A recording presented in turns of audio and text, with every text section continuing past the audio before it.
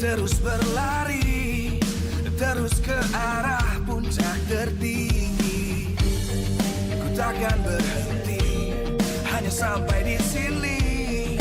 Kemenangan abadi menanti. You know we won't miss if we unite our focus. And if you haven't noticed, we'll nyalakan apimu, hadapi semua tantangan, hadang semua serangan, jatuh bukan halangan, bakar semangatmu, janganlah engkau menyerah, kita akan buat sejarah.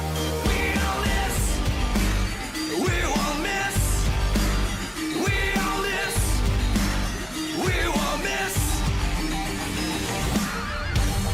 Saatnya beraksi, jalani ambisi, aku kan menyawakan hari ini. You know we won't miss if we unite our focus. And if you haven't noticed, we'll nyalakan apimu, hadapi semua tantangan, hadang semua serangan, jatuh bukan halangan, bakar semangatmu, janganlah engkau menyerah, kita akan buat sejarah. We'll miss, we won't miss.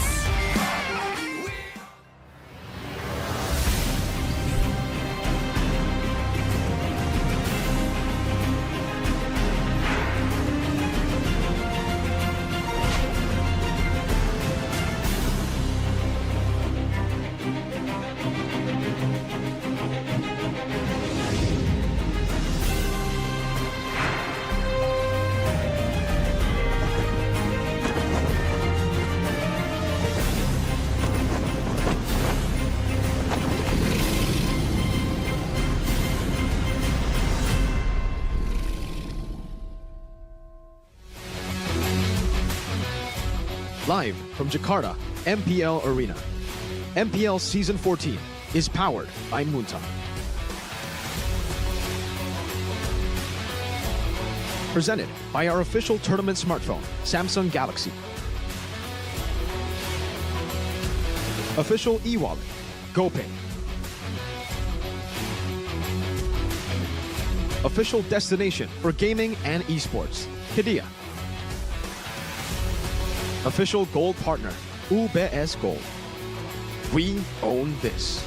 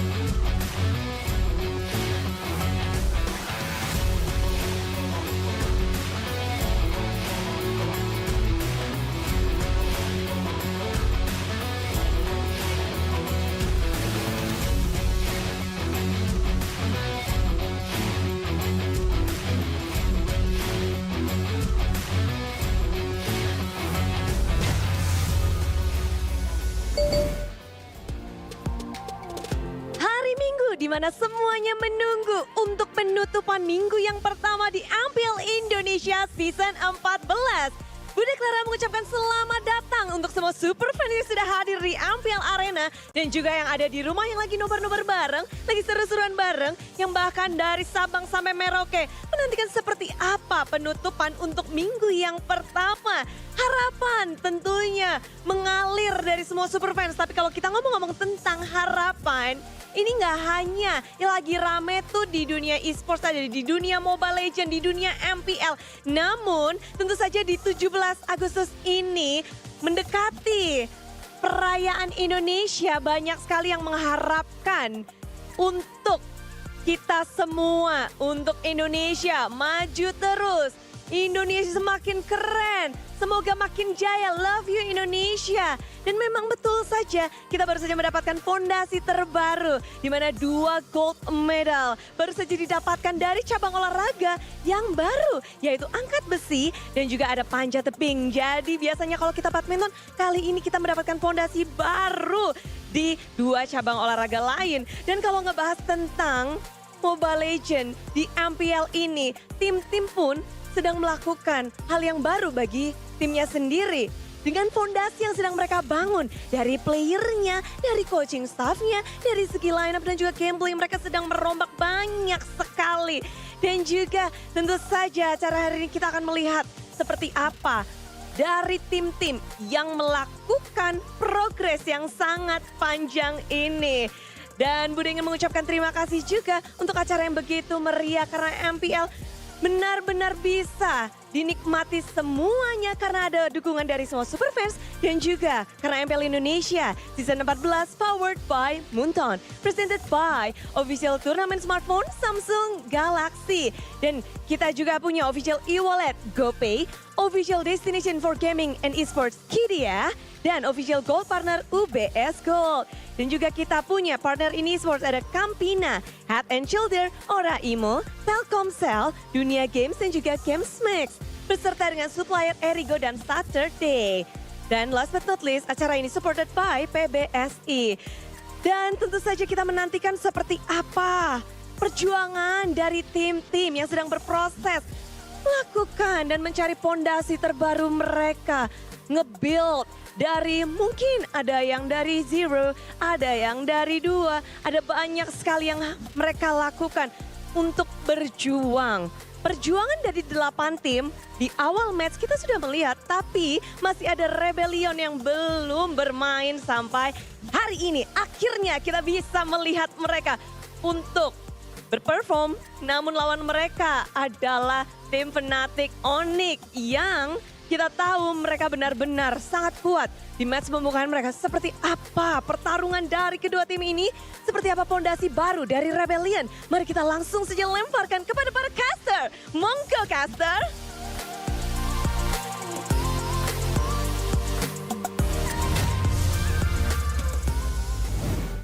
To be the best, you gotta beat the rest, and to beat the rest, you need foundations. Welcome back to MPL Indonesia Season 14, Week 1, Day number 3. Still with me, Realize, and my 2 amazing partners for this weekend. It's Arashi and, of course, Mirko. How are you feeling heading into the closing day of week Especially number 1? for me and Rashi, Yeah. we're doing amazing here. You know, our teams just got victories just yesterday, 2-0-2-0. Let's go. But unfortunately, this will not last.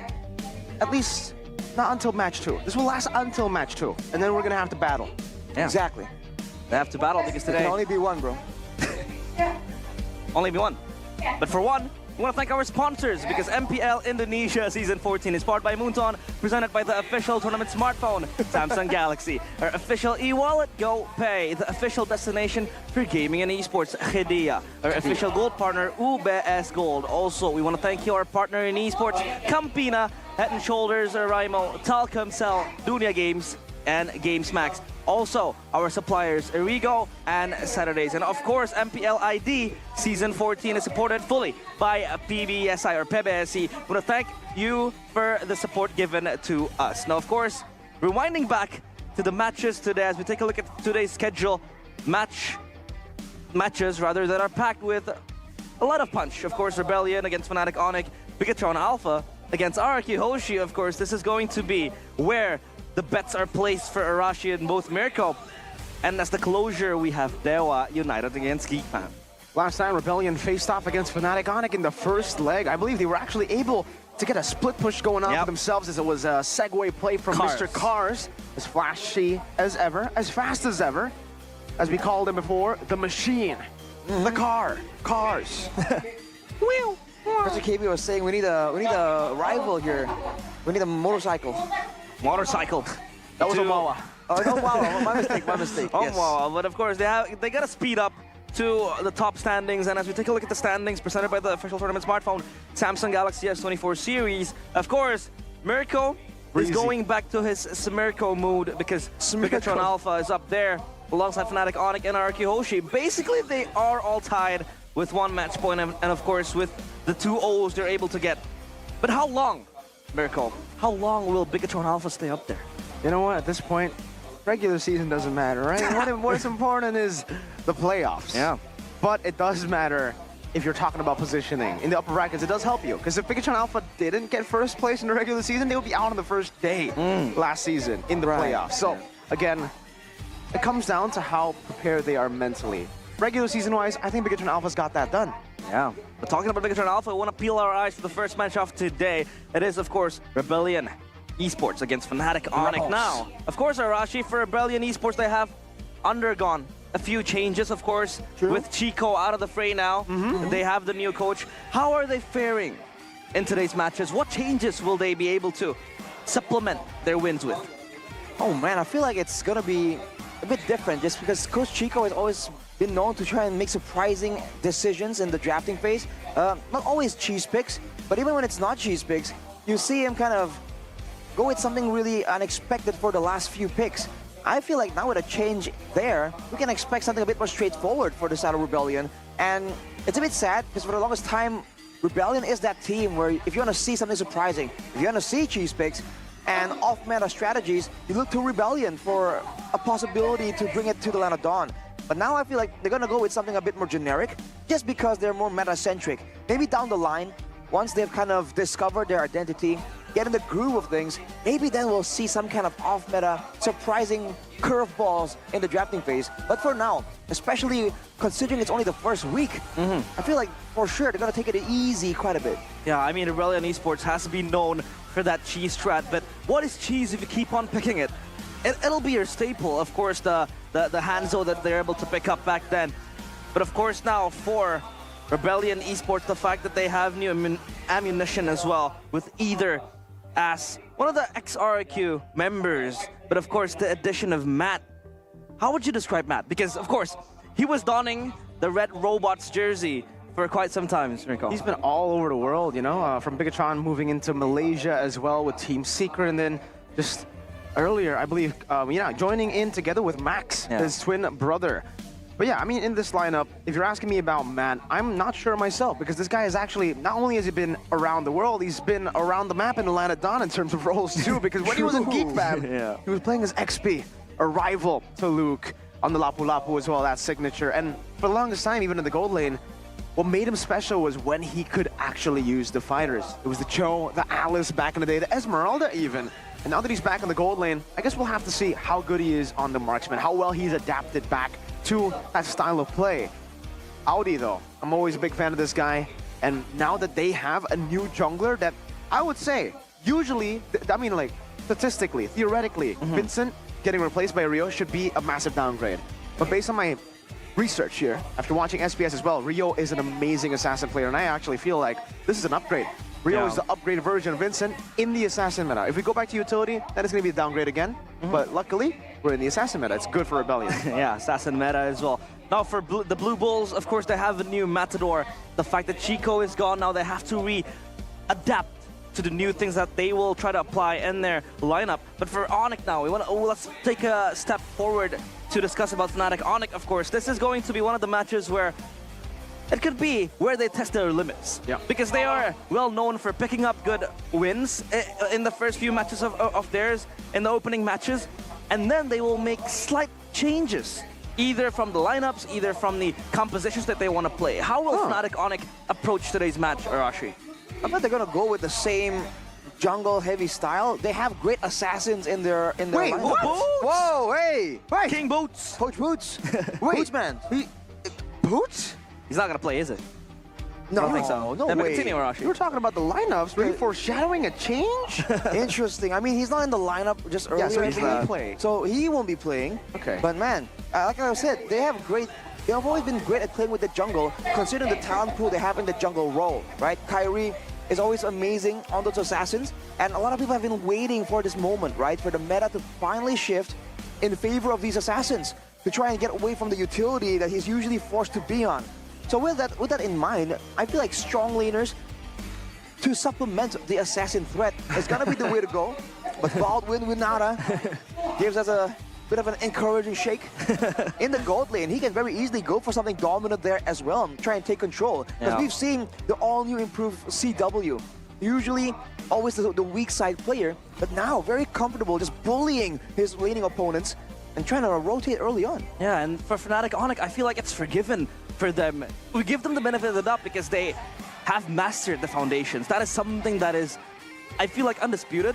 And they are well known for trying to fix up their formations. But for this time, of course, they are well known to also try to look for new formations in terms of Keyboy. players. But Keyboy with the fanny there. Keyboy and the fanny. That might be a new possibility. No. Kyrie and... nah, I'm kidding. Yeah. That's overboard. No But yeah, way. but yeah, of course, they are looking for new formations, either reinstating Albert back to the lineup, or maybe again testing Lutpi and Boots. Boots, of course, out of the fray. But that was something that they did in Season 13. Why is it that Fnatic Onyx are still looking for that formation? Because their foundations are all over the board. Well, if there's a time to actually try to experiment with some of these lineups, it has to be the regular season, right? It couldn't do that. It can't do that in the playoffs, and they can't do that towards the end of the regular season when they need to secure the upper bracket slots. So I think it's a good decision by them to try to change some things. If they do it, because hey, it might as well just be the same lineup as well that we saw yesterday, that we've seen many times before in previous tournaments as well in SPS and MSC, because I think the only time Albert has gotten playtime has been ISF in the qualifiers. That's it. That's true. Wow. And I feel like that's going to be a gamble to put him back to the lineup. Exactly. What if it becomes quite, what if it goes south for Fnatic Onyx? What if he has rusty fingers? Of course, What if it goes good? What if it goes good? Will it exactly. go good though, Arashi? There's always a possibility, right? But again, what if he does do amazing, right? Now you're stuck. Like, you have such a talented jungler in Kyrie that you want to make use before you go into the international stage where they're usually forced to use Albert. But now if Albert does well, now they're stuck in a dilemma, right? So yeah. if it goes well or not, it's still quite a difficult situation to be in. And honestly, I feel like, there's a chance, but I feel like they want to stick with Kyrie, because if they want to experiment now, okay, maybe if they experiment in the early weeks, it can go well. But against who, right? You're also up against a lot of teams that are still adapting, still trying to find their groove. So is it a good, a good measurement really, the first few weeks? Yeah, I mean, for the current meta as well. I mean, it has been comfortable for Kyrie to pick up the Rogers, the Nolans, of course. This is his, haven. This is his the best place for him to be in. And there is no reason for him to be taken out of the lineup, I feel like, because he has been excelling with the Assassins, the Nolans, of course, his favorites. Contrary to last season where he had to play the Baxias, the Barats, it was very hard for him to readapt to the utility junglers. But what would be the sole reason for maybe Albert to be back in the lineup? I guess just try to find something even better, right? Because we've been talking about Kyrie, I've been rating him super high ever since I saw his Ling, Lancelot, his Assassins all around at M3. So the fact that Albert, the last time we saw someone beat them in Assassins, I believe it was M4. Actually, that was a long time ago. And it was Albert on RRQ. Well, let's take a look at lineup. Whoa, Albert! it is Albert! Oh boy. Speak about the devil, and he is there. He will be making his debut. An MPL ID Season 14 in place of Kyrie as the starting jungler. This is going to be very, very interesting to see. The young lord is back on stage from a long time that he's been absent. But today he will try to silence the doubters, to bring out the new. With Albert stepping in, the young lord. Let's see if he can bring Fnatic Onyx to new heights. Let's welcome to the stage the Sky Kings, Fnatic Onyx. The Sky Kings with a young lord now taking charge of that site in the jungle. This is going to be very, very interesting to see, Arashi. It's a keyword, kind of sticking with Albert right there. Is this foreshadowing? Are they going to be roaming as two in the land of Dawn right there? It's a separation between Keyboy and CW. The theories are brewing, man, in such a highlighted matchup right here. Going up against Fnatic Onyx, it is this lineup right here. Yeah, Rebellion Esports, Cars, Ryota, Sway, Low, Audi, CS, and Matt. Of course, for both Ryota and Matt, it's going to be the reinstatement of them in the lineup. And for Audi CS, having renamed himself from Audi TZ, we hope that he will still bring that spice, he will bring that dice, he will bring that aggressive playstyle back to the lineup. Let's see if he can bring the usual introduction. And yes, they obviously deliver with this. The Blue Bulls this time taking inspiration from Deadpool and Wolverine. It's Rebellion Esports. Wait, you're supposed to be a blue bull, not a wolf. Close enough, you know, close enough. There were 4 Deadpools there too. Dead bulls. Deadpools. Dead bulls. Dead bulls? Yeah, because they're rebel. But nah, that's bad. That's bad for I them. don't think you want to have dead bulls unless the undead is even better. Oh man, the Wolverine mask though on the hands of Audi, is this some kind of foreshadowing too? Hinting at their strategy here. We'll have to wait and see because our Marshal Dainang gonna be bringing out the best in the business, the intellect behind the scenes. Adi and Coach Yeb, and Raja Yeba, and Far with Vivi as the analyst. This is going to be one hell of a showdown because for Rebellion Esports, a lot of burden in them having to again readjust to the meta, readjust to the coaching staff that has been changed. I mean, they have been with Chico for such a long time, and the moments where they were able to make playoffs was when Chico was in the helm as the coaching staff, as the head coach.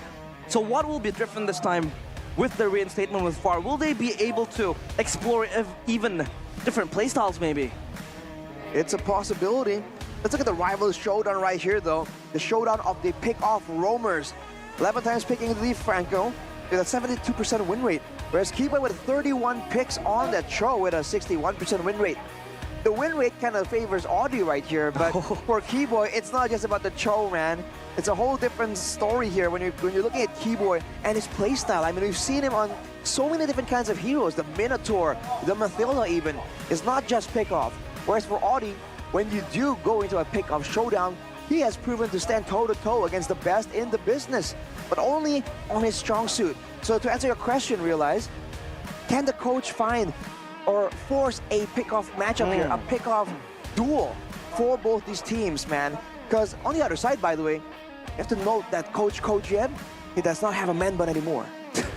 Oh no, no longer with the man bun. Is that a buff? He doesn't have the, you know, the I don't know what you call it. It is The a extra man bit bun. of hair behind it. The Aki hair. The Aki hair. Here's the victory by the Samsung Galaxy S24 series for Rebellion. Discipline and improved decision-making in the late game, because the early game has always been very strong, very reliable almost for Rebellion. It's later on where it gets a bit difficult for them. Flashy pick-off heroes for ODCS to make that pick-off happen, to try and enable his team. That is where Rebellion has always found a way to outmatch their opponents. But for the side of Fnatic Onyx, here's the victory here. For more varied drafts to prevent stagnant gameplay, right? Experiment on the variety of strategies they have at their disposal. Like we said yesterday, they can split push, they can team fight, and they can do a lot of different kinds of picks, defensive, aggressive. And for the national team's jungler, Albert here, get him an assassin pick, man, come on. Let's not let this opportunity go to waste. Yeah, of course, national team jungler. That is Albert in your very screens. But it is going to be full of questions on how Albert will approach this game. I mean, we know him as that aggressive jungler as well. No, not less aggressive than Kyrie is. He is also using the assassins in a very, very good manner with so much prowess as well for Albert. But talking back again to ODCS versus Keyboy, this is going to be the showdown of the pick-off roamers. But if we're talking about Keyboy and both ODCS, I feel like Audi has been showcasing that pick-off potential. Meanwhile, for Keyboy, he's more of that versatile, flexible roamer. He can zone out, he can tank for the team, and also, in certain cases, pick off as well. And these two have had that long-time rivalry where even Odyssey has admitted that Keyboy is one of his idols. Yes. And now it's Audi CS back again. I wonder if the name Ah. can bring him at least, be a good luck charm to him, because last time he had this name, Audi CS, he won in MBL. Bigatron Beta champions, and then made it to the grand finals of Piala Presiden. Piala Presiden, but of course, drafting phase here we go. So there's a hero ban in this patch, which is the Phoveus, which has been proven to be quite strong as well. Some say a counter towards the Hylos, if you pick it up. But if you take a look at the bans going on, the Fanny Zuxin and the Valentina taken out of the board. Meanwhile, for Fnatic Onyx, they want to limit Ryota's options with that link taken away. And of course, for the Luoyi as well, a staple of Sway Lows. And they just kind of want to target bans the choices for Rebellion Esports. Right, I really respect this Luoyi because of the diversion pressure, because that has been nerfed. Or are they just concerned about the damage output, right? Because for Luoyi, the strengths come in two forms. It's that global presence, and it's also in that team fighting, and in that level 1 to level 2 early game power spike. For Rebellion though, it's gonna be the Zask, but we've seen that in the past days here, the Zask has been a lot easier to deal with compared to the Sushin. So Rebellion will have this pesky mid laner, but they won't have the kind of burst magic damage available for a threat towards the backline from their mid lane. Yeah, on the point of the Luoyi, I feel like for Fnatic Onyx, it's just respect towards the man who started the Luoyi, right? The pioneer of the Luoyi. Yeah. They were the first ones to make a debut with the Luoyi pick, to make it work, actually. And that was also, I believe, the series where they were able to get it done against Fnatic Onyx 2-0. First game, it was the Luoyi, and then game 2, it was banned out. But then they still found a segue play with Cars on the Paquito. Yeah, that was one of the most heartbreaking losses with the Aurora and the Roger. Again, the power of kind of like going for Roger in the first phase is, of course, you can flex it. It can go either to the jungle or to the gold lane. But with this Aurora pick, is it going to be a counter towards his Zask? Yeah. Kind of. It's just so easy to deal with the dynamic spawns. And later in a fight, I mean, the idea is that you go in, you use the Dominator Descent, and you're just doing a lot of damage. Now there's just AoE crowd control that can kind of stop you from doing so, stop you from diving in, or at least stop your team from kind of backing you up when you go in like that. And we've seen when the Dominator Descent gets left alone, it can get bursted down really, really fast. This Aurora has been banned several times in yesterday's matches. So I think we're gonna see great usage of it, especially against a Hayabusa right here. That passive, the extra chance at life for the Aurora can come in very handy here. Of course, for the Haya ult to come through, Aurora kind of has that innate immortality. For the Moskov also picked up there for Matt. And this Arlet, again, just giving away the potential of a flex. Now they can flex two lanes at once here, Mirko. Yeah. They got the Arla, they got the Roger. Great flex here, a great first phase draft, and now they're actually already setting up for, or banning away, denying away the setup for Rebellion Esports here. They have the Hayabusa, they have an Assassin in the jungle, so usually when you have an Assassin, you want to have a beefy boy in XP that can just go for setup. So I'm expecting maybe the Hylos and the Terizla to get banned out from Cars. We have seen, though, Rebellion try utilizing some of the full damage output composition, so it won't be strange to see him go on the Yu Zhong here up against Fnatic Onyx if the Hylos and the Terizla do get banned out. Well, if that happens, right, I think the big weakness for that full damage composition is if there's not a crowd control to stop you, to stop the mobility from your opponents, and if there's a lot of ways to buy time. And honestly, for Fnatic Onyx, there's quite a few available right here. So if Rebellion wants to go for that, they gotta ban away some of these big counter engages, right? Something like the Minotaur, I think, should be respected. Because worst case scenario for Rebellion, they usually have this very straightforward approach, an all-in almost, when they go for an engage. If they want to all-in into a Minotaur, we've seen how chaotic that can be. Against, if you add the Final Slash on top of that, that can spell doom, man. A whole Minion Fury, Final Slash, into the Glacier combo from Aurora, that's a done deal. I mean, Minotaur is, of course, a staple for both roamers, for Audi CS and for Keyboy as well. So you just gotta take a look at what they want to ban out. The Hylos was kind of free in the first phase, but nobody really want to pick it up. So yeah, it was all done. But the Rafaela ban, interesting. A ban there coming in from Fnatic Onyx. I don't want to deny that extra healer or healing potential as well on the side of Rebellion Esports. for Rebellion Esports, we're still waiting to pick up a strong XP laner as well for Audi CS, or rather for Cars? Cars, yeah, because Cars is also well known for having that fighter style with him, the Paquito, the Benedetta, as well as the Terizla or the Yuzongs, but taken away, I feel like.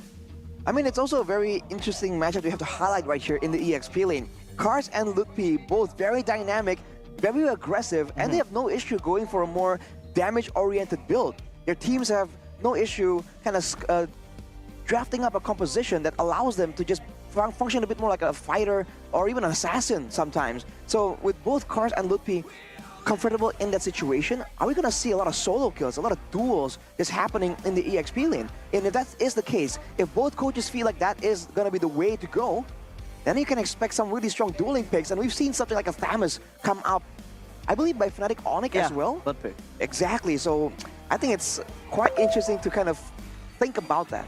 It's so interesting to see that for both Lutpi and Cars. I mean, for Cars, most of the times, yes, he has also been the winning condition for Rebellion Esports every now and then, playing through the side lanes and also picking up those kill threat XP laners, the Paquitos and all that. But for Lutpi, for most of the times, he has been the ace card for Fnatic Onyx in a sense that he will be the enabler, he will be the initiator for Fnatic Onyx, but he has been much more comfortable now, picking up the Paquito, picking up the Thamus, just to dish out more damage, and he has been the main carry for Fnatic Onyx as well in most of the games. I think what's a fun fact as well is if we want to go back to Season 13, that win for Rebellion against Fnatic Onyx, it was Boots that was playing, Yeah. but he was playing the Arlet. Cars picked up the Paquito into the Arlet, right? So when the Arlet wants to go for team fights, that is what Lutpi does. When he does go on the Arlet, the Paquito will just punish in lane. Kind of a Dyren playstyle back in Season 10 as well. Just push your lane, try to find an individual lead, and then utilize that to work it around the team fight somehow, or fully commit, double down on the lane, and then go for another segue, forcing the enemies to maneuver away from the neutral objectives, giving the rest of the team an advantage. With a damage output composition, I think that could be the way to go. That could be something that they were thinking about. But obviously, the safer route would just be to pick up a setter, a tankier dude in the XP for Cars. Because right now, I think the Edith is also up for grabs. They could still definitely go for that. It's still also a very good flex pick for them. I don't think they can use flex pick anymore, actually, right? I mean, they're on blue side. They got to pick the two last picks after the first pick from Fnatic Onyx on red side. Which is a bold move, because usually we see that you would let go and show your roamers first, your EXP lane first, because you just want to get a strong winning matchup with good wave clear in general. That's what you require right now to have presence in the EXP lane. So you can kind of hide your jungler, you can hide your mid laner. But for Rebellion, it's the exact opposite. They immediately show off their mid lane and their gold lane, and even their jungler immediately, right? So there's not a lot of flex available, but now you wonder, if they're so confident in showing off the picks that are usually hidden, what exactly do they have cooked up for the EXP lane, right? Are we going to see something we haven't seen before? The Phobius isn't available just yet, so you do think you start thinking, okay, like what could they use, right? What kind of idea is this? It's going to be a duelist overall. But fun fact here, coming in from Audi CS. Audi CS is the IGN used by Audi TZ when winning MDL Season 6 alongside Matt. This was Bigatron Beta. Bigatron Beta, and is that name curse real? I mean, The name curse. I mean, the TZ name is, it's a fame name. Yeah, We've seen world champions use it. Kyle TZ, Flap TZ, Carl TZ. Carl TZ, Kyle TZ. TZ. other TZs. We've seen a lot of different TZs win world championships before, but unfortunately for Audi, maybe the TZ name just doesn't fit for him, right? Maybe now he just has to go back to CS. And when he was CS, he did win a championship. Or maybe he has to double down, right? And call himself like Audi TZ. There's not enough TZs, man. Waiting for the next big star in Mobile Legends. TZ. What if he goes for Audi TZ CS? Kind of meshes it together. What about just Audi? What about Audi? Oh, so he's Take a away car the now. CS. Take away the TZ. Because he's playing with cars. Oh! Exactly. He's playing with cars. He could be a car brand himself, you know? Mr. Audi and cars in the team. Yeah. With some slippers. Slippers. Sway low. Oh! Let's go. An Indonesian brand, ladies and gentlemen, I believe, right? It's Yes. an Indonesian I slipper believe brand. so. Staple slipper brand. It's the slipper brand. It is the slipper brand. The Chancla brand. You know, Yeah. those sandals with the straps on them, you know. The classic Southeast Asian mom weapon. Mom weapon, plus 99 damage. Oh, absolutely, Emotional damage. man. Emotional damage as well. It's harder than a heptasis. So all the debuffs on that sandal. We're waiting on this, on the conclusion for this draft. I feel like something happened right there. Technical I don't issue. have any confirmation of what, but considering the magnitude of this match, I think we have to make sure that everyone agrees with like the process, you know? The last thing you want to hear is, you know, the game concludes and like, well, you know, on the drafting phase, you know, we do not want that, ladies and gentlemen. Complainers. No, we don't want that. We don't even want to allow the situation to even allow for complaints like that. So I think both teams are just waiting on this, man. And I gotta say, for Rebellion, they seem locked in, man. You can see that not a lot of jokes, not a lot of conversations happening. They just tuned in. They know that they have to go up against overwhelming odds right here. But in one point of the draft, after the bans, let's take a look at the player head-to-head for Audi TZ, Audi CS, not Audi TZ anymore, and as well as Keyboy. Of course, you know, for roamers, stats don't really matter, to be honest, except for teamfight participation, because that kind of shows the proximity of the roamers towards their laners. For Keyboy, it is higher with 50%, KDA as well, but for hero pool, Keyboy has been picking up more heroes, just 3 more ahead of Audi CS. But how would you describe both players? I mean, aside from the pick-off type of heroes that they play, are they both versatile roamers? Are they able to play healers in the same time? I think we've seen Audi almost forced to try and experiment with some of those healers right back then. But for Keyboy, I feel like he's a lot more comfortable doing so, but only in the healers that can do other stuff. If he's only playing healers that just heal, I feel like he kind of feels restless, you know. It's a lot of wasted potential right there. His instincts, the way he can read movements aren't really used if he uses a hero like let's say an Estes, you know? Yeah. It would be such a shame.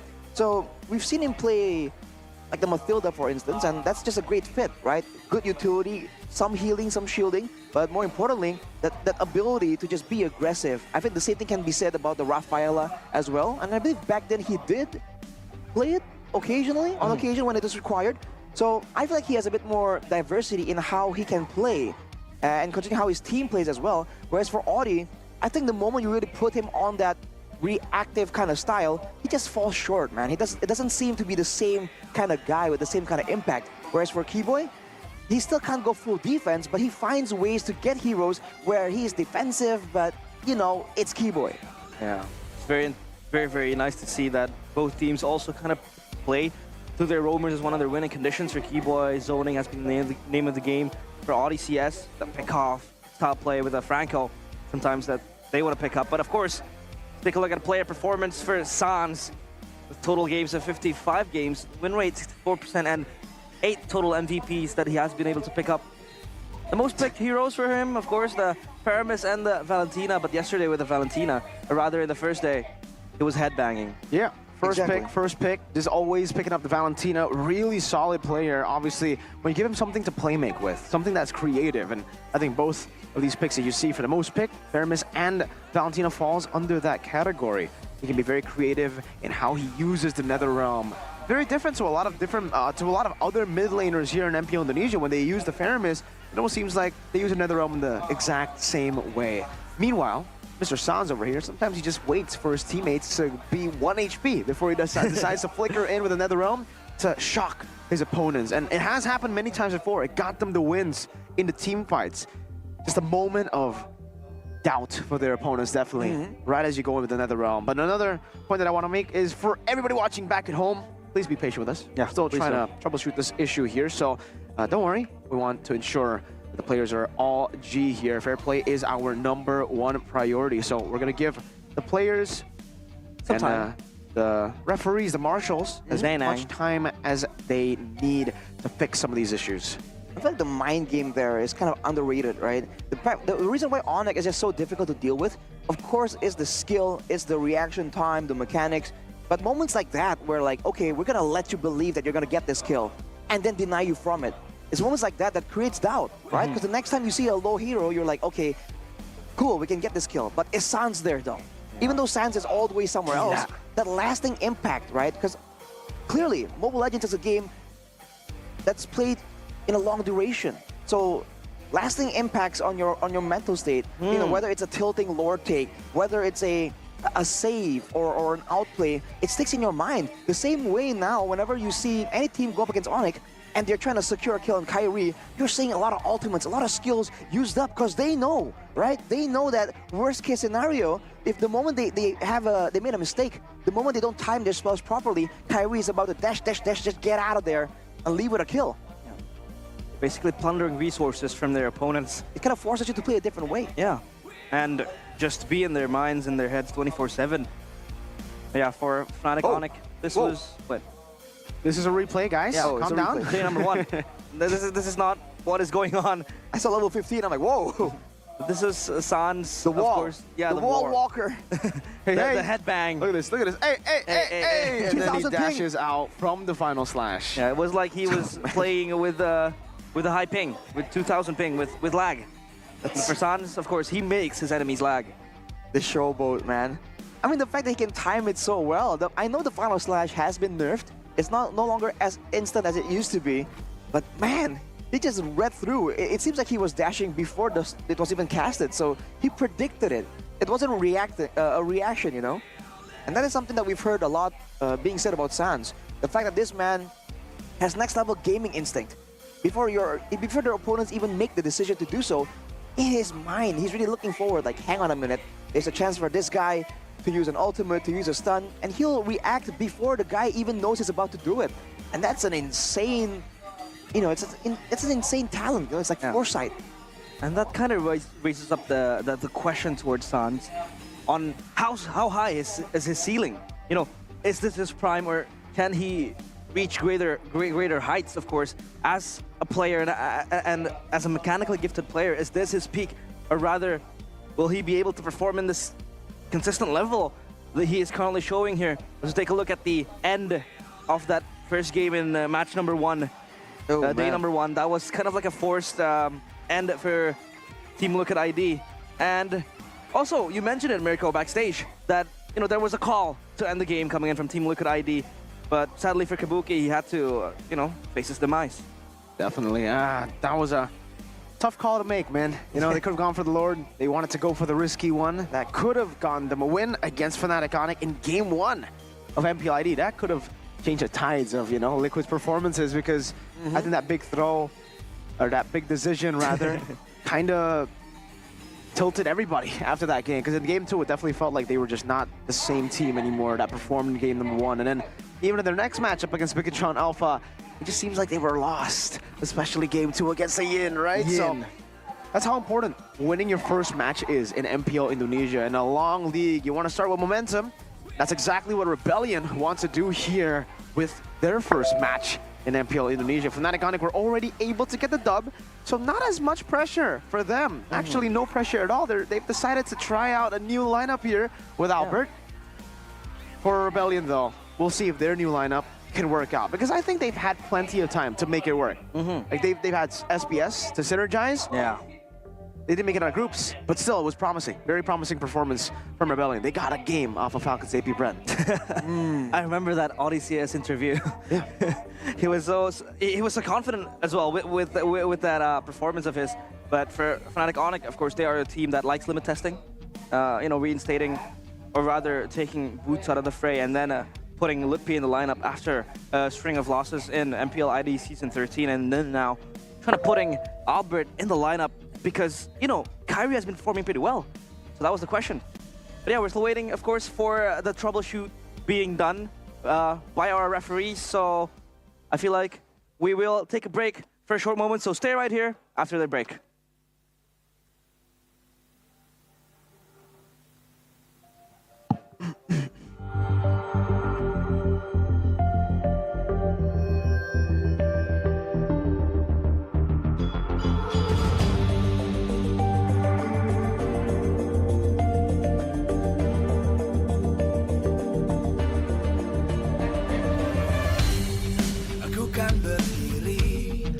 Terus berlari, terus ke arah puncak tertinggi. Ku takkan berhenti, hanya sampai di sini. Kemenangan abadi menanti.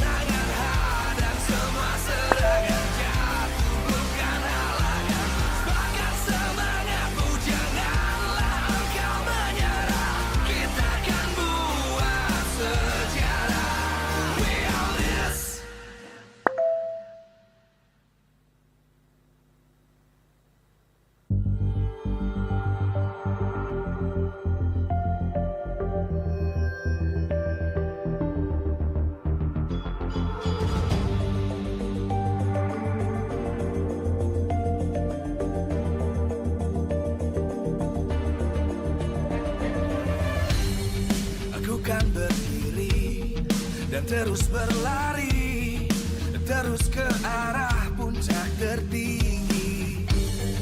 Ku takkan berhenti, hanya sampai di sini. Kemenangan abadi menanti. You know we won't miss if we unite our focus. And if you haven't noticed, we'll nyalakan apimu, hadapi semua tantangan, hadang semua serangan, jatuh bukan halangan, bakar semangatmu, janganlah engkau menyerah. Kita akan buat sejarah. We won't miss, we won't miss, we won't miss, we won't miss. Saatnya beraksi, jalani ambisi.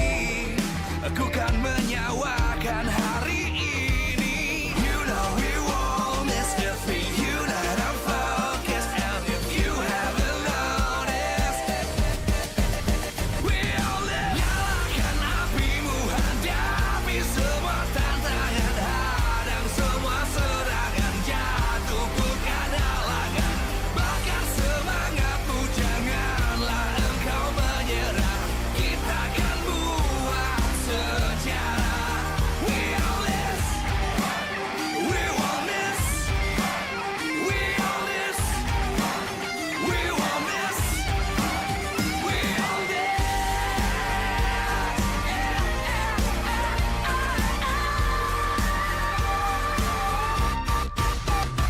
Nyalakan apimu, hadapi semua tantangan, hadang semua serangan, jatuh bukan halangan, bakar semangatmu, janganlah engkau menyerah.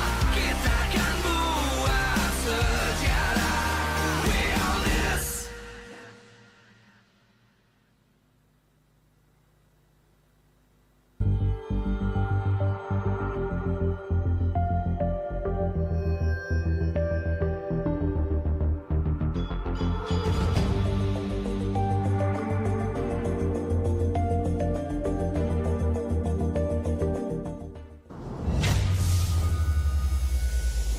Ladies and gentlemen, welcome back to MPL ID Season 14. Of course, we are deeply sorry for the trouble caused, but of course, our professional referees has been able to sort it out, and it's all dandy and fine, and we will jump right back to the game very soon. Very Still soon. with me, Realize, Mirko, and Arashi.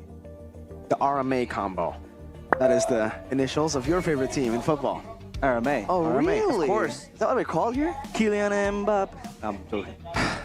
Well, what are we called? Because you know, with Trevin, we're the mac and cheese. Mac and cheese? MAC. But how Mirko do you Sheffield. get the mac and cheese? Mirko Because it's Arashi Mirko Arashi Sheffield. Sheffield. And we make cheesy jokes. Ah, The mac and okay. cheese. Yeah. So we gotta What is come this with combination? one for us, you know. Is it the arm combo? Oh, Because Is it the arm? You know, we I've been working out. We've been I've working out here? Yeah. we have the arm combo. Or what else? The ram combo. the RAM. We got unlimited memory. Because I like to ram. But my RAM doesn't opponent. have unlimited memory, right? Like, No. RAM actually has less memory than ROM, so... I think it's talking about like the, you know, the animal, the ram. But I don't think that works either. Oh, we could be the blue. Well, we could just be right now the red. Red. And black. ram. The red goats. Red We ram goat. people. We're trying to ram. Just, can you imagine you're walking in the arena, like, wow, and you just get hit by Mirko. Mirko just barrels into you, like, It's a specialty here. It's a bonus, you know, an added bonus. Yeah. It's a Some feature. people ask for signatures when they meet me. They say, "Can you ram me?" whoa. Wow. So you're a blue bull. No, Red bull. no. Oh, wait. I mean, I'm a red red robot. and bull. You know, fun fact. What? The Bulls do have a little bit of red in them, right? Audi and now Matt. Ah, that's true. Technically, they So- have a bit of geek in them as well. They do with Matt. He's a bit geeky. Yeah, he played XP for Geek Fam. So a bit geeky with a little bit of family. Bit Just a geeky. pinch of family and a dash of geek. Oh. He has been Mr. Worldwide. Was it a look, really? Yeah, a little bit of Malaysian. Malaysian as well. Oh, So, Oh, he Yeah, has Mas secrets. it's good for him to come back home Yeah. from where it all started. It's really cool again, right? Because it does feel like for Rebellion, I don't know. do you guys think it's an upgrade or a downgrade from last season? The rosters here. I don't know. I kind of man. like. I don't know. I think it's hard to cope with the loss of Luke, man. I mean, you saw Shevin yesterday. Luke. Talking about Rebellion. Oh, Arashi. sorry. Wrong team. I mean, it's tough to cope with like a move from your team, you know, like a big figure. Because even Shevin, with Luke's case, was like, man, Yeah, it was sad. you know. So I think for Rebellion, it's almost like the same kind of deal, right? They're like, it's a new, different thing. You kind of miss the old dudes, the old guys. It's like that one friend group, right, that you started back then, and now you're the only like real OG member. It's still a great friend group, but by all means, you can't help but reminisce about the good old days, man. Relatable. So is it upgrade or downgrade? I'm just yapping over That was a here. solid non-answer. We've been yapping. The question was For an hour upgrade straight. or downgrade. Man started a literature class. So upgrade, downgrade? Realize, what do you think? I'd say. I'd say it's a downgrade. You say that, okay. Yeah. Why? Why do you think it's a downgrade? I don't know. I just prefer Vincent Oh, for so long. I feel like like Vincent has so much potential, but he hasn't been able to showcase that because my opinion is that he has been forced to these cheesy type of heroes that he doesn't really want to play comfortably. You know, if you give him the assassins, he does excel. If you give him the utility as well, he does excel. But then again, that cheesy strat hasn't been working for him, and they haven't been playing through him as well. So, yeah. for me, it's an upgrade. Wow, really? Why? I think it's an upgrade. Why? We got a better Why? jungler on the assassins. And I say that with a lot of confidence. Rio's been able to perform on the assassins. That's a coincidence because, you know, the assassin meta has been back on track as well. But exactly, in this meta, if we're talking about now, I would say Rio probably is the better jungler compared to Vincent. Maybe not on Retri, but in the ways that he can actually be the carry for the team. I think Vincent has struggled, and we did actually just see him struggle yesterday on the assassin slash fighters or marksman, fighter slash marksman in the Roger in the jungle. So with Rio coming in, it definitely does strengthen the trio mid setup in the top side of the map. But it's a bit of a downgrade, I would say, in the gold lane, because I'm a big fan of D. Exactly. Big fan of D. That's where I was going to come in. I was going to say that I'm not really convinced by Matt just yet. So upgrade or downgrade? I feel like I would say downgrade purely Okay. because he hasn't proven himself. By all means, if in this game Matt pops off, I'm like, alright, okay. Cast the curse as always. It worked on Geek Fam yesterday with Chevin. Yeah. A lot of people saw him has realize. a lot of people has been hyping up Matt's comeback. I mean, Really? yeah, a lot of people. Especially me, because Yeah. Matt's my boy. Really. Audi's my boy too. My sister as well. My sister is a bigger trooper. This But is not for your me. sister, so fist bump her. but not Yeah. anymore. Yeah. No, but not me. Oh, but not you. Yeah, okay. and she has been very, very happy because Matt has been back. Oh yeah. Because Matt is one of her favorite players. I thought Oh, you were wow. about to say She's an that, all-time fan. Yeah. She is. back when the Dang. last time Matt played in the lineup, it was Way back. it was way back, man. I think it was season 8. 8 or 9? It was a Was long it- time ago. Was it 9 or? I think it was. That it was before Key, was it? Or It was. Oh yeah, I think it might be 9. No, Yeah. that was not before Key. Key was there since was there. season 5. He's been. He's there. OG, yeah. He's the veteran. He's the only guy OG. from the OG lineup. Technically, if you count season 5 as OG. Season 1, none of them are here. they weren't here. Oh, they're still alive. They're just not, you know. Yeah, yeah, they yeah. like- Ain't Not- with us no more. Not Miscommunication. competing yet. They haven't Yeah, competed exactly. yet. Yeah. They're not here in MPL, but they're still out there doing well. Okay. Yeah. Yeah, we're still waiting for the game to resume because, of course, you guys gotta handle our yapping for an hour now. Don't worry, we're almost. certified fact yappers. Yeah. Who's we your are. tier 1? Your tier 1 yappers in MPL? Hey, Turner. For me, it'll be That's Arashi. such a quick answer. No hesitation right there. For me, it'll be Arashi, yeah. Voting me? But the Arashi? way but the way you yap, I'd say it's an educational yap. Educational yap. You know I what would mean? say Yeah. it's educational, but sometimes it's to avoid something. I asked them a question. Evasive. He's It's dodging an a bullet. evasive yapping. Defensive yap. It's a defensive yapping. Yeah. It's a maneuver. Yes or no? And he says, well, it's educational, but he's not answering. You know, It's it's like that one teacher who in class was like, you know, you don't really like his lessons, so Yeah. you're like, yo, tell us about this story, and he just starts yapping, and you're like, yes. yeah, it's wasting time. Oh, man. 'Cause that's what we're doing now. Buying time, yes. Yeah. It's an important skill to have Yeah. as a caster is to yap a lot. Exactly. It's just a skill that we need, you know?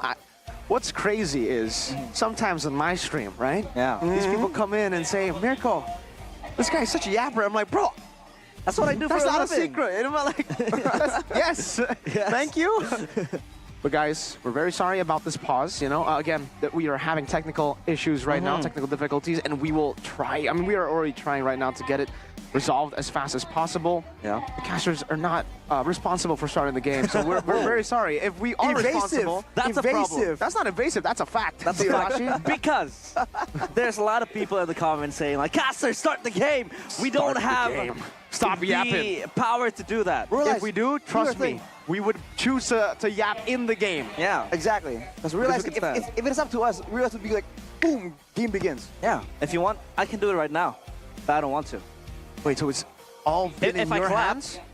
the game Oh, starts. I tried. No, I you tried, can't. man. You can't. I tried to. That you one have guy to at try it. school was like, when I clap, recess is gonna start, bro.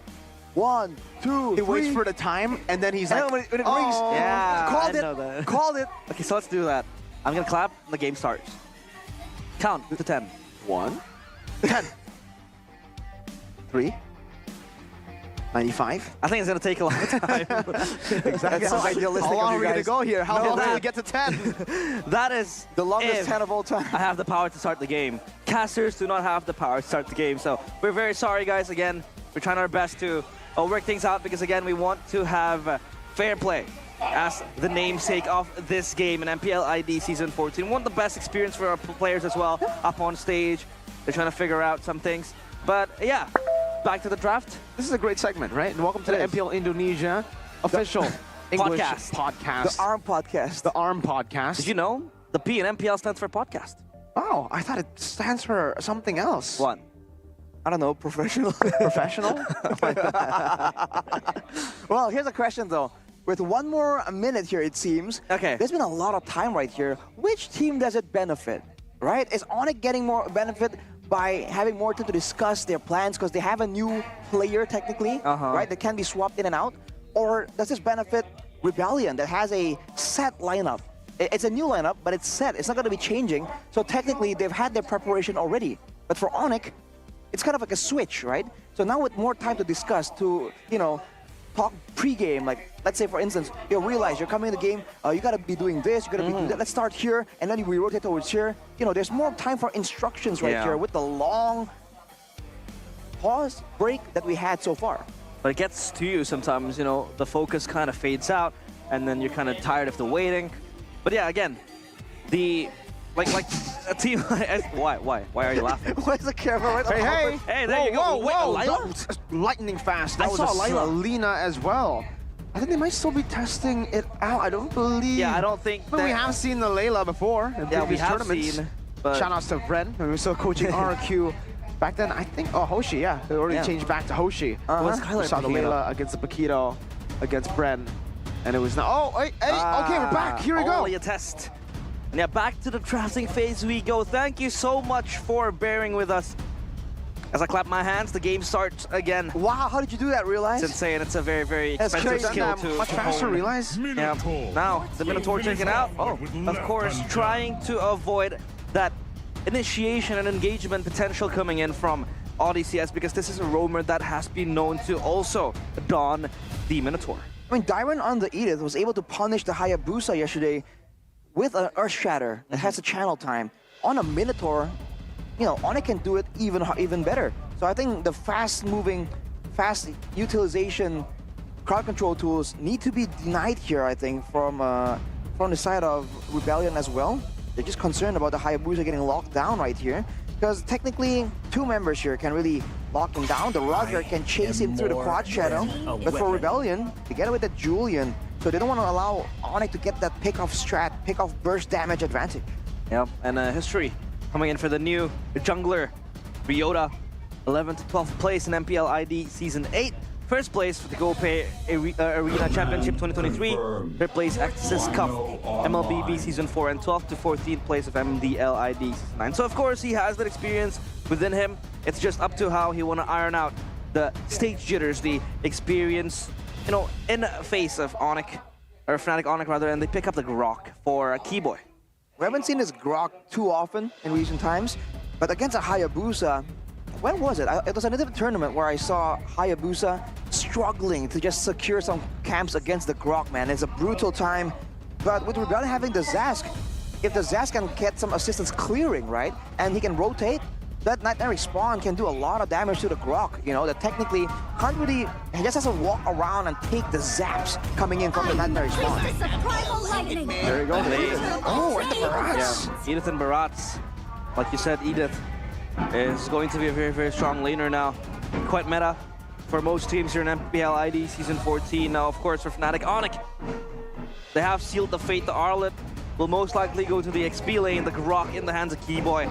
Now, it's either they pick up a jungler for themselves or a gold laner. Yeah, do they want to go for Ruby Gold here and play around the Roger and Albert, or do they want to go still for an assassin? Because they could go for an assassin. Still, they decide to go for the Harith instead, which means Roger jungle. Harith in the gold lane against the Moskov. We saw the Harith dominate a Moskov. I think it was yesterday.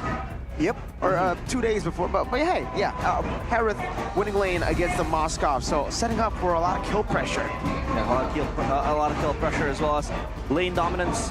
Of course, Harith's one of the strongest lane bullies you can have in the game.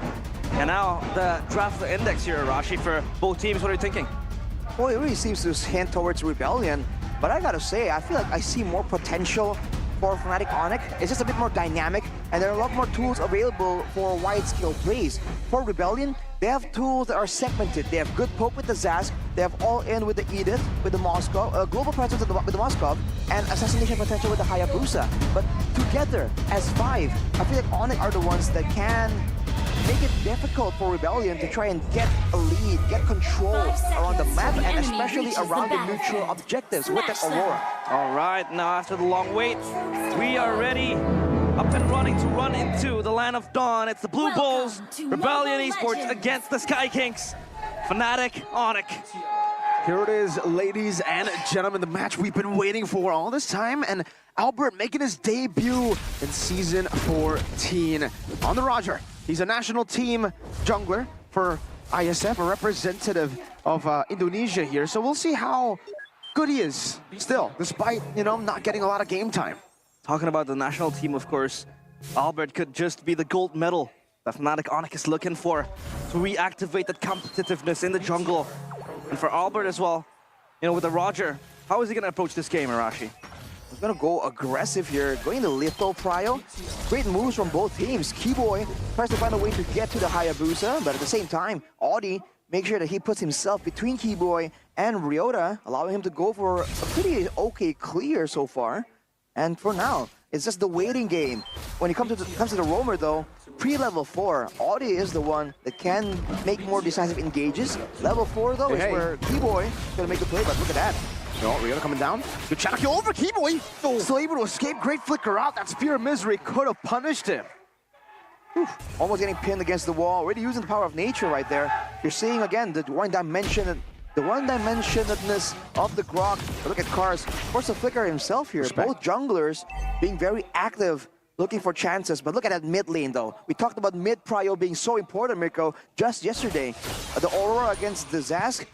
At least without the assistance of the roamers, Sans on the Aurora will win all the time. And even with the assistance of the roamers, the Grok will do better against the Edith when it comes to lane clearing. Instant boom with that power of nature. You know, for Sans just backing up Lippy up top as the turtle dance will ensue soon.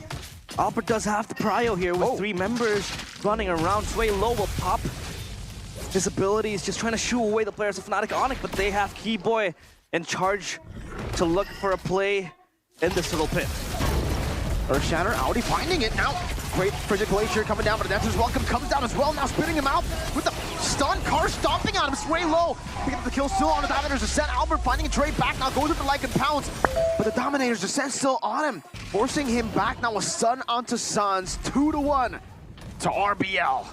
RBL did a great job right there, engaging with the Daytona's Welcome. We saw Keyboy try to make a play right there, but he wall charges at the Barats, who was immune during the Daytona's Welcome. So it really wasn't used to its full potential at all. But now it's back to round 2. So even Matt threw the Spear of Destruction to try and maybe swing things in favor of Rebellion. But Fnatic Onyx are not willing to back away from this. They have the bigger AoE teamfight plays. They want to try and punish Rebellion somehow. Seems for Rebellion, they're just gonna concede the turtle bottom lane. You can see Ryota already pathing Albert securing turtle number 1. First neutral objective over to Fnatic Onic. Regardless of what happened there in the pit earlier, Fnatic Onic able to at least just stabilize the goal lead coming in from Brilliant Esports. No longer bleeding that much, but Audi CS could be in a tough position. Albert just eyeing him.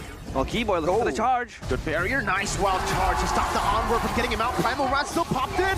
LDCS buying a lot of time. Shadow kill with the quad shadow plays out. Keyboy gonna be very low. Dominators ascent. Keyboy! Still able to escape. Now Swaylo decides to go for Albert, and they aren't able to trade it. Fnatic Onic winning in that skirmish. Great play with a wild charge right there. And even earlier, Ryota tried to exert some pressure onto the gold lane, but he wasn't able to steal anything from the side of Fnatic Onic in exchange for that turtle. Look at a talent prediction here by our new application, GoPay. Pop pulling against the world. As always, nothing new there. Yeah, he likes to defy odds and expectations. Fnatic Onic, of course, high expectations towards Albert so far. He has been delivering quite well, getting the farm ahead as well as prio for objectives. The turtles coming in for Albert. Lutfi though, looking for cars. Cars is actually going to be chunked quite low. Good, dead to the front. Inside now, splitting it back out. Good quad shadow over, and the shadow kill. What an outplay from Cars. Ooh, Cars! The timing could have been any more better. That was immaculate from him to dodge the final slash, and that presents them with an important kill towards Lutfi. The timing, the interaction right there, the fact that the vengeance from our Lut takes you behind the target means he just will jump straight into the mouth of Daytona.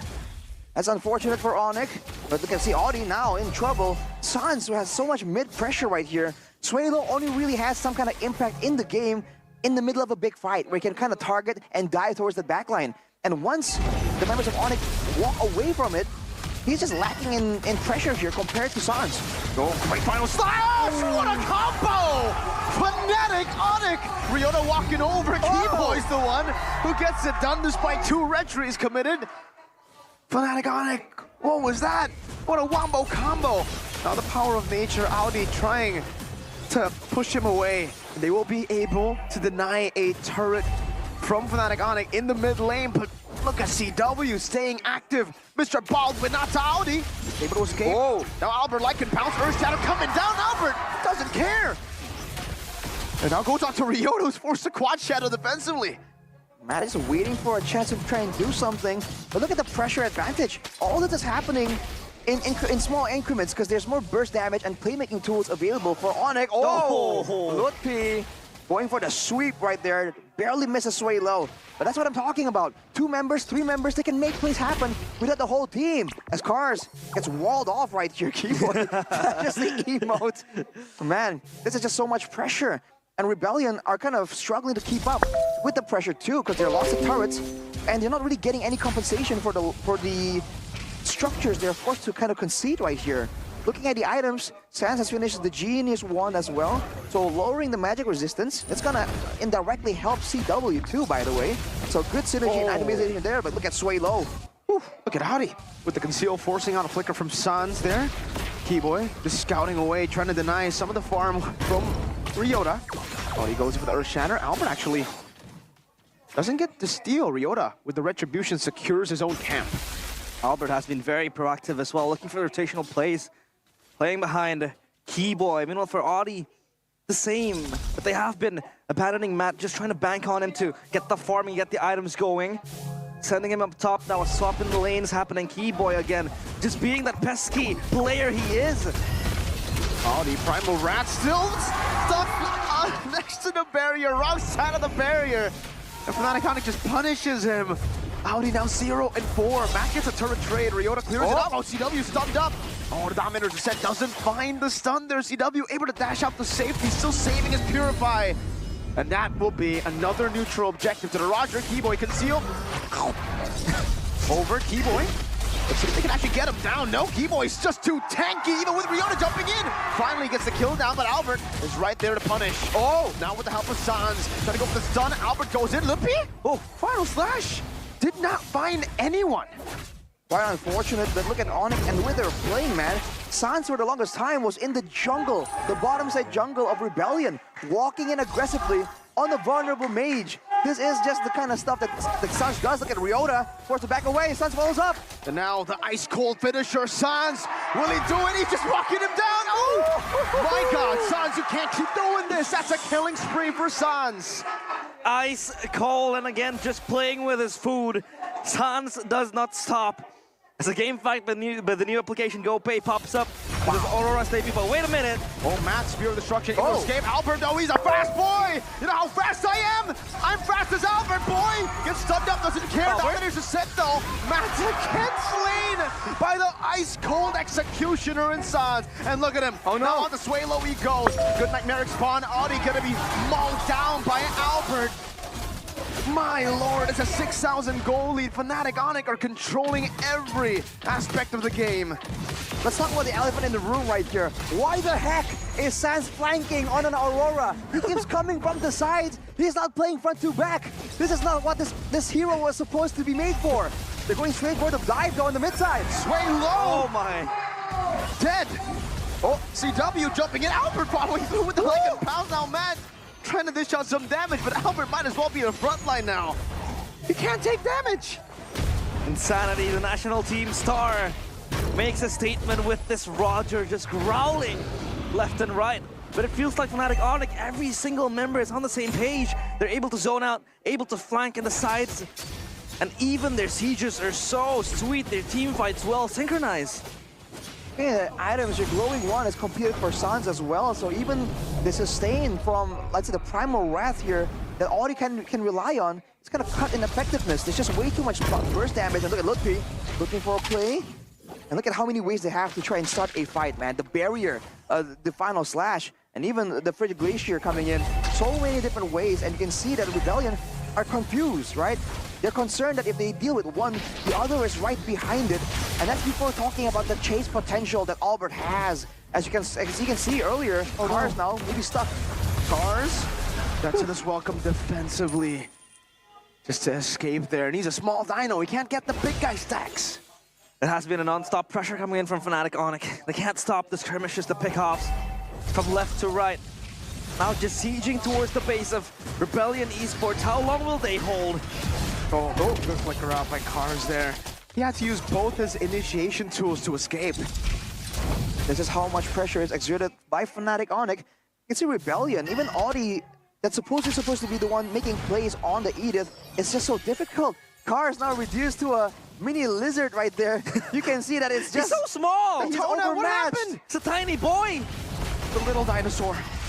He's gonna work his way up though. Audi trying to shatter the earth. But now Final Slash is placing both. Frigid Glacier popped down as well, but they aren't able to find anyone. Cars is slowly but surely growing. Look at him. Oh my goodness. They're very slow though.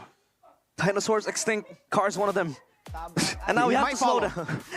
We have to slow down and look at it in a retrospective way. How does Rebellion Esports crawl out of this hellhole of Fnatic Onyx? I feel like Ryota at this point is just rendered irrelevant. We've seen multiple members from Fnatic Onyx walk into a bush where Ryota is waiting to no avail. Like Albert walked into earlier, and technically he is a marksman, right? Marksman fighter. But Ryota says, no, I have nothing to do with that animal, man. That wild animal, it's too dangerous. He backs out. I think the same thing can be said for CW, for Sans. They both are strong enough right here to kind of deal with him solo. Look at Ludwig though, jumping on Matt. Wild charge over to the wall, forcing the Purify out. Sans! Wow! What a combo! Flickers forward, finds the angle. Audi might be next. Like it pounds over to Cars, final slash, bringing him back into the death. Goodness, chopped down. But it was Cars being chopped and chopped up by Fnatic Onyx. Again, losing 2 members. They're readying themselves for the siege. Look at Sans unfazed by the plays from Ryota. Just stands there menacingly. And look at the rest of Rebellion. They're trying to defend, but it's against 5 members. Can they do it? Look at me, Sans says. I am the front line now. Keeps on walking up front now, tries to go for the waves. I guess it makes sense when you have to deafen as welcome when you get punched. Because usually the term in boxing is bite down hard when you get punched. It's the I don't know, the toughness of Rebellion to try and do something right here, but they're slowly losing a lot and more control. 2 base turrets on the side, far away from the Lord. They have Matt to try and do some kind of split push. They do spot Albert right there, but they can't do anything about it. Fnatic Onyx will get the Lord, and Rebellion are gonna bank on that late game base defense without a flank, where Sans finally can come from the front like a normal human being and not flank around on an Aurora. Yeah, if Fnatic Onyx is forced to play that front to back as the siege happens, I feel like Rebellion Esports still has the chance. You know, the Sway Low does have that much of a delay, and then you have Matt just trying to crawl his way into the item spikes, the power spikes. But then again, Fnatic Onyx already everywhere around the map. This time around with the Lord in their pockets, they look to siege the crystal of Rebellion Esports. Oh no, Dynamite with an old big guy, Sexy W, with a crown move, untargetable. The Shadow Kill can't kill anyone. What charge from T-Boy to knock them up, and now even the Dino can't withstand the damage. Ice cold damage, CW with the Zaman Force. That's another winner crown as Albert buys the immortality. CW jumping back and forth. What is that damage? Ryota almost got one shot, and now the final slash from Lucky as they end game one. Insanity from Fnatic Onyx, again, just trying to be so untouchable. Forcing the fights from minute one. And they win it all. They cut off the horns of the Blue Bulls in game number one. Was looking kind of sketchy.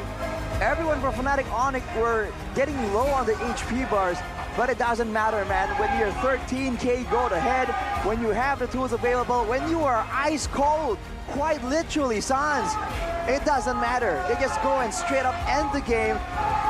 And despite having a chance, the Rebellion were just completely shut out.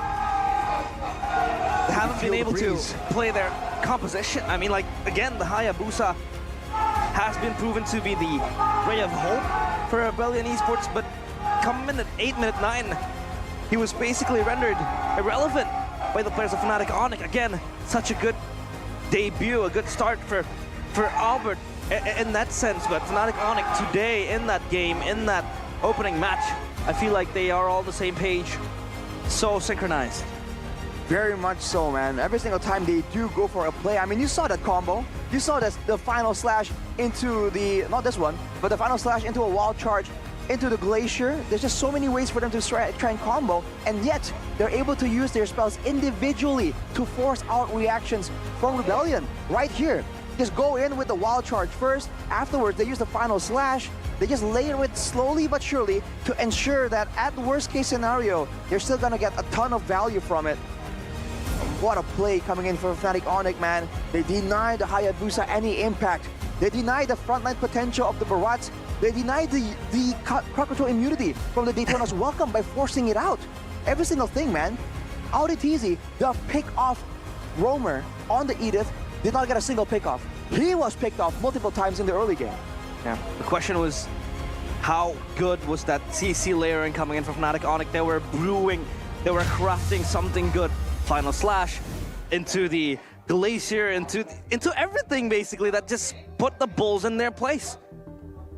Perfect execution from Fnatic Onyx all the way from the start of the game, right? We saw that Rebellion were able to get a few good picks here and there, but then once they got into the mid game, it was practically over. It felt like Rebellion were stuck into one style of play. Yeah. Meanwhile, for Fnatic Onyx, they had multiple ways to tackle the game. And there wasn't even a time where the Moskov was able to show the late game power. I mean, Moskov? What Moskov? That's what Fnatic Onyx said, right? Did you mean a neutral creep?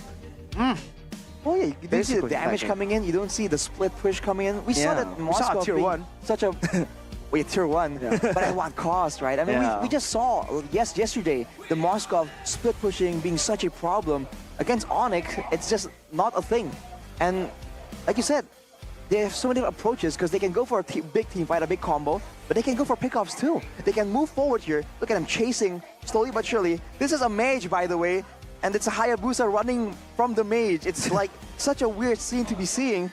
And even if they want to play defensively, Sans can use all the spells defensively as well. When they want to chase, they have Albert, right? They have so many ways of just playing the game. And you can say the same thing about CW on the Harith. We haven't even talked about his damage output there. He was untouched in the lane, and the Zaman Force can be used aggressively and defensively.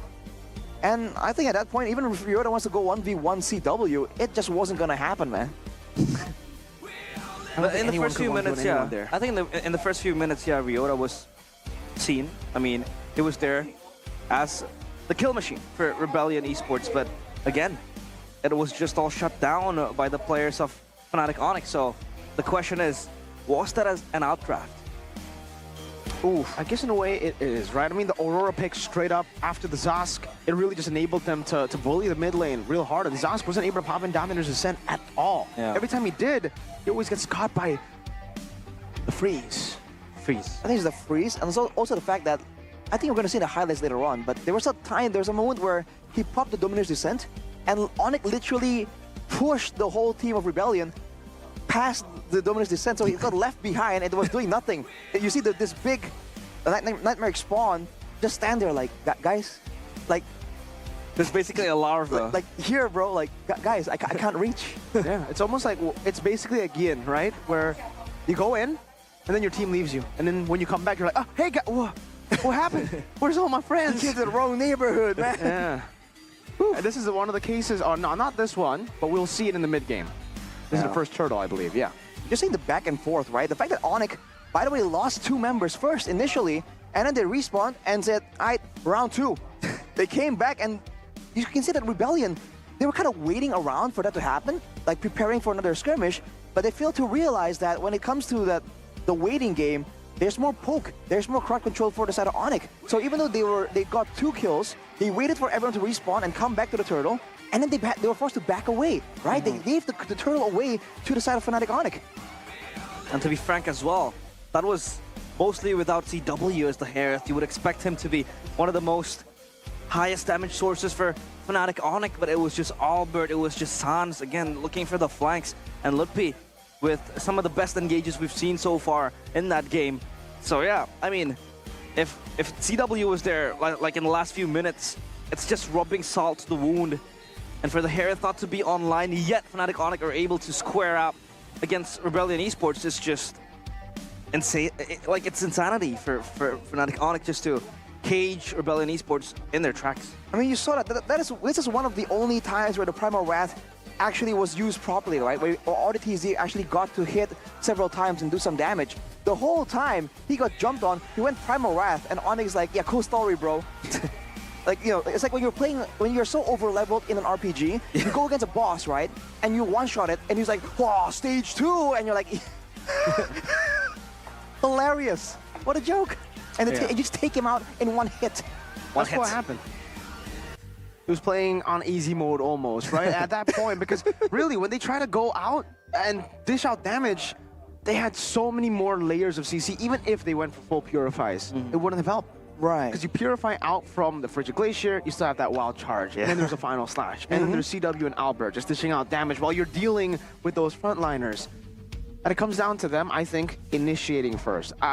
As much as we want to talk about how the draft set them up for success as well, I think the execution could have been cleaner too. I think in a lot of these skirmishes, they were hesitant, very scared to make the initiations around the turtle. Why posture up if you're not going to go for it? Exactly. Yeah. If you have a Barats, you have to look for these plays. You need to look for these fights, especially up against an Aurora. If you play front to back, you're never going to win in this composition, in this type of style. Because you play front to back, you get frozen, bro.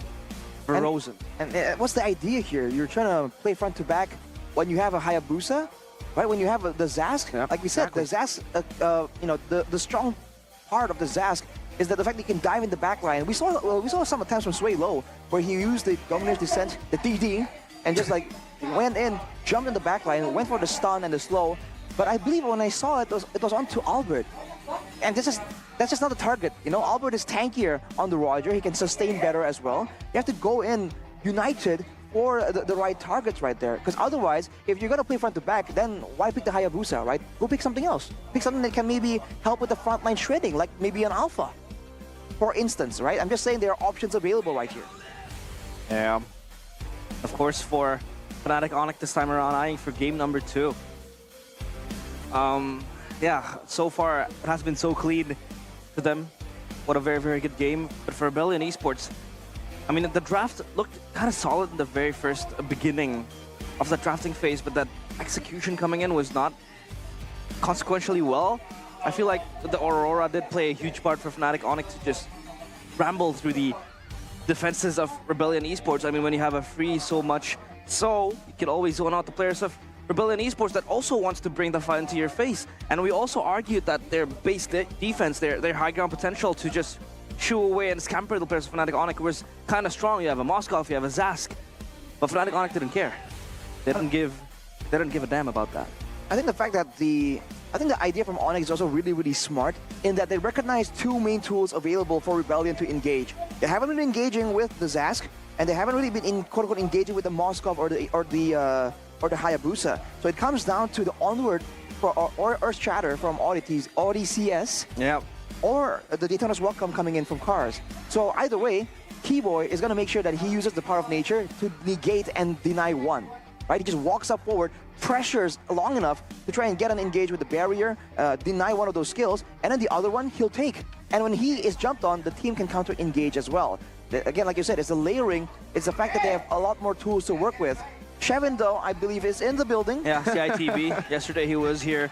Now he's not in the building, but he is. And he will be in the building soon. As take a look at the hair cam by Head and Shoulders. So silky, so smooth, so... How do you call it? Luscious. You have So much Head and hair. Shoulders. What? So Head and Shoulders. It's so Head and Shoulders. That's how you describe it at this point, right? When you use Head and Shoulders, you can only use Head and Shoulders to also describe the hair the Head and Shoulders provides you when you use Head and Shoulders. Yeah, and that game was Head and Shoulders as well. What do you mean? Fnatic was the head, and the Rebellion was the shoulders. I mean, head- Interesting. It's always the head of the shoulders. It's higher than the shoulders. Oh. Oh, look at that. He's trying to force the issue there. Yapping King. That's me. Raja Yeva. Yep, is pointing at Sans. Oh, Hey, we do Okay. not condone violence. That was not I mean, violence. That was just a love yep. tap. That was a love That was tap. a love tap. That was a love. Was that a tap? It was more like a poke, you know? The slap. A love poke. Love poke. I mean, they're having fun right there, Look at man. Yep. Look at Yep. He's like, what? Oh, so he was wearing. That's why. So, turns out Sans was wearing the coach headset, and Yep was like, bro. What you just realized? Hello, I've been trying to tell you. I poked you. You still didn't realize. It's hard to realize that if you want to sit in the front, get all the spotlights into you, you gotta have that Samsung phone with you. Exactly, man. To sit in the Team Galaxy zone.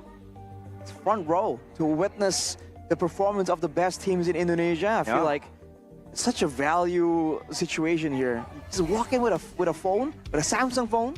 You already look cool. Then you get walked into the front row. I mean, you get that VIP treatment, man. Yes, sir. You know, usually celebs you have to be a celebrity to get like front row courtside seats at an NBA game. Shevin can confirm this because he's a basketball dude. But in MPL, Samsung Zone, bro, you get that VIP treatment, and you are next to a lot of the members or like the supporters from the teams, right? The BAs, maybe the Substitute influencers, players. substitute players as well. It's a great time in the arena right here. If I do have that Samsung phone, I'm never gonna pocket it. I wanna grab it and hold it tight and Sans is staring show at us, guys. to everyone that I have it. Guys, Sans is staring at us. Oh, Why is he Sans? looking at us? He's Really? looking at us funny. Wow. He was looking at us funny. Whoa. Oh, he's doing it again. Sans intensifies. What do we do to you, man? Wait, Focus on your opponents, not us, man. He's trying to freeze us Oh. with that stare. The intimidating glare Yeah. of Gila Sans. It's gonna make you walk into a wall, man. It sounds your, how do you call Jagoan in English? Well, Jaguan is a champion. Choose your champion, I guess. Yeah, your right? champion. You can Choose your hero. Yeah, you can choose your champion or your hero to the new GoPay app, the gamer's wall that packs a punch. With GoPay, you can also vote for the winner of each MPL Season 14 match and guaranteed to get GoPay coins on your first vote and 1 token with every vote. Okay. Collect these tokens to exchange for free skins, GoPay coins, gaming smartphones, and even electric motorcycles. Wow. Electric motorcycles, that's crazy, man. I mean, I don't aim that far high. I just think that I'm gonna buy the latest skins to look cooler while playing, man. Because you get top level diamonds and pay with the GoPay app to get up to 20,000 GoPay coins cash back. You're talking about 1 tokens, you can get 20,000 GoPay coins cash back, bro. Holy. Essential ammunition for gamers. Also known as phone credit. You can keep playing smoothly by just topping up on GoPay Yeah. and making sure that you never lag and you have all your diamond needs. Yeah, in the GoPay app, you can also buy phone credits at the lowest prices. It can make up to 100 transfers 100 per month to anywhere without any admin fees.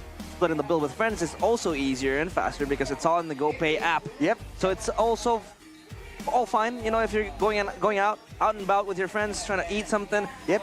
It's kind of such a hefty task to split the bills it's all done and dusted in the GoPay app. It's sorted out for them. Exactly. When I'm going out with my friends and we kind of have to split the bill, and it's a group of friends without Mirko in it, I have to go and use this GoPay app to split the bill. Because with Mirko, he's bad with math, but when it comes to money, he's good with it. So you're saying that Mirko is your personal accountant?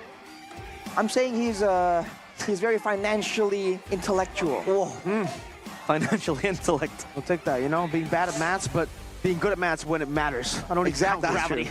That's the real math. That's the real maths in the real world. Mathematicians all over the world like, Mirko, what the heck are you saying? What?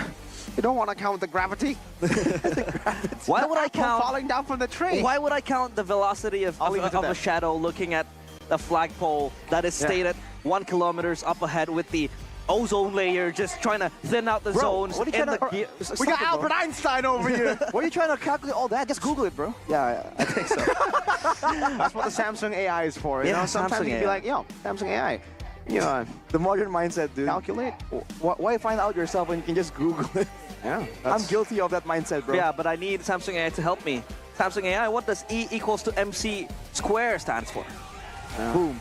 Maybe Albert Einstein pops out of the phone, you know, and just tells you, hey, Back in my days, that's my equation, sir. I don't think he had an accent. I don't think he did. Yeah. Imagine Einstein though, like the. Did you know that his that hairdo, the explosion hairdo, isn't his natural hairdo? Yeah. What is his natural hairdo? It's like some kind of. It's just something we're used to seeing him in. But if you want to see more fun things, realize. Yeah. We're talking about the Kidia Discord earlier. A lot of fun On the things. screen. The Kidia official destination for gaming and esports. Of course, you can drop into Kidia Discord for all things gaming. You can just type in fndx.io/Kidia, or you can rewind and scan the QR code, because now we play at Kidia Gaming. Right. Kidia. Kidia. Who pronounces it better, me or Sheffin? Say it again. Kidia. It's the same. It's the same. Who cares? It's just I Kidia. do. I care about the UPS Gold collaboration. Oh. Because you can get a free skin with every purchase of the limited edition of that Benedetta Electo Katana. Yeah, and you can also get that Mythic Warrior ring, which Yeah. looks snazzy. Very similar to the MPL Champion ring. So if you want to be an MPL Champion, maybe you got to look the part before you get to be in the part. You think there's any players who have like 4 rings going like, you know, if I buy 1 more ring, I can complete the whole gauntlet? Yeah, Onyx probably like, you know what? Nah, we can just get it for free again when we win. Oh. Yeah, they don't need to buy it. But that katana Proclamation. though, the katana looks so good. Yeah. That is sharp as well, right? Would you guys be mad if I use that katana to chop up some garlic? I cook a lot, and I need a handy knife, a little It's a one. very small katana. Like, I mean, Okay. I know it looks big earlier, They zoomed in on it. Shevin, but it's not that big. Okay. It's not like real life Electo katana. But garlics are not big as well. that's true. But I don't think it's sharp because Okay. a sharp You're supposed to wear it. necklace would be Dangerous. pretty bad, I think. Can you I imagine? get my throat slit. Yeah, you fall asleep, right? You wake up like assaulted by yourself. by your knife. By your knife. Exactly. You wake up like, oh, I'm hurt. Who did this? Oh, it's me. It's you. Yeah. It was you. It's all fine and dandy, dandy and fine, as you put it. Dandy and Realize. fine. But for the players, it does seem like Dandy we and are fandy. going to make, again, patience, ladies and gentlemen, right? Patience is a virtue, and it's a virtue we practice a lot here on the English desk. It is called the MPL ID official English podcast. Whenever we see technical issues, and right now we are still just waiting. But look at the crowd here as well. It's packed house for Rebellion vs Onyx.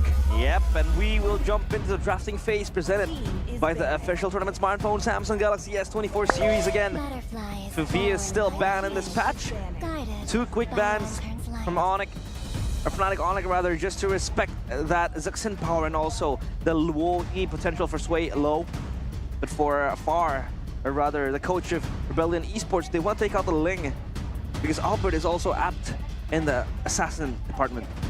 And assassins in general are just so dangerous right now, which kind of, I guess it kind of buffs Albert, because you know when he was on top, when he was just on top of everyone's mind as this crazy jungle, the Ling god, right? Before you know the throne got usurped. I mean, he was a great Ling player, and he plays a lot of good assassins. What's your So we command? can kind of go back to his own roots right here. So Wow. it makes the switch a bit more a bit more dangerous here that Onyx can pull off against Rebellion. So the Ling, the Fanny, as always. Against the Fnatic Onyx, just banning away the Loyi and Sushin, I feel like they're really putting a lot of emphasis in winning that mid lane. Yeah. But another question is, Arashi, after that first game, after the drafting phase that has been concluded in that first game, do you see any distinct differences the way that Rebellion drafts with Chico and with Far? Ooh, like I said, it's a bit more straightforward. I mean, we've seen all these picks that Rebellion has been picking up, kind of seen around, right? It's like the last pick Barats is a bit unexpected, but in the grand scheme of things, we've seen it in the Lanadon before, so it's not exactly a crazy change or a crazy mind game type of pick. The Loyi and the Chip both banned. Now Fnatic Onyx has the first pick. What is it gonna be? We know Sans is very fond of the Valentina. It is still available. It will not be the Valentina, my friend. It's gonna be the Roger. Roger first pick, again, gives you that flexibility. But it was in the hands of Albert previously, and he was excelling with that pick. Now for Rebellion Esports, 2 picks in their hands. What will they pander into? It could be the Hayabusa again, it seems. Probably also very, very confident in the Hayabusa and still the Zosk. Again. I don't see why Fnatic Onyx won't go for the Aurora right now, as they see the Zosk and the Hayabusa. I would say it's like a double value kind of deal right now if you go for the Aurora, because you have ways to counter the Zosk by stunning and freezing him up, and you also have a way to technically win or crown yourself when the Shadow Kill comes in. The extra pass. Exactly. Second chance at life, a free immortality, technically. We'll have to see for Fnatic Onyx. They're going for the Arlet right here. And it's going to be the Valentina this time, not the Aurora. So, technically, you won't have the same kind of clear and crowd control, but you have mobility, and now Rebellion will have to be a bit more cautious on what kind of big ultimates they want to use if they want to try and stop this death ball, this death dive coming in from Fnatic Onyx. Yeah. Comment though from Sans. We believe in the process that this roster is still capable and strong. And yeah, I mean, a lot of question rise against Fnatic Onyx. Is this roster still capable? Is this roster still the same, as strong as it was last year? But yeah, Sans trying to prove that still this roster is going to the top sooner or later. But for Rebellion Esports, as Kufra in their hands, so I feel like they still need an innate strong lockdown and initiator that can just supplement the Kufra in the very first place. The Kufra itself won't be enough to lock down the members of Fnatic Onyx. I think it's more like the front line right here. If only on the Kufra here, presumably, is going to be forced to walk forward and take damage, then why use a Kufra? Why not use something a bit tankier or something with a bit more escape? They want to go for the Kufra because they want to go for that surprising engage potential. But to do so, they need to find information. They need to be able to walk into the danger zones and find something. So they denied the Glock pick that was so difficult to deal with because of the engage, because of the crowd control immunity. I think now Rebellion are trying to fight fire with fire and make sure that they are the ones jumping onto Keyboy instead. They have the burst coming in from the Hayabusa. They got the burst coming in from the Zazk as well. But they have to be careful because Fnatic Onyx still have a lot more damage so far when it comes to just instant burst with that Valentina and Roger. Okay, Fnatic Onyx. I heard a Herith ban, all right? I don't know if it was Fnatic Onyx or if it's Rebellion, but I think it should be Fnatic Onyx that banned it, because it was, you know, the Hylos or the Grok that was, okay, there you go, the Herith ban from Fnatic Onyx. So maybe actually trying to signal that they have already gotten a gold lane pick, right? They might want to narrow down on some of the other gold lane picks here, like the Herith, maybe even getting rid of the Moskov next to put Matt on a hero that he might not be comfortable with. Maybe the Moskov is one of his comforts because it was picked up very early in the draft round. All the injustice in the world. Cho just taken away. It's one of the strong wheelhouses of Keyboy, and yeah, the Moskov narrowing down the choices for Matt to play. I mean, yeah, that Moskov in the first game was at least seen as the ray of hope, the ray of light for Rebellion Esports to crawl out of that loophole that Fnatic Onyx does have, putting them down in that limbo. But this time around, Rebellion Esports, what they pick up? I mean, a Claude would still be good, I guess? If they want to go for just big on team fight, they need more crowd control. If they want to go for the Claude first, again, they need something to kind of lock people in place to try and go for the Blazing Duet, because otherwise it's going to get stopped by the Arlet almost immediately, presumably here. Around here, Gonna be, break all the rules. it's a carry very early on, so they're still doubling down on this pick-off style here with a carry in Hayabusa. Single target damage is off the charts. But can they go for the kind of pick-off when, if right here, Fnatic Onyx goes for something, let's say, like a Minotaur, you know, that can kind of zone everyone away and force them to back off from the initial jump-in attempt. If they do so, then it's going to be RDTZ stuck in the front all over again. Now to just disintegrate the players of Rebellion Esports, Fnatic Onyx can just look for a heavy CC composition again. A rewind of game number 1, but again, I'm not a fan of the Kufra as a solo initiator, solo engager. Exactly. So, I mean, like, yeah, it can function as a tank, but it can't really outstand, or rather withstand the damage coming in from Fnatic Onyx, especially now they have the Julian, they have the Roger, and the Valentina, so Rebellion Esports, they need something that can enable this Kufra. Yeah, it should be the Terizla if they really just want to look for a way to engage. The Edith could also work out. I think both options are pretty okay. Imagine a Paquito. Oh, if they go for the Paquito again, the Kufra will be the sole initiator. And I don't know about that. You know, up against this composition, the Kufra doesn't do well against the Minotaur. You jump in, Minion's Fury, and then if your team decides to follow up on that initiation, everyone's going to be flying. Exactly. Minotaur Airlines back in business, like we saw in... It's by Fnatic Onyx as well, the 4-man knockup, I believe in day number 1. Final pick here for Rebellion. Is it going to be more crowd control? It is going to be tankiness and crowd control. They're trying to outlast the members of Fnatic Onyx. They have the Terizla, they have the Zask, they have the invulnerability of the Hayabusa. They have ways to kind of stay in the fight. But I think they really lack ways to protect the carry. That is the main concern right here. Against a Julian, against an Arlet, Valentina, Roger, there's so many ways to jump in. And in the mid game, and even in the late game, if the carry gets taken out, they severely lack damage. We've seen what it's like when the Zask tries to be the sole carry and lift everyone up. We've seen the Hayabusa try to solo carry against 4 members. It just does not work. So the carry, the gold lane here for the side of Rebellion will be absolutely critical in ensuring their victory and their success in the mid to late game. And for Fnatic Onyx, again rounding up with such a good draft for Rebellion Esports, at least they have that initiator for them in the hands of the Terizla, but we will see as we march back in the land of dawn. Will the Blue Bulls once again strike a wall, or will the Sky Kings end this in a 2-0? Back to the game, Rebellion Esports against Fnatic Onyx. Let's see how they get the job done this time. Albert is on an actual assassin on the Julian, and Cars is back on the enabler, the Terizla. So this time I would say the Hayabusa should have a better time with the Terizla helping him. So to be honest, while Mirko mentioned that Julian is kind of like an assassin, I actually speak to KB, and KB kind of agrees that Julian is much more of a fighter compared to an assassin. Yes, he does have the burst, but in smaller details, Julian can be so tanky in the sense that he has more health, so and a constant source of damage as well. So yeah, again, this Julian will be very much of a menace for Rebellion Esports. I mean, that's the versatility that we're saying could be a problem if Sans gets jumped on. Whoa, Ryoda. Great read with the quad shadow there, waiting for the flicker. Sans gonna be taken very low. Audi CS bouncing ball. Onto Sans' corpse. Albert will be able to find a trade here with the enhanced sight. And in the end, that actually does favor Fnatic Onyx. Albert was able to take the kill, and it was Kufra.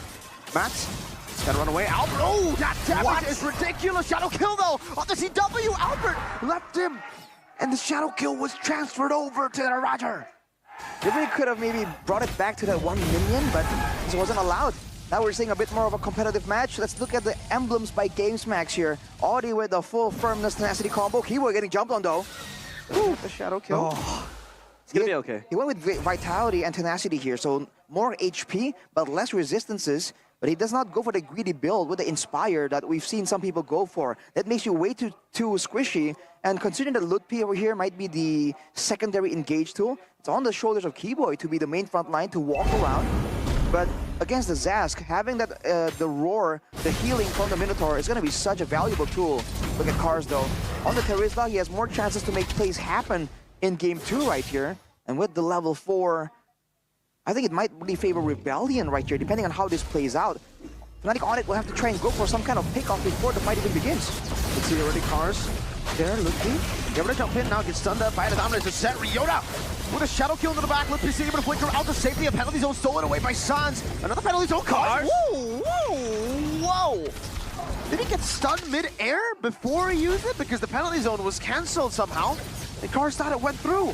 So he did just flicker. That means he still has a penalty zone. We'll use it onto Sans. It works out in the end. Great revenge, a clap down. And now the Luminous Fury will give Audi a good ride there, like a carnival ride. Sans able to dish out damage to pick off Cars in the bottom side of the map. But RBL, I think they come out on top. Albert with the lead though. Oh! I hate to see it. Audi is flying by. Wow. Happy feet from Albert right there. Cha-cha shoes, left and right. As Albert goes for the purple, though Ryota makes a play. Again onto Albert this time. That's a shadow kill onto the purple buff to steal it away. Albert Robob not getting his purple. That's Grand Theft Purple, as Leo would say. He didn't go for the retribution though, so Albert just missed it, I guess. And that's a great move from Ryota there to get an advantage. So far, you're seeing Audi being a lot more aggressive here with this Kufra, despite the fact that in theory, like you guys were talking about, realizing Mirko, there's just a lot more other ways to kind of threaten the members of Fnatic Onyx. It really is just this Kufra from the bushes. Yeah, indeed. And this time around, I feel like Ryota does have that kill potential so much so that he's so free to roam around and just snipe on the players of Fnatic Onyx. The Blue Bulls will have to wait for their path to glory because we have a pause coming around. We're very sorry for this. Calm down, ladies and gentlemen. Please be patient with us. Yeah. You know, it seems like we are suffering some technical issues here. Technical issue. Are we suffering? Or are we enjoying? We're suffering from success. Suffering from success. Exactly. Is technical issue a success? No, but The fact that you need to suffer to get to success. exactly. But what if it is a success? Because when a technical issue happens, it means that the viewers still has to be in the arena for a long time. And And the technical break Indeed. is presented to you by Campina. So, hey, take a break. keep cool. And Stay get yourself cool. Campina, stay cool, and stay satisfied because I'm always satisfied when I actually eat Campina. It's amazing. Did we talk about this, Do you by the way? eat Campina or do you drink Campina? I crunch and munch. Exactly. So you eat. Right, You eat. I eat. You eat ice cream, right? Yeah. Chefin, you were saying, that people say, the normal people say, the average human being would say that you would drink ice cream. What? yeah, that's So, whack. Chefin is in his own world. Yeah. We are in the Matrix. He's living in the real world where people drink ice cream, apparently. He's just built different, man. I don't know how to make sense of his statements, but I want to highlight a new phenomenon I've noticed in recent times, man. What is it? Whenever there's some kind of delay, some kind of pause, you see everyone's heads go down. What do you mean? Of everyone's course. just- They have a everyone's just Samsung just phone looks and they at got their Campina. They don't look up while you're eating Campina. They This is look down at the hilarious. Campina. The first instant, though, the first few seconds, oh, ladies and gentlemen, we have a bit of a pause. Everyone, I think some people at home even just go, whoop, and just like look downwards because they, you know, that Samsung phone, Yeah. it just demands your attention. I mean, it depends, right? If they're watching on their Samsung TV, they could just be like, swap out for a bit, change, and then come back because of how fast it is. Yeah, it's smooth. I mean, Mirko owns one. He would know. You would know. I would know too. Yeah, you saw I it. wouldn't know. You would know too. I would. You have a Samsung TV? I do. Oh, I'm working on it.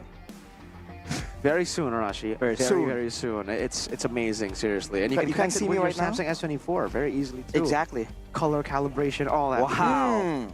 That's the Amazing. nitty-gritties of the Samsung phone and the Samsung TV. There's just so much features, man. I mean, you can't see it at home, ladies and gentlemen, but I'm rubbing my hands just imagining owning one of those smart TVs, man. It's gotta be so convenient. It is. It is very convenient to watch football together with your friends. Absolutely. Watch MPL ID with your friends Then together. later, On M6. M6. Ooh, I mean, come on, guys. We saw M1, Yeah. then M2 rise to the top. No, sorry, M2 was join the fight. That was the tagline. Then we went from joining the fight to rising to the top. Then in M4, we dared to be great. At M5, we were better than great. What will M6 be? What would you think it will be? I feel like we're writing ourselves into a corner. Wait. here. It'll be greater Better- than ever. No, better than great. M6 would be the greatest. That's That's logically, M7. logically it makes M6 sense. it'll be greater than ever, and then M7 will be the greatest. Yeah. And then M8 it'll be wow, grape. Wow, grape! Shout out to our international casters who are in on that. Wow, grape. Wow, grape. Oh, man. Oh, fun fact. Fun fact. Baldwin. Baldwin, Winata. Throughout MPL ID Season 13, CW and Shadera were the players who managed to destroy over 100 Whoa. towers each. CW 109, Shadera 107. Two So away, what does Shadera. this mean? This means that they are very, very objective. They love their structures. They love eating turrets. Wow. And they split a lot. I love eating Campina. I don't want to eat turrets. I want to eat Campina. Maybe that could be like a skin, like a turret skin, Campina. Uh-oh. Oh. Dainang! Are we getting in? Dainang! Yes. Bang! And we go back to the land of dawn. Thank you for the wait and the pause. But we have a fight going. Don't think it's going to be any much of a harmful descent towards CW. Is going to be fine and dandy, especially when a Roger is in the lane. You're going to play safely. Sans under the kill threat of Ryota. But Ryota has been so proactive, bro. Absolutely. And usually if you're an assassin against a Valentina, it gets a bit difficult because you have 2 dashes, it's hard to get close. But with the shadow kill, it's a whole different story as Lutpi walked in, spots him. Oh, nice try to steal. Audi starts revenge of the rage now coming down with penalties. Oh, Audi gonna be locked down into the sun as well. Shadow kill all on top of them. Carson swinging the hammer. Lutpi, final slash finding Ryota in the back. No follow-up right now, but Sans comes in. Dominators the set though. Stuns him up. Moving forward, that is a 2 for 2. But Fnatic Onic walk away with a neutral objective. And they're able to actually get a kill onto the jungler, which for an assassin, it's always a tough situation to be in. They were sacrificing their roamer and EXP for the jungle and EXP. So Audi made it out of there alive, so he is able to try once more, setting up for a play in the mid lane right here. But with Keyboy walking in, it's gonna be a bit too difficult. But look at the damage, man. The Nightmare spawn is just zapping with a glowing one already in the inventory for Suelo. You can see that Matt is actually still just oppressing that lane though. We've said this again and again, but the carry is surprisingly difficult to deal with in the lane. Keyboy. Oh, I don't know if you want to go on to Keyboy there. He has a lot of HP and Audi can't take the same amount of damage. There's a question mark from Keyboy there. Oh, Ryota. Coming in, shadow kill over to Sans, has a sax over it, now brings it over to Keyboy, it might be a double! But Sans walks away. Keyboy, the sacrificial bull, Matt! Solo killed up top by Roger. Albert walking forward now. He has the enhanced sword, but Nightmare spawned. Lil Johnny says no. Ryota tries to go for an assassination on Roger. Baldwin, though, says no as he holds his hand up. Silence, he says. I'm going to recall. But man, that was a great quote-unquote bait and switch right there. Hey, never mind, Lutpi gets jumped on. Hammer down onto Lutpi. Whoa! Lutpi goes for the vengeance and Lutpi? Lutpi! Oh wow! What a that play from Lutpi! Makes it equal on the board. Sway Low traded for a 0-2 Arlet. That is worth it. Goodness. Insane plays from Lutpi, man. He was a rookie last season, no longer. The experience definitely shows. In that split second, finding a play like that. Wow, and all he tries to return the savior. Now Chin trying to cancel out the shadow kill, but now Keyboy tries to go for it in his fury. Audi flickers and blinks out of the way. Fights non-stop left and right. And this time around, Fnatic Onic will take a breather to re-engage on the turtle. Though Keyboy under heat. Albert winning out the red tree battle. Lutpi again fighting Sway Low. Forcing the dominance to set now as Audi CS gets pinned down to the ground. It's a solo Dominators to set against 3 members who are standing on top of it. How are you gonna get out, Sway Low? You can't. That's a trade though. He still finds a kill with the Nightmaric spawn. And it's gonna be Minotaur again, the sacrificial pull. You're seeing Rebellion. Athena wants to be so aggressive. Forced again and again to flicker backwards just because of the Minu and Fury. The trades are coming through though. Usually Minotaur as the main front line doesn't work, but with Lutpi being so dynamic, so aggressive, and finding ways to catch Rebellion after they have used everything to try and seal the deal on Keyboy, it's just working out in Fnatic Onyx's favor. In the neutral objective game, they're also holding a massive lead. Rebellion are just stuck here. They have no idea what to do.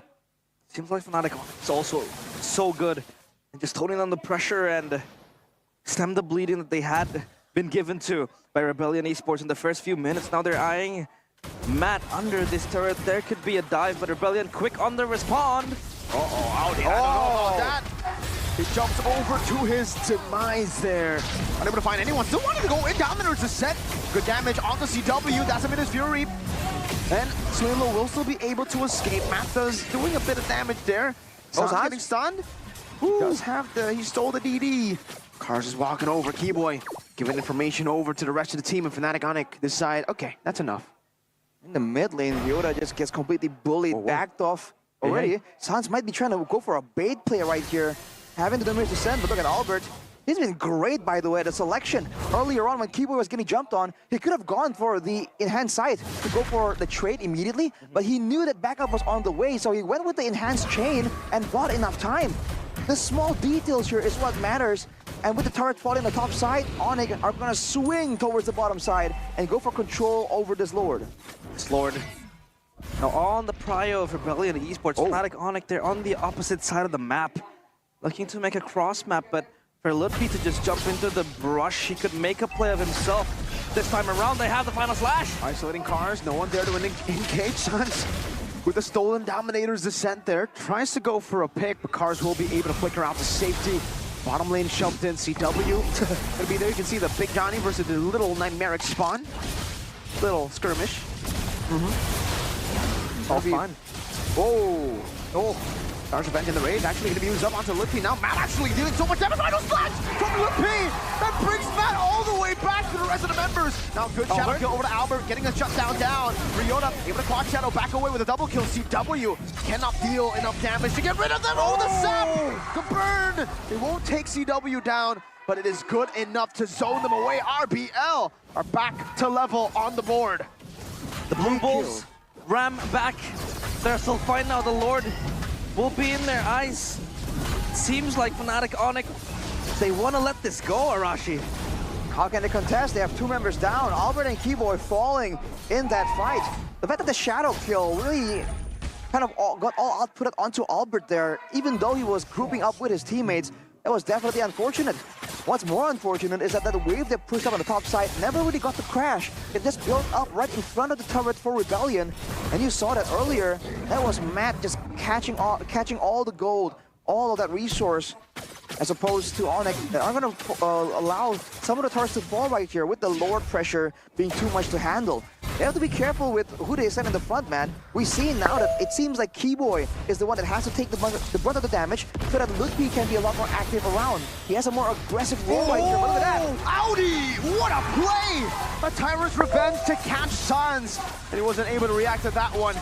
Ryota with a shadow kill on the bottom side of the map. Has a quad shadow to jump away, and he does. Baits out Fnatic Onic to all clump up together with CW as the Lord is still in the bottom lane without Suns. I don't know if they have enough clear. Audi charging again. Now with the target bench, able to find Lippy. Penalty zone Cars fighting for Lippy in the midst of it all. Jumping in. Immortality already popped earlier from Audi CS. Keyboy's gonna lose his life as Cars keeps flinging a hammer down. But it's sustain in the base turret. Oh, CW doesn't get the kill on Cars. He's able to walk away just fine, and Rebellion crack the base open with the first Lord. Audi has been so magical with the movements, with the Kufra, just looking for the engages and setting up his team for success. This rename feels like it has been able to give him that magical touch on the initiations. Let's look at the replay here by our official tournament smartphone, Samsung Galaxy S24 series. Audi going in, Cars following up. You saw the Keyboy tries to go for that Minion Fury deny, and it works for a bit, but the amount of damage available, the tankiness available for the side of Rebellion allows them to just keep going at it. Right now, their issue is Matt. The fact that this carry is just free hitting every single time, they can't really match the damage output. They can maybe deal with Suelos, they can deal with Ryotas as well to a degree, but if they allow Matt to free hit, it's just too difficult. And they don't have an ultra tanky tank to be the front line. It's either a Minotaur or the Arlet, and both can melt significantly faster to the carry.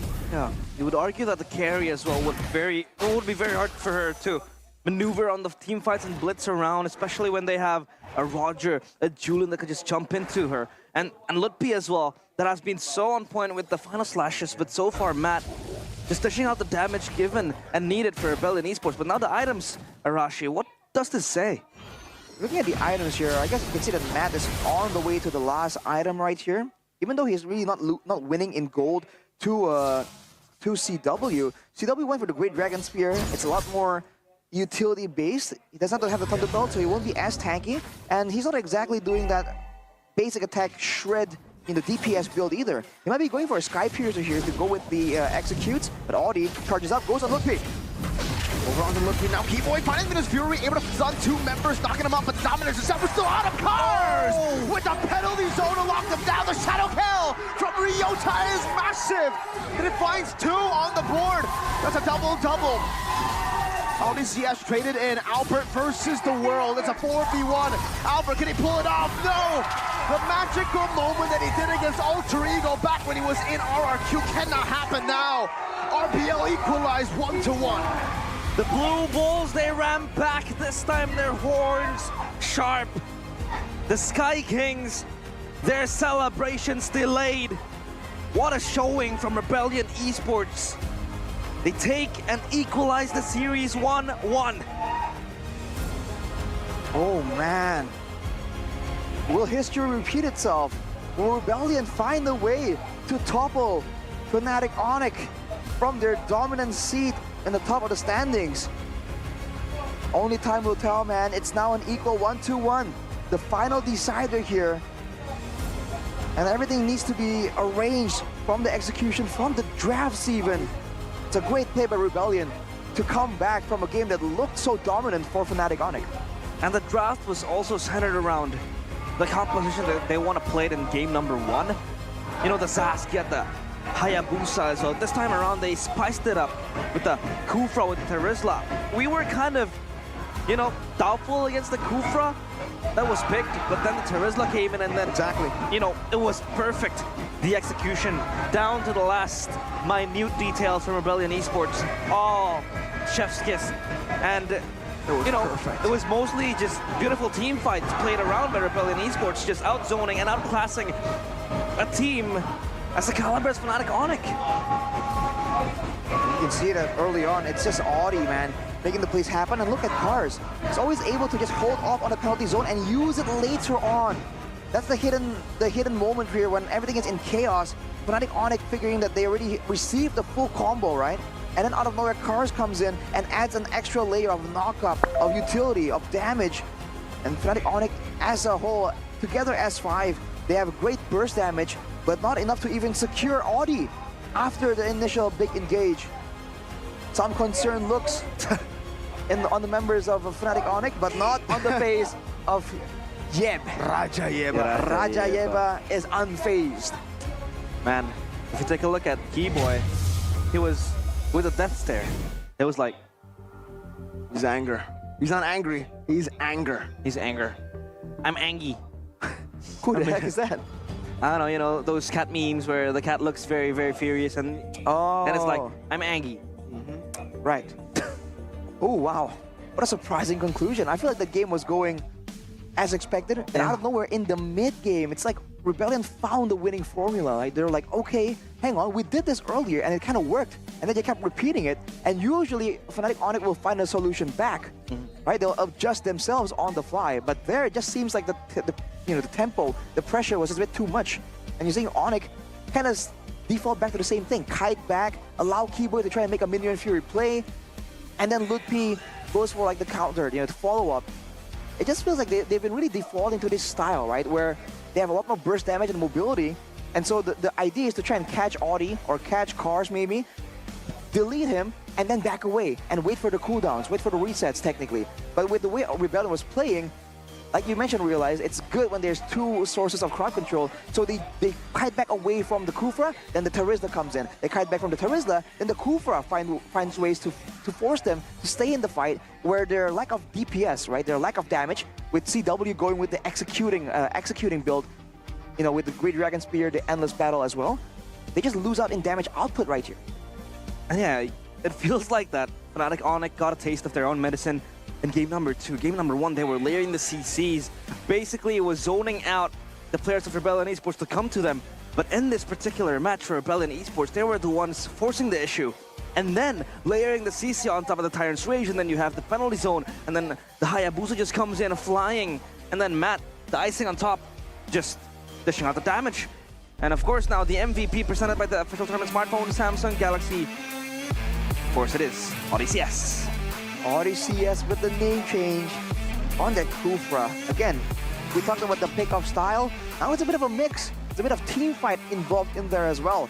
Of course, it is most definitely a group effort, but RDTZ is the man who was making all of this possible. Even from the beginning here, he was the trigger for Rebellion. The moment that he activates, everyone jumps in with him. They have the trust that Audi can find the target, can find the right moments right there. And you can see the synergy, right? No one was kind of dawdling in the back, going like, okay, does it hit? Does it hit? They assume that the Tyrant's Rage, Tyrant's Revenge combo is gonna hit, and they follow up on it before Onyx can be prepared. That distance, I think, was the decider, because on the Edith, he was unable to do so, always spotted out, and then he can't kind of engage back because of the Grok. Now with no Grok, with a longer range on the engage, Audi just makes it happen, man. I think all the way from the early game, we saw that the Kufra wasn't really able to find a lot of the big moments, but as I would like to say, Kufra is a scaling hero. Because the later the game, the bigger the moments. Yeah. Always. And this was seen also by Keyboy when he was on the Kufra. I think it was MSC 2023, if you remember the Keyboy. It was on Kufra, and it was very late into the game as they kept on defending Lord Sieges from Echo. We had the official gold, the official player of the game highlight by our gold partner UBS Gold. Early on, it's just looking really good because the main target that got jumped on, it's usually the frontliner still. And you can see that Albert and Sans were able to find ways to kind of survive, to kind of be around at the end of the fight, and that is what makes it difficult, right? Ryota, as an example here, gets taken out first, and Albert is still alive to do that damage. But afterwards, they just gave too much control, too many ways for Audi to just stick around. Usually they would contest the control a bit more aggressively, but look at that shadow kill. Always landing on the right targets, by the way. You can call it a bit of luck, but I mean, there's skill involved there in how Ryota was able to kind of select the right targets again and again. And you're seeing that whenever there's no control, whenever the bushes are under the command of Rebellion, that is where they get the best value. Yeah, I mean, again, look at the layers of ultimate, of controls coming in. And shout out Cars as well. With immaculate penalty zones we have seen, landing it on the 3, 4, 5 players of Fnatic Onyx. That was just the setup for success for Rebellion Esports. Time and time again, the penalty zone behind the Tyrant's Rage, Tyrant's play coming in from RDCS. And look at the confidence that he has. I like this guy. Yeah, this guy has always been super confident on the microphone as well. And especially on camera, you know? He was Wolverine earlier. Yeah. There's great entrances by Rebellion every single time, dude. Yeah, I have to admire the creativity that they have. Man, let's look at the stats right here. When it comes down to it, the neutral objectives, initially at least, it was looking good for Fnatic Onyx. But you can almost see the moment where it kind of shifts to Rebellion. And even in the end, 10 purple buffs, everything denied from Albert right there. He was going very utility heavy, by the way, Albert. Going in with the enhanced chain and enhanced sword most of the time. Not really going for the enhanced sights for the burst damage. And I wonder what was the idea? What was the discussion here for Fnatic Onyx? Because if they really wanted to go for that burst heavy style, the pick-off style, you should see, I feel like, a bit more damage coming in from Albert. But he went with the Fighter of Heaven, he went for the basic attack heavy build, and went straight for the Blood Wings as well. And so, just trying to be survivable and be in the front. So playing more of as a fighter, realized, as you were talking about with Professor KB earlier. Looking at the rest of the stats here, damage to turrets really wasn't favoring Fnatic Onyx at all, man. I mean, they don't have a lot of range, but that was the same case for game number 1. It's just that the difference here is that they get absolutely punished if they really overstep and don't have the same kind of control and security. Yeah, I mean, for CW, he was farming his mind off with the GPM that he has, but the sandbag goes to RDCS, 112k damage taken. I mean, yeah, the Kufra does excel well as the frontline, but it can't stay that long in the front line. It jumps in, creates a moment, goes back with the bouncing ball, and then the follow-up comes through. Again, the penalty zone, you know, the Hayabusa plays by Ryota, and then you have just or Matt rather, you know, dishing out the damage. So Rebellion Esports 1-1. And last season, when Rebellion took down Onyx, it was 2-0? 2-0. The first leg. And was it Albert that was playing? No, it was not. No, it was not. It was Kyrie. The full lineup. It was Kyrie as well, yeah. First game, it was because they were just outmaneuvered by Suelo's Luoyi. Yeah, And that then game one. 2, they were outmaneuvered by Mr. Machine on the Paquito, just driving by over with the Segway. Yeah, it was insane. But yeah, down to the host we go as we will throw for an interview. Bersama dengan anggota Sonic yang baru. Yeay! Halo kakak, namanya siapa? Satria Satria. AA Satria, di sini datang sama siapa? sama teman-teman Sonic. Sama teman-teman Sonic. Wow. Ngefans sama Fnatic Onyx dari kapan? Udah dari zaman kakek, gila. Mereka Oh. jago-jago banget. Oh, jago-jago banget ya. Ya, Kalau sekarang gimana ngelihatnya? Masih jago. masih jago, lebih jago sekarang jauh. Tapi kan ini kan line up baru. Ada tuh satu orang yang baru farewell. Hmm, Itu kenapa ya orang itu farewell? katanya sih jualan baju ya. Oh, udah jadi jualan baju. Ya, bisnis keluarga. Oh, meneruskan bisnis keluarga. Tapi orangnya datang juga ya. Udah keluar kok tetap datang loh. Mana? Maneh. Oh, Maneh AA. oh, ya. Oh, halo Boots. Tentu saja ya, kita masih bisa melihat Boots. Budi jujur aja kaget. Masih ada Boots di sini. Sebelum tidak bermain, Boots jadi coach dari UPI. Ya, Sekarang jadi pendukung UPI. ya jadi Sonic. Jadi Sonic. Ya. Jadi memang belum bisa dilepaskah ini UPI? Lebih ke guanya yang nempel sih. Ketempelan nih UPI. UPI Ya. mandi kembang ya. Ya. Nah, Boots, gimana sih sekarang kayak Boots udah farewell dari line up Fnatic Onyx. Apakah itu memang menandakan kayak, oke, ini adalah Lupi sudah dewasa, Upi udah bisa jalan sendiri, dan kepercayaan penuh sudah diberikan kepada Upi. Nggak sih, emang dari awal juga Lutfi udah kayak mandiri sebenarnya, udah jago kayak gitu. Sudah jago, sudah Ya. tidak butuh bimbingan Boots lagi. Iya. Sebenarnya dari kemarin-kemarin juga paling bantu dikit-dikit doang. Dia udah tahu juga harus kayak gimana. Semakin matang terus ya Upi berarti ya. Iya, Boots mantap. kasih, mantap. Tapi kan season 14 ini season yang lumayan bisa dibilang banyak tim juga ngomong Fnatic Onyx tuh masih sangat kuat. Kamu setuju hal itu nggak? Setuju? Keras banget ya, setuju. Setuju Tapi ini kita juga mendengar bahwa banyak pertanyaan nih. Mungkin Boots bisa bantu jawab ya. Banyak sekali yang bertanya-tanya, Fnatic Onyx kuat banget. Namun sayangnya di turnamen-turnamen internasional belakangan ini, Fnatic Onyx tuh kayak ada sesuatu gitu. Kenapa ini Fnatic Onyx di turnamen internasional? Ya mungkin hasil-hasil yang kurang memuaskan sebelumnya itu yang bikin kita bisa bounce back lebih ke atas lah. Bisa untuk naik lagi. Ini Ya. pelajaran gitu ya. Ya, Tapi mengambil pelajarannya kemarin itu maksudnya kayak, ayah naon what happen? Agak goyang atau gimana? belum rezekinya aja. Belum rezeki. Ya. Habis ini udah rezekinya belum nih kira-kira? Amin. Semoga. Amin. Ya, tapi dari MPL dulu aja, semoga juara lagi. Semoga juara lagi. Ya. Nah kan sebagai Sonic nih Boots ya sekarang Ya. ngelihat, sekarang kalau kamu lihat tim-tim season 14 yang masuk kontender terkuat tuh siapa aja sih selain Fnatic Onyx? Kalau ngelihat dari week 1 sih RRQ sih sama BTR mereka kuat juga kan. Gitu. Jadi Fnatic Onyx masuk top 3 nggak Fnatic Onyx? Masih ke 1 dong. Oh masih ke 1. Ya. Lalu diikuti dengan RRQ sama BTR. RQ dan juga BTR. Oke, jadi 3 tim ini ya yang Boots lihat akan mendominasi, akan kuat di season 14. Ya. Apa sih yang terpenting Boots untuk bisa bertahan atau menjadi kuat di regular season ini dulu deh? Yang penting pede aja. Percaya Pede diri. aja. Ya.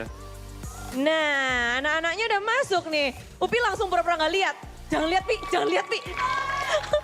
Semuanya udah hadir sini. Ini 5 pemain baru juga, baru match yang kedua. Tapi sudah membawa line up yang baru juga. Ada nggak sih yang ingin kamu sampaikan sebagai Sonic garis keras nih kepada Fnatic Onyx, Boots? Semangat, semangat. Nah, udah.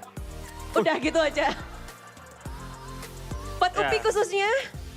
Sarang he Upi. Oh, ya ampun. Masih so sweet ya, tapi Boots. Ya. Terima kasih sekali, selamat menonton kembali. Semoga suaranya Puts habiskan ya untuk mendukung Fnatic Onyx ya. Pasti teriak-teriak. Ya, namun tentu saja nggak hanya kita yang akan berteriak, namun ada juga caster nih yang udah bersiap untuk menentukan siapakah, seperti apakah jalannya permainan di game yang ketiga. Jadi, monggo, monggo.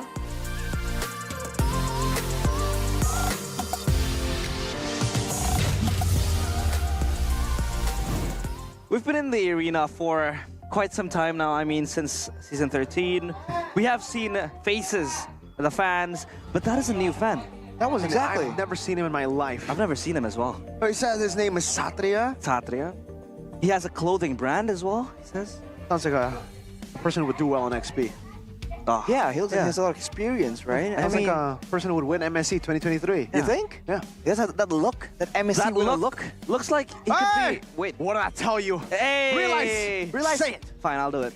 Let's go. Allahu Akbar Lutfi. Yes, that's the new line. Shout out to Poisey on TikTok, a content creator he's been doing a whole lot of the key boy as well, you know, just hyping things up, taking lines and then making lines. This is the one that he made. Allahu Akbar Lutfi. Yeah, dude, it's so funny. Yeah, it is. I actually want to say that during cast as well, you know? Yeah. Since he's doing the key boy, the miracle key boy lines during his streams, I would love to, you know, get the honor to do the Allahu Akbar Lutfi.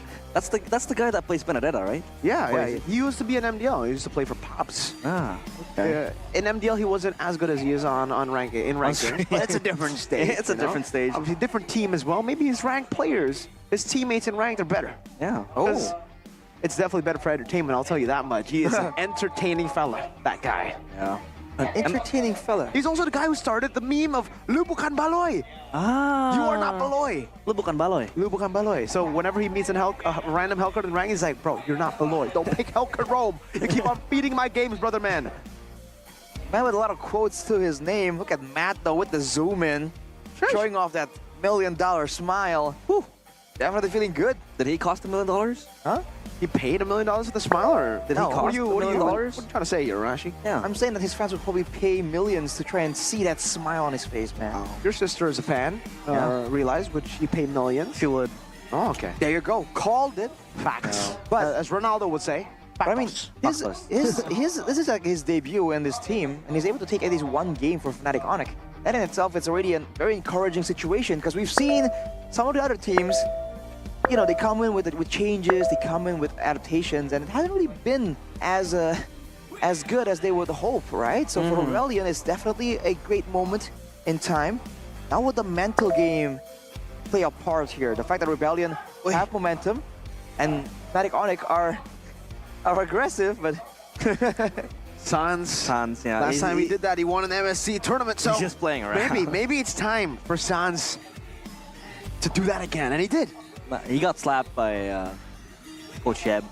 Well, So it's just trying to He's channel trying. it Yeah, back Yeb is to- trying to tell him to do it again. Yeah, channel it to the hand warmer. Let's see what Sway Low does. He does nothing with it. Okay. Keyboy's laughing, Keyboy. having a good time. Okay, again. Looks like Adi is keeping his hand warm. Yeah. But okay, why is it called a hand warmer? because it makes your hands No, warm. but look at it. It looks like snow logos Oh. being carved around the cloth. Maybe it's a hand Cooler. Like Shevin was saying, you know, Shevin saw a patch on the forehead of Dreams, and he's like, oh, it's a hot patch. It's a hot pack. I was like, wait, hot pack? Who's trying to heat their forehead up? It might be because initially you're supposed to put in cold water and Yeah. put it on your forehead to cool down fevers. But you know, here in Indonesia, we're very resourceful, right? Yeah, we It's now a hand warmer. Full stop. End of discussion. End of discussion. But for Rebellion and Onyx, they have to keep on discussing for this drafting phase. Presented by the official tournament smartphone, Samsung Galaxy S24 series.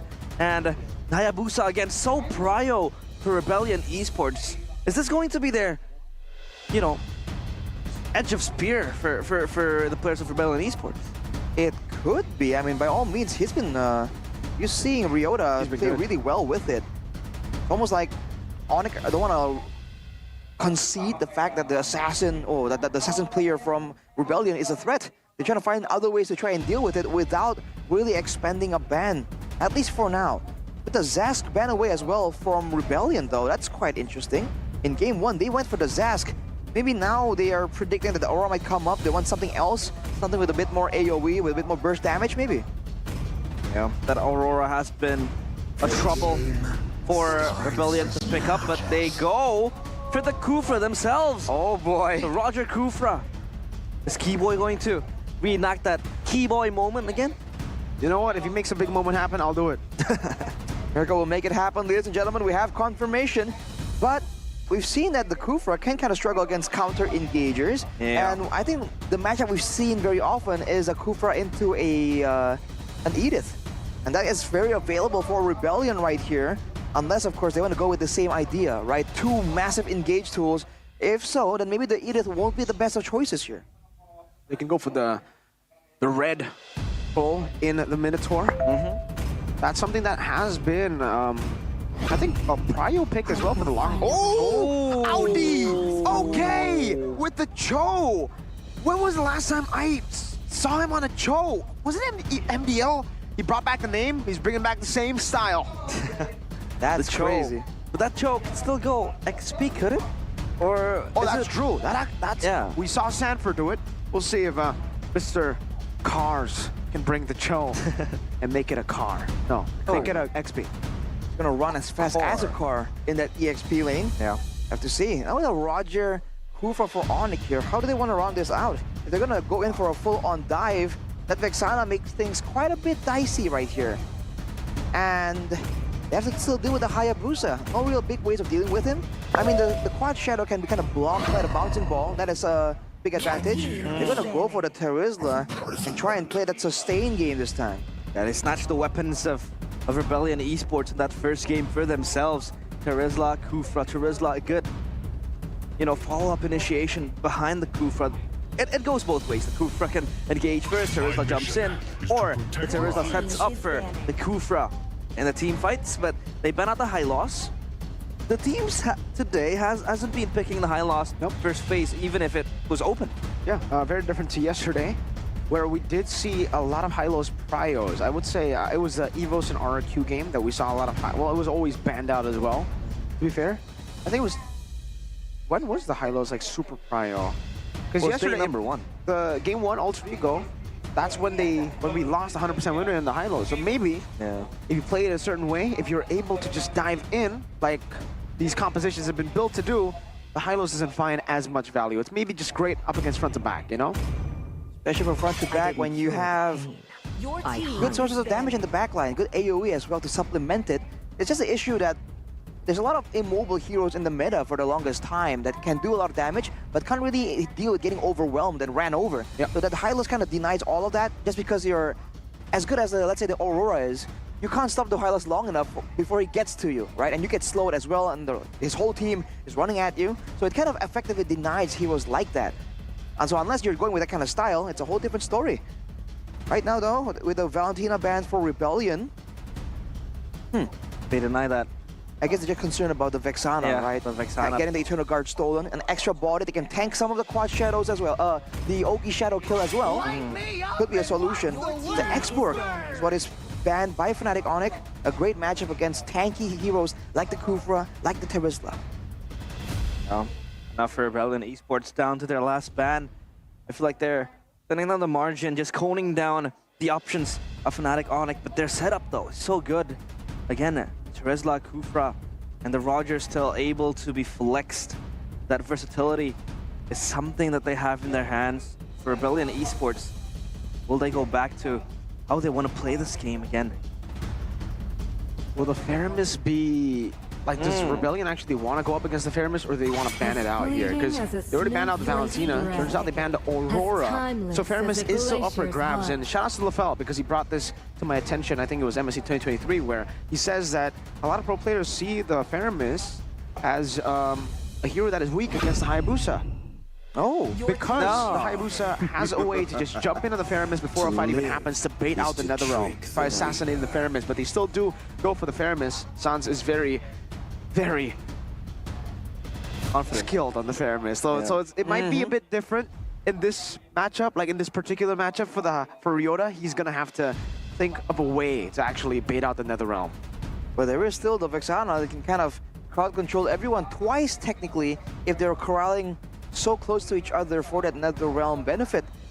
I think they have to add another crowd control tool right here, or more damage tools for Fnatic Onyx if they want to try and play with a sustained game, right? It's a full-on dive, and technically everyone is tanky. But for Rebellion now, with all the crowd control, with the Cho as well, gonna round it out with a Melissa and the Edith showing up again. So this might still be a EXP Edith, right? Most likely, more recently seen in the EXP. But that Melissa being a solution here for the dive from Onyx. Oh man, that's the problem though. When you show the Melissa here, Claude and Moskov, those are the two picks you go for usually when you see the Melissa. So in lane, Matt is not really going to be able to fully bully the Claude. Claude has ways to win out against the Melissa. It is one of the counters actually to go up against the Melissa. But in team fights, that's why Rebellion left the Faramis open. They have so much AoE. My question is it going to be Edith XP or Cho XP? I mean, with the Melissa pick, I feel like they're playing anti-dive here for Rebellion Esports, just trying to hinder the dive potential coming in from Fnatic Onyx. Yeah, the counter index and the lineup rating. It favors Fnatic Onyx. It is going to be Audi though on the Cho, so the upstart in the MPL tries to go up against Keyboy on his signature pick, the Kufra, that he has made countless plays on. Who will come out on top? Is it the big initiation moments? Is it the pickoff from Audi TZ? Ladies and gentlemen, finally we're making our way to the Lanadon for the final game of match number 1 of the day. Down to the last wire, the Sky Kings against the Blue Bulls. Will Rebellion Esports once again rewind, repeat it with another upset against Onyx Esports in game number 3. It's so cool to see this, right? Audi bringing up the Cho against Keyboy, and Matt bringing up the Melissa against Chewe. Yeah, the Melissa. How does it really operate later on as the game progresses, Arashi? The Melissa? Yeah. It's kind of strong in the lane with some bullying potential. Audi though gets pulled back, takes a lot of damage. He can kind of poke in the lane, kind of. Later on, you're just relying on having everyone kind of sticking together and dealing a ton of damage with the muddles. And you have a lot of security as well with the getaway from these heroes that have to get up close and personal to have a lot of effect in the team fights. So it kind of suits, it's kind of suitable to be used against a team that runs with this Faramis. Look at Sans. Just pulling Suelo out of the lane, forcing Audi to come back here. And he has to be careful because he knows Keyboy is somewhere around these bushes. That's the hidden benefit of playing the Faramis, man. You have an extra layer of sustain from your passive when you pick up the souls from the lane. Ryota reaches level 4 right here though, so Fnatic Onyx need to be a bit careful. And I wonder what Albert's plan is on the Roger, right? Is he just going to try and out-farm? Is he going to try and do something as Ryota gets kind of close to Audi, trying to make a play right here. Whereas for Albert, he's just a lot more passively farming, trying to just get some more resources to the late game.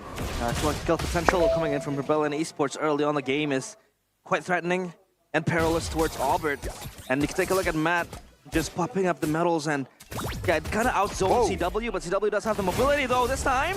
He has a Purify, but that won't help him in the skirmish. Oh, Ryota almost took that the gold minion. That would have been tilting for Matt, but he is able to just give it back still to Matt. Getting a lot of pressure there. Cars gonna go for the steal. Audi walks up, forcing Albert to use the Retribution. It's pressure in the bottom lane, traded in for a neutral objective for Fnatic Onyx. Well, familiar sight right here. We side CW. Lutpido gets jumped on. 3 members. Audi, no way the Dragon. Lippy still able to flicker out of the Terrify that Suelo placed down, so he still gets out. Fortunately for him, Suelo was not level 4 just yet, so no Eternal Guard to add to the crowd control. Look at this, Fnatic Onyx, from just farming, from just efficiency around the map at least, they're doing a lot better than Rebellion. With the first turtle secured in their hands as well, seems like they're curbing the pressure, the early game snowball of this Cho Hayabusa combo a lot better. Audi still doesn't have to weigh the Dragon just yet, so he has to be careful here. Has the Shampoo, gets out, Muddles placed down there. Keyboy will be zoned away. Audi finally gets level 4 for Wade the Dragon. Yeah, but come the late game, I feel like this Melissa could be an ever-looming threat towards Fnatic Onyx. I mean, again, the anti-dive to go away, but this time around, the Rage. Revenge, and the Rage Eternal Guard popped down. Good Shadow Kill to try to escape. Ryota, wow! Woo! Getting to the minions there with the Shadow Kill. And up top, Cars. The final wrap flickering forward. Penalty zone. Lutpi trying to run away. Dodging away from the Earth Shatter. Lutpi! Oh my goodness, Lutpi! Allahu Akbar Lutpi as they get the first blood for Albert. And Fnatic Onyx, they escape death. What a play by Luthi, man. That is unreal. He was so close to do that against Cars, a very mechanical player himself. And look at everyone just dodging away from these massive plays. Credit to Sway Low, though. He was one of the reasons why Ryota was able to survive right there. The Eternal Guard kind of buy some time for Ryota to get out with the Quad Shadow. With a turtle coming up, you can see the rotations coming in. Can Fnatic Onyx look for more outplays right here? We haven't seen Sans pop off with the Netherrealm just yet. Can Audi maybe force it out before the fight even begins with the Way of the Dragon? It's going to be a free turtle, it seems. No contest. Audi trying to just hover over. Cars is in position. Look at Ryota, who's still all the way in the bottom side. Keyboy! Irish Revenge, good, terrifying. Great peel from Suelo. That could have been a kill. Another one to Fnatic Onyx. Wow, that was a very fast recovery from the card control that we're seeing from Audi. Have to see, though. Fnatic Onyx definitely have more pressure around the map. Keyboy and the Kufra is nothing to underestimate. And Audi recognizes it, man. He's just trying to dance around outside of the bushes, just in case, on the off chance that Onyx are also in the vicinity. And even look at Matt, forced to back away. This might be how Fnatic Onyx are planning on just taking this turret. Irish Revenge charged up. Matt's still there. Keyboy decides to use the bouncing ball, canceling out the Jikun build there. Meanwhile, in the bottom side river, Ryota with the Quad Shadow, just chunking Luthi, forcing the regen. Matt is still there. Bottom lane, a full time here. Oh, the go-away gets him out for a bit, but Albert's like can pounce. Penetrates through the go-away. Keyboy gets a Irish Revenge, pinching. Drags them all the way with a stampede. That's a triple for Albert. The national Steam star. He pops off. And the anti-dive coming in from the Rebellion Esports does not work. It does not go away. Fnatic Onyx, all hands on the steering wheel this time. You thought you've seen everything, but Gila Sans finds a way to get in there and get an extra pull in with the pull. Getting 2 for the price of 1. Fnatic Onyx with an insane dive right there. They deleted Matt all the way in the beginning. This is a Melissa that ran with the Inspire, by the way, so a lot more vulnerable. And Audi! Oh, finding the kick off the Sans right here into the Earth Shatter, and now the full follow-up from Matt. Oh, very good setup. Very clean coming in from Audi CS with the kick as well. And that is also a very important kill towards Sans. But again, Fnatic Onyx there really leading in terms of gold and every department ever. This time around the turtle, though, it's going to be very important for Fnatic Onyx. Definitely very critical. Look at Audi, already spotted out. Sans, though, he already back on the map, so if there's anyone that Onyx will let go and allow to get picked off, Sans is a great selection there, because he can respawn a lot faster with the passive. Look at his Eternal Guard, though. Oh, Keyboy! Tyrus Revenge and the Rage now all in with another realm. None of their HP bars. Who's now? Audi dying in the midst of it all. That's a shadow kill. Keyboy just stands there menacingly. Ryota, the hammers are coming down. Albert is godlike on the Roger. 7-0-2. Fnatic Onyx wiped the Bulls off the Lanaton. Fortunate strings of events for Fnatic Onyx. Keyboy with the play. Albert slowly touching godhood. And this time, Rebellion Esports, they have to defend their ranch. Will the Blue Bulls fall? I feel like Fnatic Onyx not poised to end the game, but they're chasing. I don't know about this. Engaging on Keyboy. Primal Wrath used up. Keyboy's still alive. And now with the Purify, Sans gets out. Albert's coming in for the cleanup. That's 2. Now looking for a third. Car's going to be gunned down. Another triple for Albert. The fadeaway. Oh my lord. Fnatic Onyx. Don't get them angry, man. You will not like them when they're angry. Turning it up almost immediately. And look at Rebellion. Losing 3 members off the bat yet again. Losing turrets left and right. They have lost control of the game completely. What can they do here? Falling further and further behind with their frontliners. Getting squishier and squishier in the face of Albert and CW. Oof. Seems like the counter initiation for Rebellion Esports was always there. They're looking for a play after an aggression happens from Fnatic Onyx, but Fnatic Onyx just corral around them. I mean, Albert is 10-0 for God's sake. This Roger is unstoppable this time. And CW doesn't even need to do the heavy lifting because Fnatic Onyx, their execution has been perfect. Rebellion Esports left without an answer. Even the even the Melissa in the hands of Matt, the go away hasn't been able to shoo away the players of Fnatic Onyx. It's finally a 2-item tower spike for the Melissa with the golden staff. It's only one item for Ryota. As the jungle, he has one item at almost 9 minutes. He is just not allowed to play the game. Look at that, even till the end. Oh, Conceal forced out Ludpi. Will he do it? No, he won't. He won't. Oh, Keyboy might though. Oh, finding an angle to go for Towers Revenge. CW, BMI forward, forcing the Eternal Guard and the Earth Shatter out.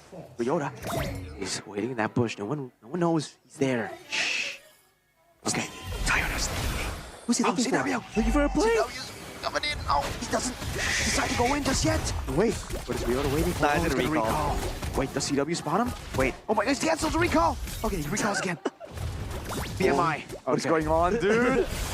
Just goes on. The secrecy in Ryota, though. Thankfully, Skypiercer. yeah, there won't be a play for Ryota to maximize from that brush, but the Lord marching in this time. Oh, he's trying to go in for the Earth Shatter, loses a chunk of his HP. This is the first Lord, ladies and gentlemen. Fnatic Onyx maybe trying to break the record of MPL ID Season 14. The fastest game was 11 minutes and 40 seconds, I believe, yesterday. ODCS tracked back by the Shadow Stampede. Albert taking a shot from the baser, and now Keyboy finding a good Tyrus Revenge, but is unable to collapse on it. Now Eternal Guard coming down, now Netherrealm too. Matt losing out all of his HP. Ryota scratched down. Matt getting into the fountain there to get some HP. CW's getting him down now with a win of Crown. Keyboy finds a revenge and the rage, but it's cancelled now. 10 minutes and 13 seconds. They break the record. The Blue Bulls fall under the might and the wrath of the Sky Kings.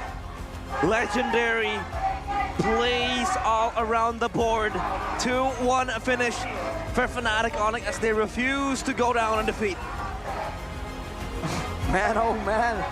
You thought a Rebellion were gonna start was strong and take down Fnatic Onyx. But Fnatic Onyx has been here before and they are unwilling to let history repeat itself. They deny Rebellion completely, man. Shutting down everything that they have. The farming, the rotations, the pickoffs. The team fight that we were praising so much in game number 2 is just nowhere to be seen. Completely steamrolled and demolished in the final game of match number 1. My, oh my. I mean, engages after engages, Rebellion Esports, they crack under the pressure of those initiations. I mean, again, we're talking about how this was an anti-dive comp. They were looking to peel themselves with the go away with the Eternal Guard, and then you have the Earth Shatter. But Fnatic Onyx, they go through it all, and even in a scenario where they're able to dive in, and then Rebellion Esports were looking for a counter play, a counter engage, it never seemed to work against Fnatic Onyx. No, it never did. In the lane itself as well, even though the Melissa was great against the Fairman's clumped up nature of Fnatic Onyx, in the individual lane itself, the Melissa could not really fully bully the Claude, and that's why the Claude is such a good pick against it. You have to wonder if going with Inspire could have been changed. No, it was the only way. But you can't go anything else on Melissa. I feel like it doesn't even matter. Even if he went for a Purify or a Flicker, there was just too much damage. There's just too much protection anyways. The fact that they were just rushing in completely, knowing full that there's gonna be a Netherrealm to back them up, man. That was just too devastating. Yeah. It was too devastating for Rebellion Esports. We thought a Rebellion was under the premises of the Sky Kings. But here we go to Budik Mongstar for an interview. Sang Raja Langit masih berada di pucuk dengan kemenangannya. Menutup minggu yang pertama dengan sangat indah. Ayo, Albert lihat kemana? Albert, halo. Wah, congratulations. Tapi Albert, kamu bermain dan di match yang kedua dari Fnatic Onyx, kali ini kamu berada di arah jungler. Pakai mic-nya? Ya benar. Ya benar. Ini role-mu yang sekarang nggak? Ini make sure dulu nih, apa masih eksplorasi? Season depan ganti lagi nanti. Oh, wow, tiap season ganti terus. Namun, Albert season 14 ini, di match pembukaanmu sendiri, gimana tadi? Ya seneng banget bisa menang, senang aja sih bisa ngalahin yang nggak kalah lagi lah. Gitu. Oh, dan bisa memberikan yang terbaik. Namun ini pasti banyak pertanyaan. Ini gimana sih untuk, kan kita tahu ada dua jungler yang sama-sama pada meta ini bisa bersinar. Sama-sama memakai hero assassin, kalian jagoannya. Itu keputusannya gimana sih? Keputusannya ya di para coach pastinya sih. Kamu dikasih taunya semalam atau dari kapan tuh? Ya semalam. Ini beneran? Kan latihan tetap latihan ganti-gantian, cuman ngasih tau yang mainnya ini dari coach. H-1. Ya, Harus selalu siap berarti ini ya? iya dong siap, harus selalu. Selalu siap. Dan dari tadi kita juga melihat kalau game 1 menang, game kedua what happened ayah naon. Coba ini siapa yang bisa kasih tahu, Sans? Nggak kenapa-kenapa sih, emang mungkin di game 2 dia main lebih bagus aja. Jadi ya jadinya kita kalah, nggak ada alasan sih untuk gimana, emang kalah aja. Tapi kan jadi sebuah pertanyaan nih, apakah dari Rebellion sendiri mereka membuat kalian mungkin nggak menyangka permainan seperti itu? Gimana sih kalian melihat permainan perdana dari Rebellion? Ya bagus, pastinya improve juga. Kita sempat kewalahan juga, kalah juga. Ya pasti improve lah, lebih bagus dari season sebelumnya. Dari sebelumnya sudah terlihat gitu ya di depan mata. Dan mungkin Albert juga, balik lagi Albert, lawanmu adalah satu jungler baru di MPL Ryota. Bagaimana kamu melihat performa dari jungler baru dan anyar? Aku kan juga baru main jungle lagi. Oh iya, anak baru lawan anak baru. Sama-sama baru. Bener, gimana tuh pertarungan dua anak baru? Ya dia jago juga. Jago juga. Ya, Apakah sudah bisa terlihat masuk ke dalam radar Albert sebagai pesaing jungler? aku nggak tahu, aku masih baru juga main jungle soalnya. Oh iya, butuh nanti Baru satu lagi season ya? kan, baru satu season ini. Baru aja, baru satu match pula ya? Bener. Benar, ya udah deh kalau gitu. Upi kamu di sini, kamu bermain dengan suasana yang cukup berbeda. Di sebelum-sebelumnya ada kawan di EXP bersama dengan Boots, lalu Boots jadi coachmu, dan sekarang Boots jadi support sistemmu. Ya benar sekali. Wow, gimana tuh rasanya punya support system seperti Boots? Ya lebih semangat aja sih ituin dia, di super system dia kan. Oh, di sarangnya Boots tadi ya? Iya dong. Iya dong, nambah semangat. Untuk game ketiga, apakah boostingan dari Boots mempengaruhi Upi? Ya mungkin game 2 tadi kurang semangatnya dari Bang Botes. Boots, tugasmu sekarang menyemangati ya sebagai Sonic untuk Upi. Namun Upi, melihat hari ini hasil minggu pertama begitu apik. Bisa nggak mungkin kamu kasih tahu ke kita, siapa sih di antara teman-temanmu ini berempat yang paling mungkin membantu Upi? Semuanya sih ngebantu. Semuanya? Ya semuanya, nggak ada satu orang gitu, nggak ada. Nggak Semuanya. ada? Ya semua. Oke, ngelihat dari ujung sana ada Keyboy. Boy, Budi penasaran juga, Budi tuh ngebaca dari artikelnya On Esports. Keyboy itu menyebutkan 3 tim yang Keyboy rasa menjadi kontender yang cukup kuat ya. Ada siapa aja itu? EVOS, BTR Geek Fam kalau nggak salah. BTR Geek Fam. Setelah melihat hasil, mereka udah main semua nih sekarang dari 8 tim lain. Apakah masih sama? Ya masih lah, ini kan masih early game lah. Baru mulai MPL, jadi masih banyak adaptasi juga. Banyak juga player-player yang baru masuk MPL, jadi ya ditunggu aja nanti lah. Jadi kamu melihat semua tim yang bermain di MPL ini belum mengeluarkan full potensialnya? Iya, masih di tahap beradaptasi sih Bude. Beradaptasi. Kalian gitu juga nggak? Iya, kata cewek gitu sih, enggak? Bentar nih, bentar. Keyboy, caramu ini ya. Keyboy, kalau kamu sendiri berproses untuk membaca, tadi kamu pakai Kufra kayaknya bisa ngebaca, memotong banyak banget montage dari Keyboy. Di game yang ketiga, gimana sih kamu membaca mungkin permainan dari Audi dan juga Rebellion untuk season 14 ini? Dan untuk match tadi khususnya. Termotivasi lah, Audi jago lah Kufranya. Wow. Terus kata coach Chef mau pakai Kufra nggak boy katanya? Terus kamu jawabnya apa? Bebas lah. Bebas aja, terinspirasi ya dan dipakai. Lalu hasilnya sama-sama menang satu sama nih? kalau satu tadi pakai Kufra menang, kamu juga pakai Kufra menang. Ini nanti lagi lah, ketemu lagi kan leg 2. Leg 2. Oke, namun ngomong-ngomong tentang leg 1 dulu nih. Next match-nya ini akan menarik di mana kalian akan melawan next week itu adalah tim RRQ dan juga tim Alter Ego. Dua tim yang belum mendapatkan kekalahan juga nih. Mereka masih menang sampai sekarang. Gimana sih We kamu melihat kedua tim yang akan kalian hadapi di minggu yang kedua? Kalau menurutku emang dua tim itu paling jago sih sekarang. RRQ AE. Wih, berarti ini berbeda ya, berbeda suara Beda sama Kiboy sama ya? Kiboy. Oke, kalau dari cewek siapa nih, We? Yang paling kamu waspadai di season ini? Idok sih, Ki. Idoknya? Idok, iya. Berarti dari RRQ? RRQ. Terus kalau AE paling Rex sih. Sama Nae lah. Reknya, apakah dari draftingannya ini, wow, bikin pusing? Kan dia Gameplay. duet sama Aldo, mantan tim Onyx.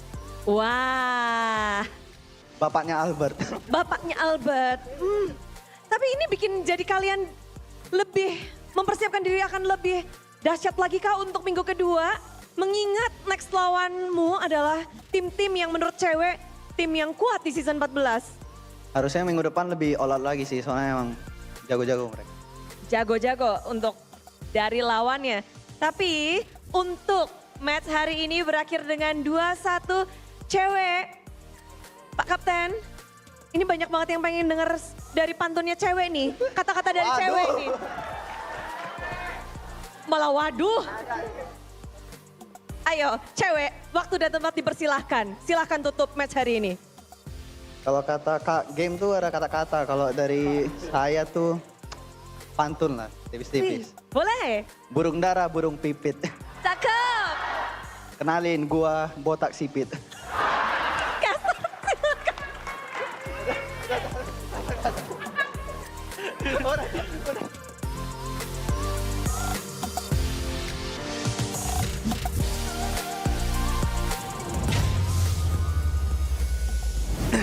Well, Baldwinata stays winning. Baldwinata. Do we even translate that for the international audience? I don't think it's translatable So because the rhyme is like Exactly, in Indo. it's a rhyming, Yeah. it's a rhyming type of deal. But basically it says, it was like burung dara is a sparrow, burung pipit is like a, what is burung pipit? I don't know. Like a smaller bird. Yeah. And then he's like, let me introduce myself, kenalin saya botak sipit. That botak sipit just means a guy who is bald with like squinty eyes, Yeah. with small eyes. So like, we're like, what the heck? He's a monk. That's Baldwin right there. Monk man Baldwin. But Bro. yeah, in that game, Baldwin was just chilling. Because, Yeah, he was. I mean, the whole team coming from Fnatic Onyx, they were scraping towards the players of Rebellion Esports, jumping around. There was a wolf, there was a man with a hammer, there was a, how do you describe Kufra? An angry guy who slams people towards the A wall. tyrant. A tyrant. So yeah, it was easy pickings for Fnatic Onyx. CW joined the fray with the Blazing Duet, so basically everything was set up for him and for Albert as well. Rebellion Esports, they did not have an answer to this composition. Not the Cho even helped them. Not the Melissa with the go away even helped them. Not the Edith even, so. The Vexana as well. Talking about the Vexana, I did not see. It feels like I did not see an Eternal Guard being popped. I don't know. We did see it, but it was, for the most part, always used to peel. It was Defensively. always a response defensive. Irrelevant. So it was irrelevant. The Yeah. Eternal Guard was not eternal. It was a temporary guard. Momentary. Yeah, a momentary. Not even temporary. It was literally just pop, pop. Split second guard. I think second there was one moment where I think Suelo used it to save Yeah. is it Audi? I think it's Audi, yeah. Or Ryota, but I mean, there were moments here for sure, but I think it just wasn't enough. There's a player of the game highlights here by our official gold partner, Ube has gold. And this is the problem here. I feel like, oh man, this play though, gotta stop the analysis for just a bit and allow you to enjoy Lutpi at his best, man. Cars, that's a feels bad. But you're seeing this, whenever they're going for a fight, it seems like Ryota and Audi are operating independently of the team, right? There's the main body of the team, Matt, Swalo, and Cars, and Audi and Ryota are just doing their own thing. So as a result, there are moments like this where, again, oh, this pull from Sands, though. There are moments like this where they're just susceptible to getting picked off one by one, slowly but surely. And you can see, Eternal Guard, but for what, man? Because Keyboy comes in, and just like that, they lose the front line. Audi wasn't frontlining on the Cho, and it just seems like Audi in particular isn't allowed to play the game at all, man. He was trying to go for pickoffs, he was trying to go for plays, but at this point, he was getting denied by the Kufra. And when he even does get a play, there's so many mobility tools in the hands of Onyx that right here, he was able to actually force an engage. But look at where the team is, so far behind and already out of resources. And as a result, it ends up baiting them out of their base instead for more punish to come in from Onyx. And look at that fadeaway, man, Albert. Oof. Cool guys don't look at explosions. And the only thing that exploded for MPL Esports was their crystal. I mean, Fnatic Onyx was bringing the fight into them constantly. But we want to hear the golden moment by UBS Gold and what happened there in the communication. Bar dari itunya bar ya? Ya. Bawahnya. Lu aja, Pak. Ini enggak ada guys. Ayo, depan, guys. Flicker. Ayo, di gua. Gua bisa masuk, guys, ya. Ayo, langsung mundur. Gol kedua, ya. Udah. Lihat MM-nya guys kalau nggak Udah, ada purify. Ayo, bisa tower, ya. Salah, orang dulu. Nggak bisa, Cok. Bisa tower? Tower, bisa. Aman. Skill 2-nya ada di badan gue juga. Coba tower aja, guys. Ayo, tower aja, tower. Nice play. Takut ya, gue ulti guys. Masukin yuk. Gas guys, jangan sampai di-kill guys. Aman. Gue ulti. Dua nih. Gas play. Masukin. Gas. Baik. So in the desk, when Mirko was casting that play, he was like "Key boy," and then on the comms and the mic check, he was like "Nice boy." So, it was nice boy. Yeah, it was nice boy. So it was like that. And also in that crystal part where they had to end and they had to hit it, I felt like they were so confident that they did not need to hit the crystal. But there was comms going on that, can someone hit the crystal? So yeah, they were still considering to end it as soon as possible. And is this the fastest game to date in MPL ID Season 14? For 14, yes. Season 14, yes. Wow. 10-13. Yesterday, it was 11-41 or 42, Game Fam against Alter Ego Game 1. Today, it's Game 3, Fnatic Onyx versus RBL. Goodness. I think it was also Fnatic Onyx last season against RBL as well, was it? Second leg. Second leg, yeah? Oh, man, is it? Yeah. I remember it being Fnatic Onyx RBL, but maybe I'm mistaken. We'll check again with the stats of last season. Well, that's definitely a statement, but we have to hear, of course, from the other side, right? Yeah. We've seen enough from Onyx. Losers interview. Here we go. Bersama dengan Vivi, analis dari Rebellion. Halo Vivi. Mic-nya dipakai. Oke. Halo Bude. Match perdana kalian belum membuahkan hasil yang manis. Bagaimana kamu melihat match perdana untuk Rebellion? So far ya kita lagi coba buat build kepercayaan kita lah. Ini juga match pertama, ada struggle dikit ya, game juga ada udah mulai dapat lah keberaniannya. Kalau game 3 ya kita agak mistake sedikit terus kepanis dan nggak dapat balikin game-nya lah. Oke. Ya, so far kita masih butuh improve lagi lah. Butuh proses ya, percaya proses ya. Karena kita tahu sendiri pemain dari Rebellion itu bisa dibilang merombak cukup banyak dengan kedatangan 2 player baru. Bagaimana dengan untuk mungkin nge-build 5 pemain ini sampai hari ini? Banyak nonton bareng sih kayaknya mereka, jadi lebih cepet. Terus makan bareng sih, itu doang. Oke, jadi itu kuncinya ya. Berarti kalau dari segi chemistry seharusnya sudah terbentuk atau masih lagi berproses juga nih? Masih proses lain, baru 1 bulan 2 bulan kayak mereka. 1 bulan 2 bulan bersama, namun kalau udah bisa nyolong poin dari Fnatic Onyx kayaknya boleh-boleh juga ya ini ya.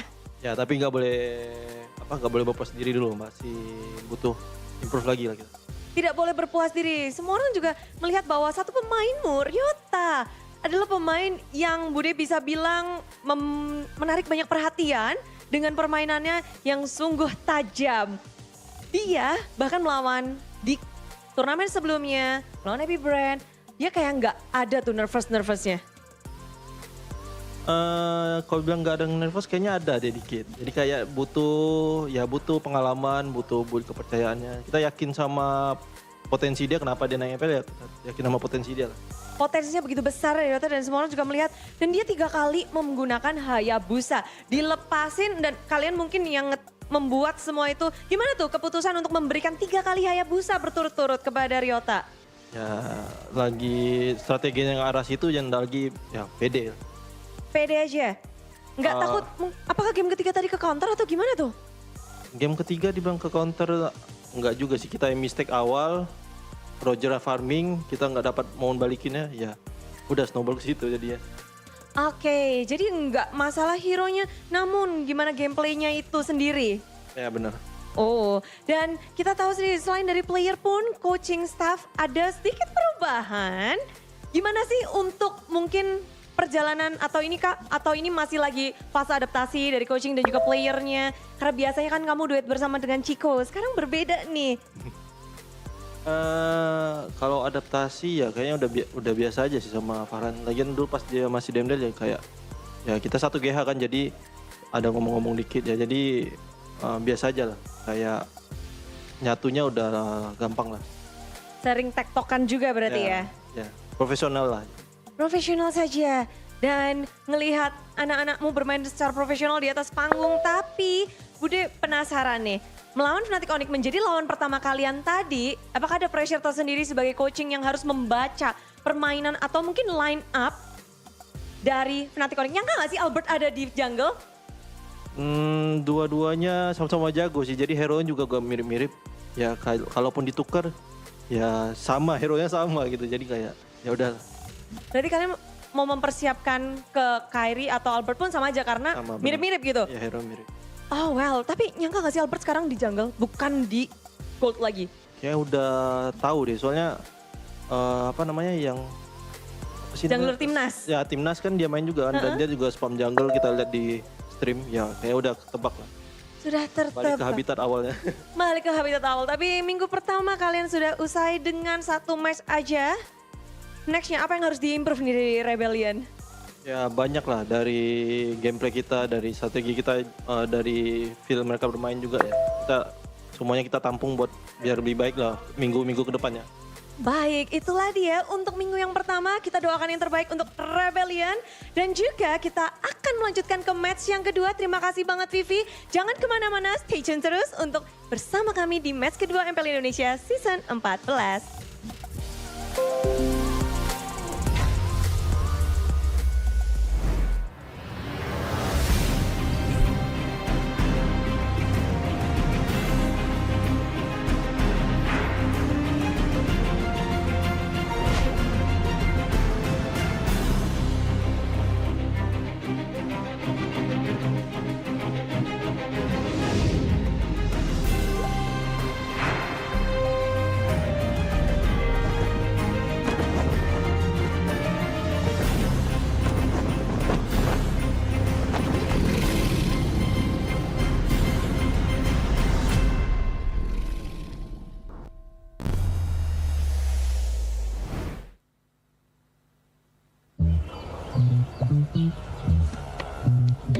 Circle it.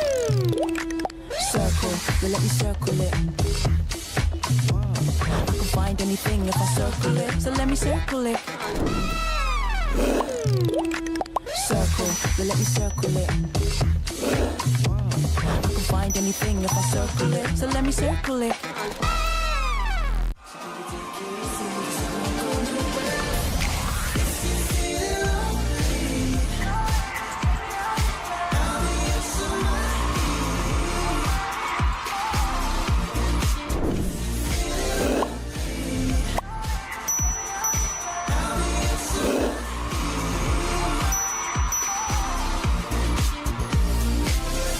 Pakai aplikasi GoPay, dompet andalan gamers. Banyak damage-nya. Ada cashback hingga 20.000 buat upgrade skin baru. Aplikasi ringan gak makan memori. HP lemot bisa victory. Top up langsung dalam game tanpa hambatan. Ikutan selebrasi MPL di aplikasi GoPay. Menambah total hadiah ratusan juta. Bonus stage. Gratis 100 kali transfer kemana aja. Beli pulsa harga termurah. Scan QRIS dengan mudah. Download sebelum mabarkan. Dia tidak akan segan untuk menghadapi siapapun yang berani melawan. Dia mewarisi perjuangan karena di tubuhnya mengalir darah seorang pahlawan. Pedangnya mengukir takdir kemenangan, menghadapi segala tantangan. Penuh keberanian untuk terus berjalan menuju masa depan. Raihlah masa depan, nabung mulai dari hobi. Koleksi terbaru UBS Gold X Mobile Legends Bang Bang edisi spesial MPL ID Season 13.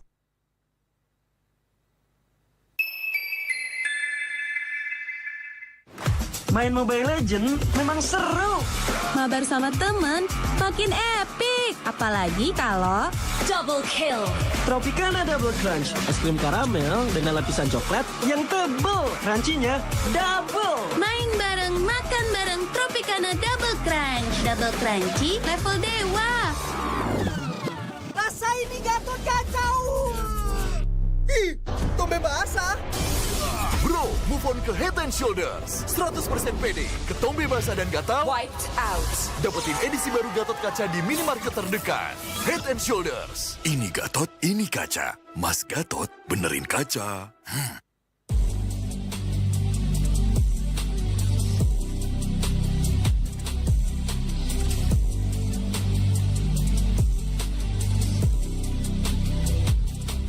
Kenangan adalah jati diri kita.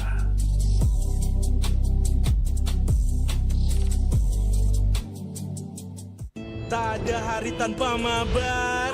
Main nge-lag, kerap buatku tak sabar. Gimana mau main sampai kelar?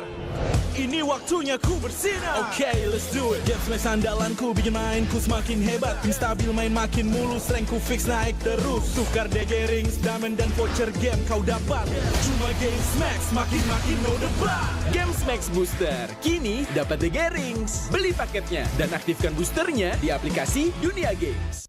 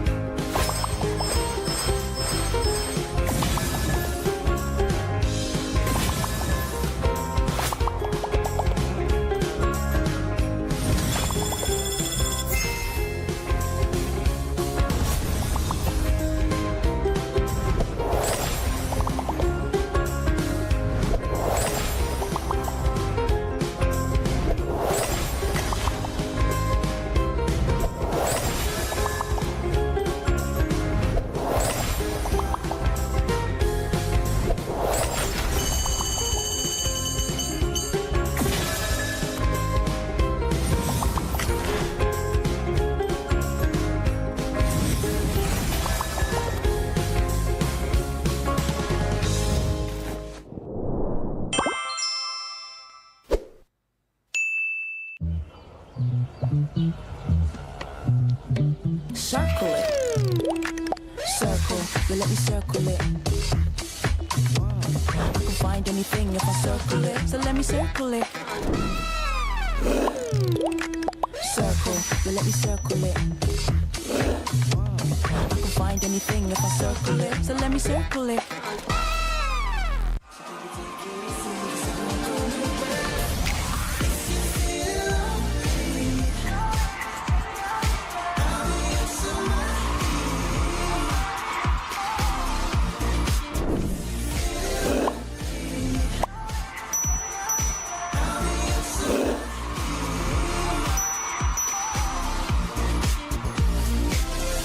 Pakai aplikasi GoPay, dompet andalan gamers. Banyak damage-nya.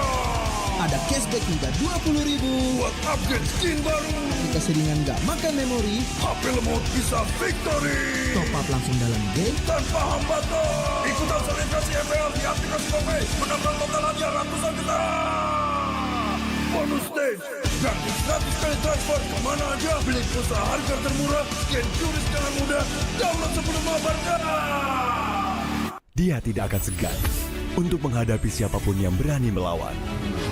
Dia mewarisi perjuangan karena di tubuhnya mengalir darah seorang pahlawan. Pedangnya mengukir takdir kemenangan, menghadapi segala tantangan. penuh keberanian untuk terus berjalan menuju masa depan. Raihlah masa depan, nabung mulai dari hobi. Koleksi terbaru UBS Gold X Mobile Legends Bang Bang, edisi spesial MPL ID Season 13.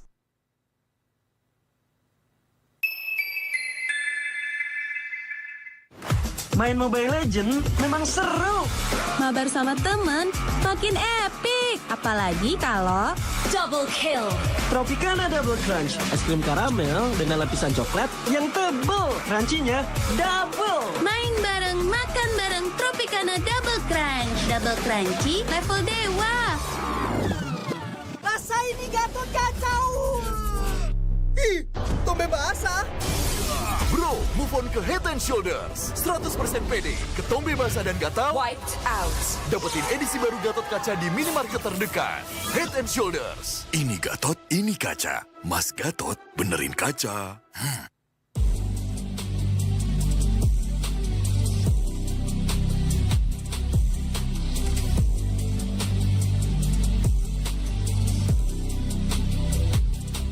Kenangan adalah jati diri kita.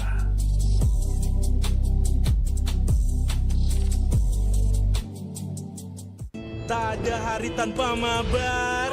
Main nge-lag, kerap buatku tak sabar. Gimana mau main sampai kelar? Ini waktunya ku bersinar. Okay, let's do it. Games main sandalanku bikin mainku semakin hebat. Tim stabil main makin mulus, rankku fix naik terus. Tukar DG rings, diamond dan voucher game kau dapat.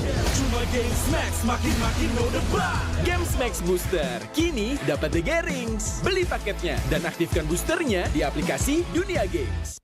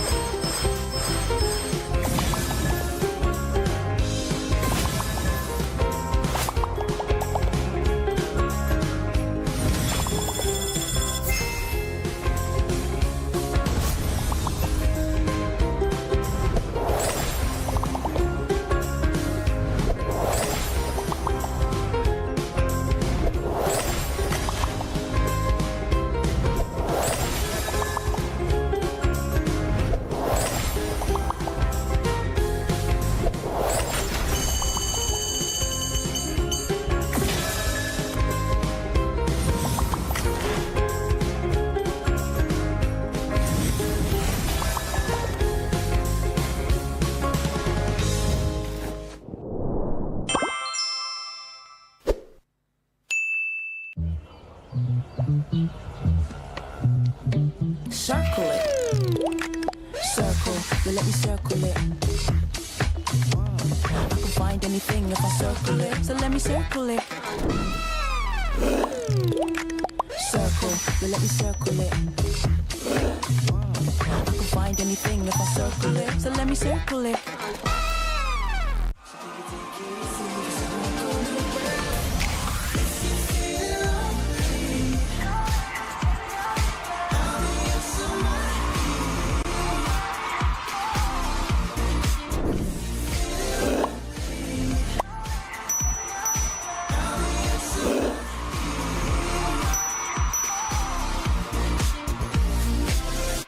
Pakai aplikasi GoPay, dompet andalan gamers. Banyak damage-nya. Ada cashback hingga 20.000 buat upgrade skin baru. Jika seringan nggak makan memori, HP lemot bisa victory. Top up langsung dalam game tanpa hambatan. Ikutan selebrasi MPL di aplikasi GoPay. Menangkan lokal hadiah ratusan juta. Bonus stage Gratis 100 kali transfer kemana aja. Beli pulsa harga termurah, scan QRIS dengan mudah. Download sebelum mabar kalah. Dia tidak akan segan untuk menghadapi siapapun yang berani melawan. Dia mewarisi perjuangan karena di tubuhnya mengalir darah seorang pahlawan. Pedangnya mengukir takdir kemenangan, menghadapi segala tantangan. Penuh keberanian untuk terus berjalan menuju masa depan.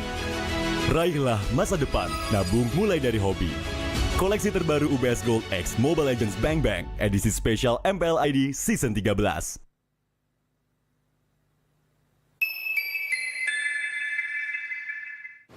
Main Mobile Legends memang seru. Mabar sama temen makin epic. Apalagi kalau double kill.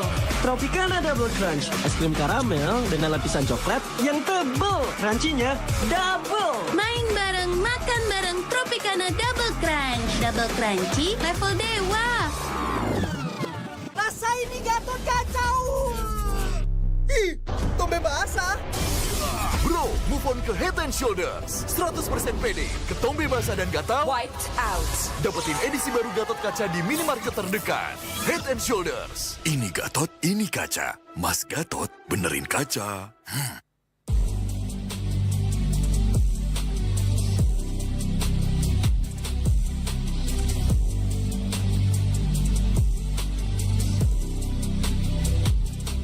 Kenangan adalah jati diri kita.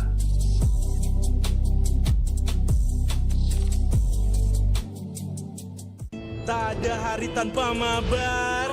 Main nge-lag, kerap buat ku tak sabar. Gimana mau main sampai kelar? Ini waktunya ku bersinar. Okay, let's do it. Game smash andalanku bikin mainku semakin hebat. Tim stabil main makin mulus, rankku fix naik terus. Tukar DG rings, diamond dan voucher game kau dapat. Cuma game smash makin no debat. Game Max Booster, kini dapat DG rings. Beli paketnya dan aktifkan boosternya di aplikasi Dunia Games.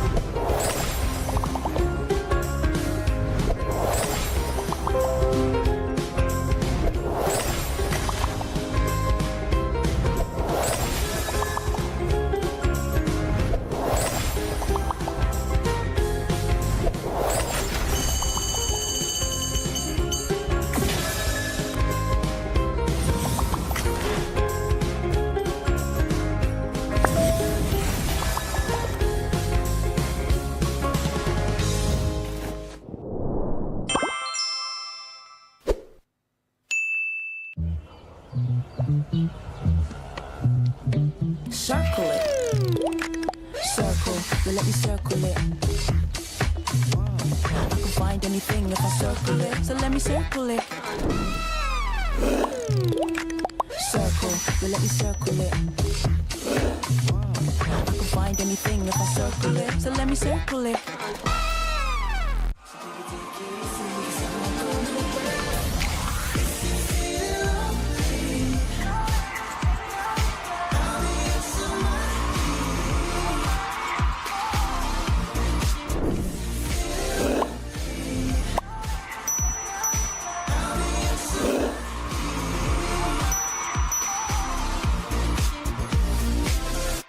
Pakai aplikasi aplikasi GoPay, dompet andalan gamers. Banyak damage-nya. Ada cashback hingga 20.000 buat upgrade skin baru. Aplikasi ringan gak makan memori. HP lemot bisa victory. Top up langsung dalam game tanpa hambatan. Ikutan selebrasi MPL di aplikasi GoPay. Menambah total hadiah ratusan juta. Bonus stage. Gratis 100 kali transfer kemana aja. Beli pulsa harga termurah. Scan juris dengan mudah. Download sebelum mabarkan. Dia tidak akan segan untuk menghadapi siapapun yang berani melawan. Dia mewarisi perjuangan karena di tubuhnya mengalir darah seorang pahlawan. Pedangnya mengukir takdir kemenangan, menghadapi segala tantangan. Penuh keberanian untuk terus berjalan menuju masa depan. Raihlah masa depan, nabung mulai dari hobi. Koleksi terbaru UBS Gold X Mobile Legends Bang Bang, edisi spesial MPL ID Season 13.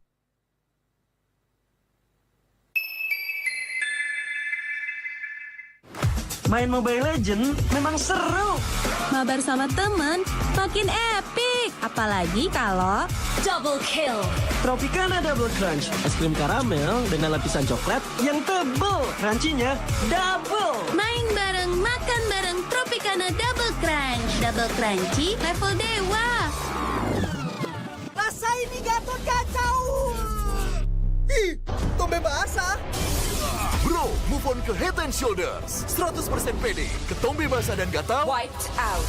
Dapetin edisi baru Gatot kaca di minimarket terdekat. Head and Shoulders. Ini Gatot, ini kaca. Mas Gatot, benerin kaca.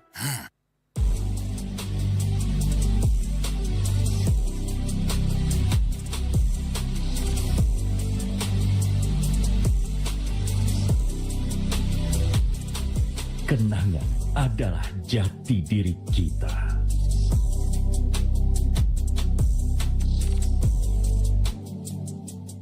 Tak ada hari tanpa mabar.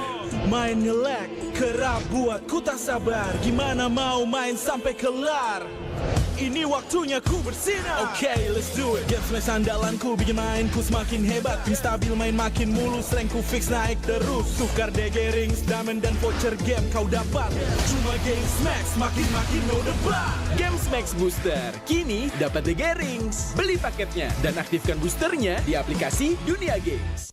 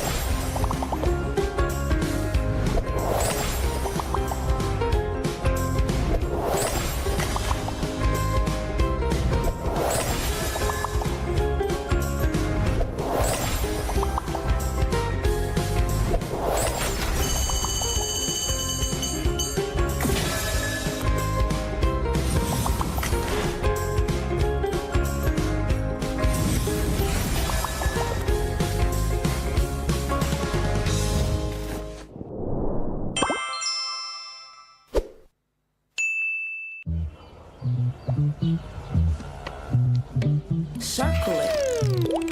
Circle, you let me circle it.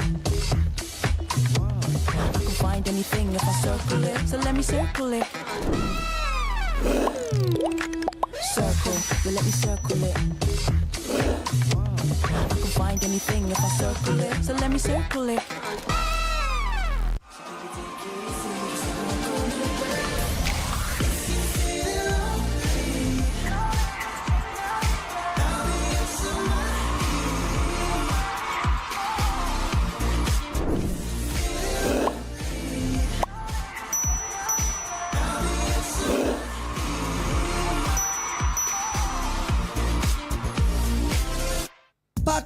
aplikasi GoPay, dompet andalan gamers. Banyak damage-nya. Ada cashback hingga 20.000 buat upgrade skin baru. Aplikasi ringan gak makan memori. HP lemot bisa victory. Top up langsung dalam game tanpa hambatan. Ikutan selebrasi MPL di aplikasi GoPay.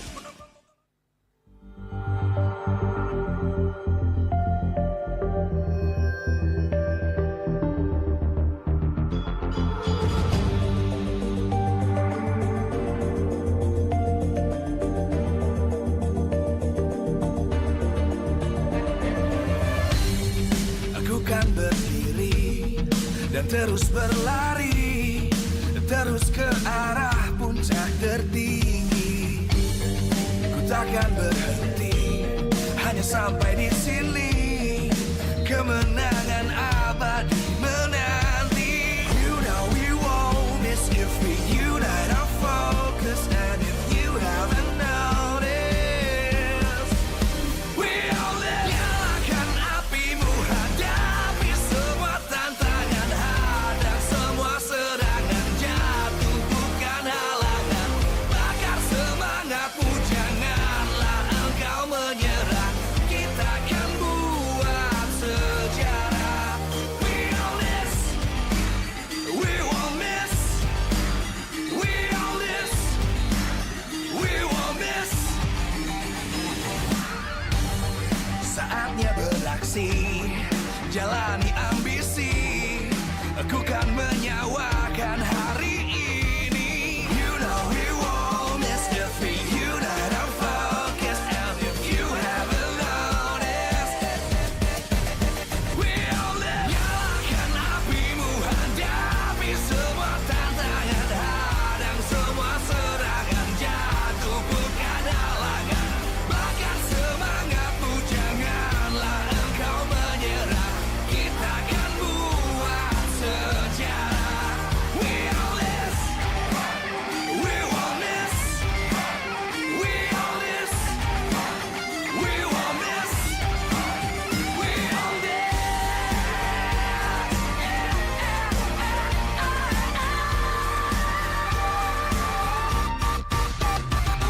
Nyalakan apimu, hadapi semua tantangan, hadang semua serangan, jatuh bukan halangan.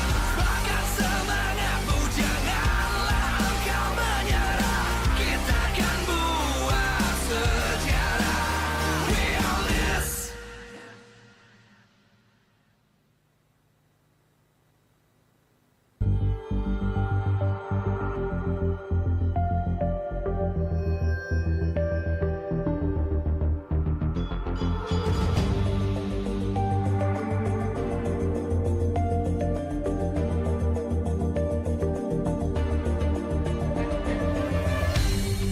Aku kan berdiri dan terus berlari, terus ke arah puncak tertinggi. Ku takkan berhenti, hanya sampai di sini. Kemenangan abadi menanti. You know we won't miss if we unite our focus. And if you haven't noticed, we all live. Nyalakan apimu, hadapi semua tantangan, hadang semua serangan, jatuh bukan halangan. Bakar semangatmu, janganlah engkau menyerah. Kita akan buat sejarah. We all this, we won't miss. We all this, we won't miss. Saatnya beraksi, jalani ambisi. Aku kan menyawakan hari ini. You know we won't miss if we unite our focus. And if you haven't noticed, we all live. Nyalakan apimu, hadapi semua tantangan, hadang semua serangan, jatuh bukan halangan. Bakar semangatmu, janganlah engkau menyerah. Kita akan buat sejarah.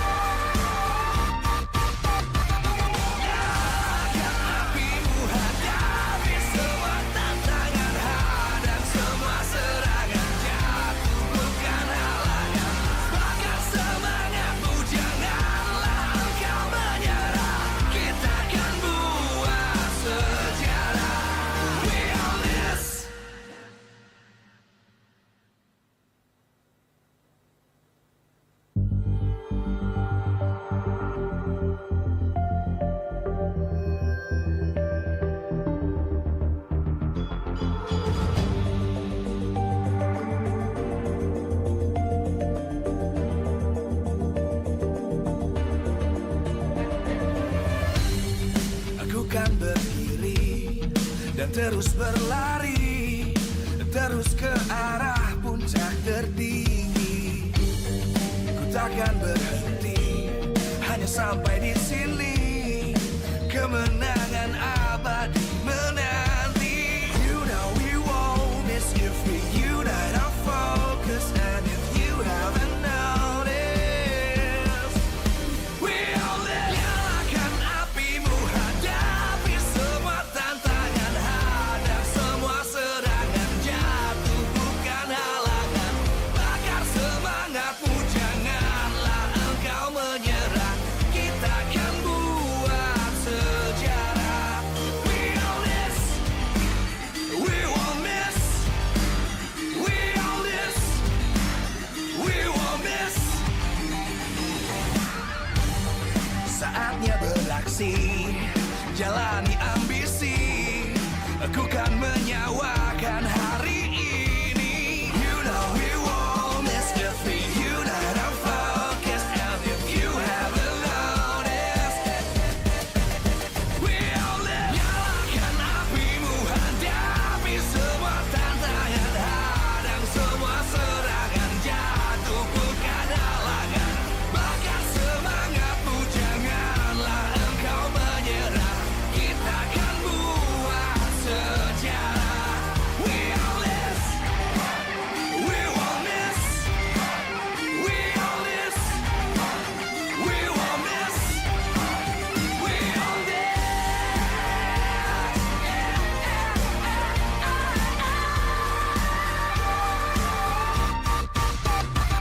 Nyalakan apimu, hadapi semua tantangan, hadang semua serangan, jatuh bukan halangan. Bakar semangatmu, janganlah engkau menyerah. Kita akan buat sejarah. We all this.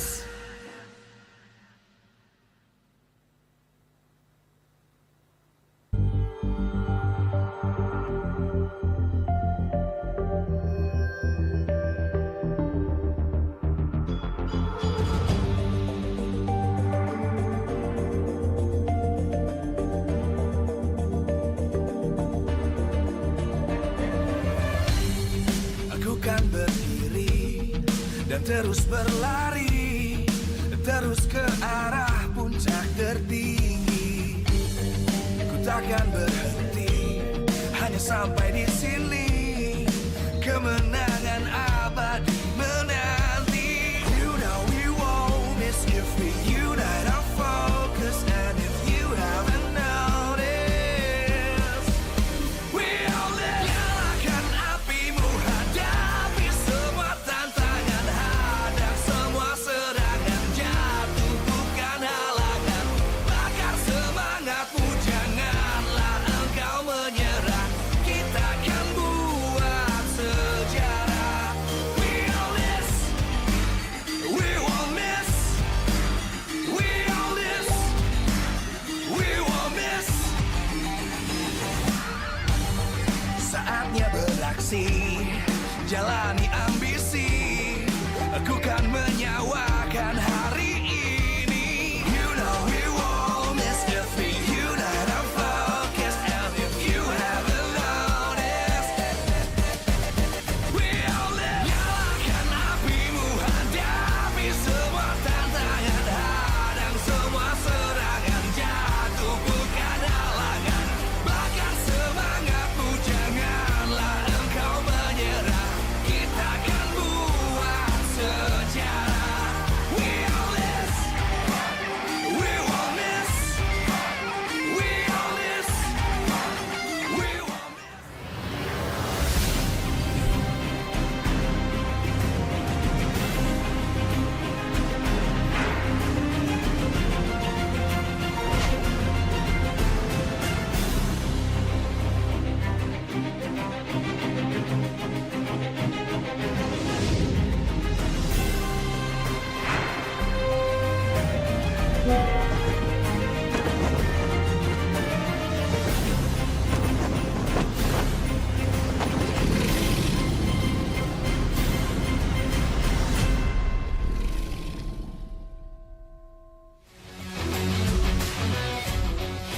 Live from Jakarta, MPL Arena.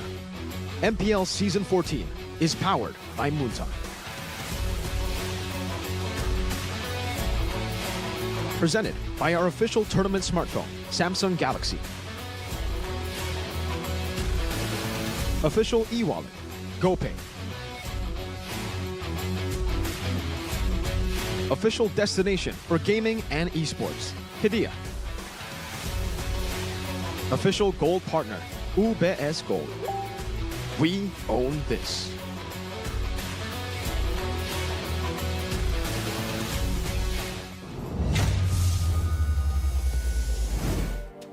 Saatnya absen Big Cat Troopers! Kingdom absen dulu!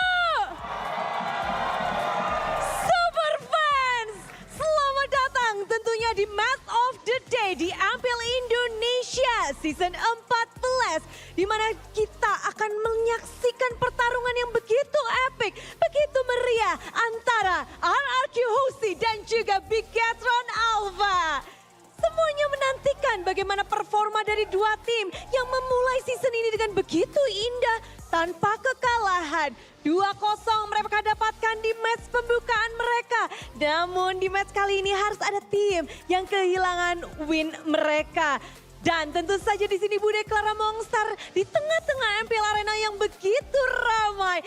Mereka semua menantikan seperti apa pula siapa yang akan bermain dengan fondasi-fondasi baru dari tiap timnya.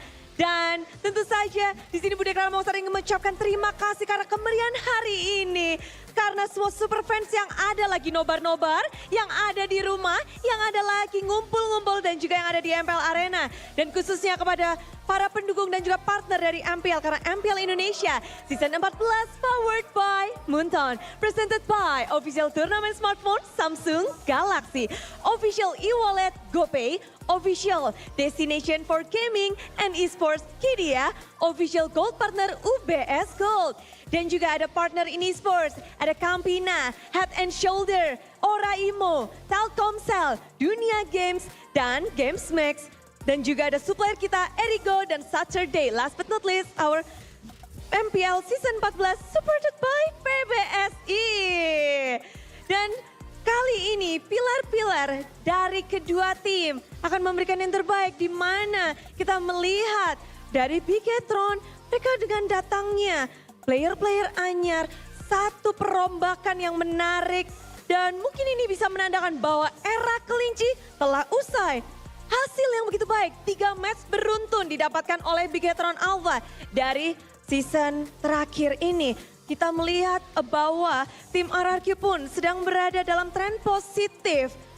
Sang robot dan sang raja akan bertemu di Land of Dawn. Namun mereka butuh semangat dan juga dukungan kalian. Langsung aja tulis di kolom komentar siapa yang kalian pikir akan mendapatkan kemenangan di leg yang pertama ini. Apakah era Super Bigetron 2.0 akan hadir? Atau di sini raja bisa mengakuisisi dan menundukkan sang robot kembali? Boleh dong coba kita kasih semangatnya nih untuk Bigetron Alpha. Semuanya sudah bersorak-sorai. Coba semangatnya kasih untuk RRQ Hosi.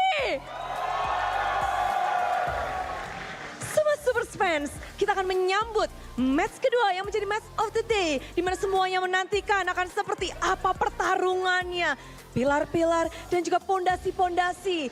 Apa yang akan mereka lakukan di match ini? Mari kita sambut bersama-sama. Kepada para caster, let's go.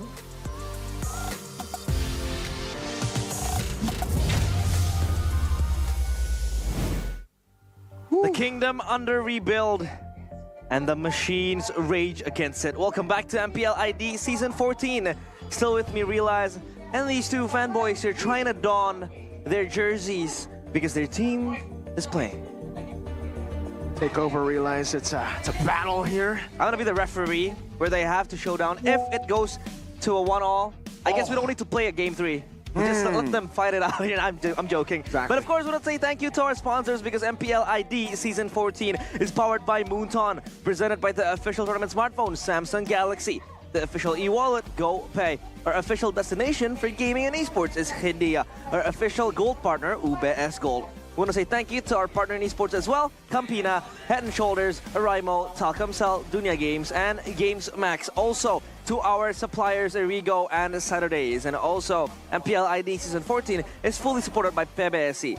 So, thank you so much for the sponsors for making this such a smooth sailing wave as we wave towards the game number 2, which is going to be, of course, the ever-coveted match of the day as well. Bigatron Alpha against RRQ Hoshi. On my left is Arashi, the guardian, the knight that cedes his sword for the kingdom. To my right, beep boop, is the mechanic of the red robots. It is Miracle. Fight. So it's a knight against a mechanic. I can see your biases in this introduction, realize, but hey, a futuristic mechanic, because I build robots, right? Robots and You're stuck lasers. in the past, Arashi. Yeah. You a knight? Who even uses swords anymore? I got a robot, man. You keep clanking, old man. We'll talk to you later. Old man. We'll talk about it later because now we have to look at the standings where Fnatic Onyx able to clinch that victory, even if Rebellion Esports made it hard and they had to work for it. But for Bigatron Alpha, they have to drop because, of course, Fnatic Onyx does have that match point advantage better than Bigatron Alpha. But Bigatron Alpha and RRQ Hoshi both does have the opportunity to slip over Fnatic Onyx, because if they do get that 2-0 victory, which I don't think we will see, because this match is going to be insane, both of them could be up top for a week, because next Friday we'll be playing again. Yeah, you know, we obviously have different opinions on how this match is going to go, Arashi. But I think we both can agree that we want to see a full best-of-3 here. Oh yeah. No, well, I would not have it any other way, man. You have to see it, right? This is a team that has been doing so well against a team that was doing so well. Was. You're talking about the best team? I mean, you saw how the game went, how game 2 went. You know, I'm just saying. Okay. Not to mention, there is a bit of more. There's more stakes in this match than first meets the eye. Right here, the foundation, Super Luke, is an addition to the roster of Bigatron, and definitely going to be a very critical factor here in how they play around, how they get the lead in the EXP lane. And we have been highlighting this matchup for a long time. Luke against Dyron, right? Both very aggressive, both wanting to dominate. I think we're going to see absolute fireworks in that EXP lane. Yeah, talking about foundations, of course, you can start from your XP laner, Super Luke.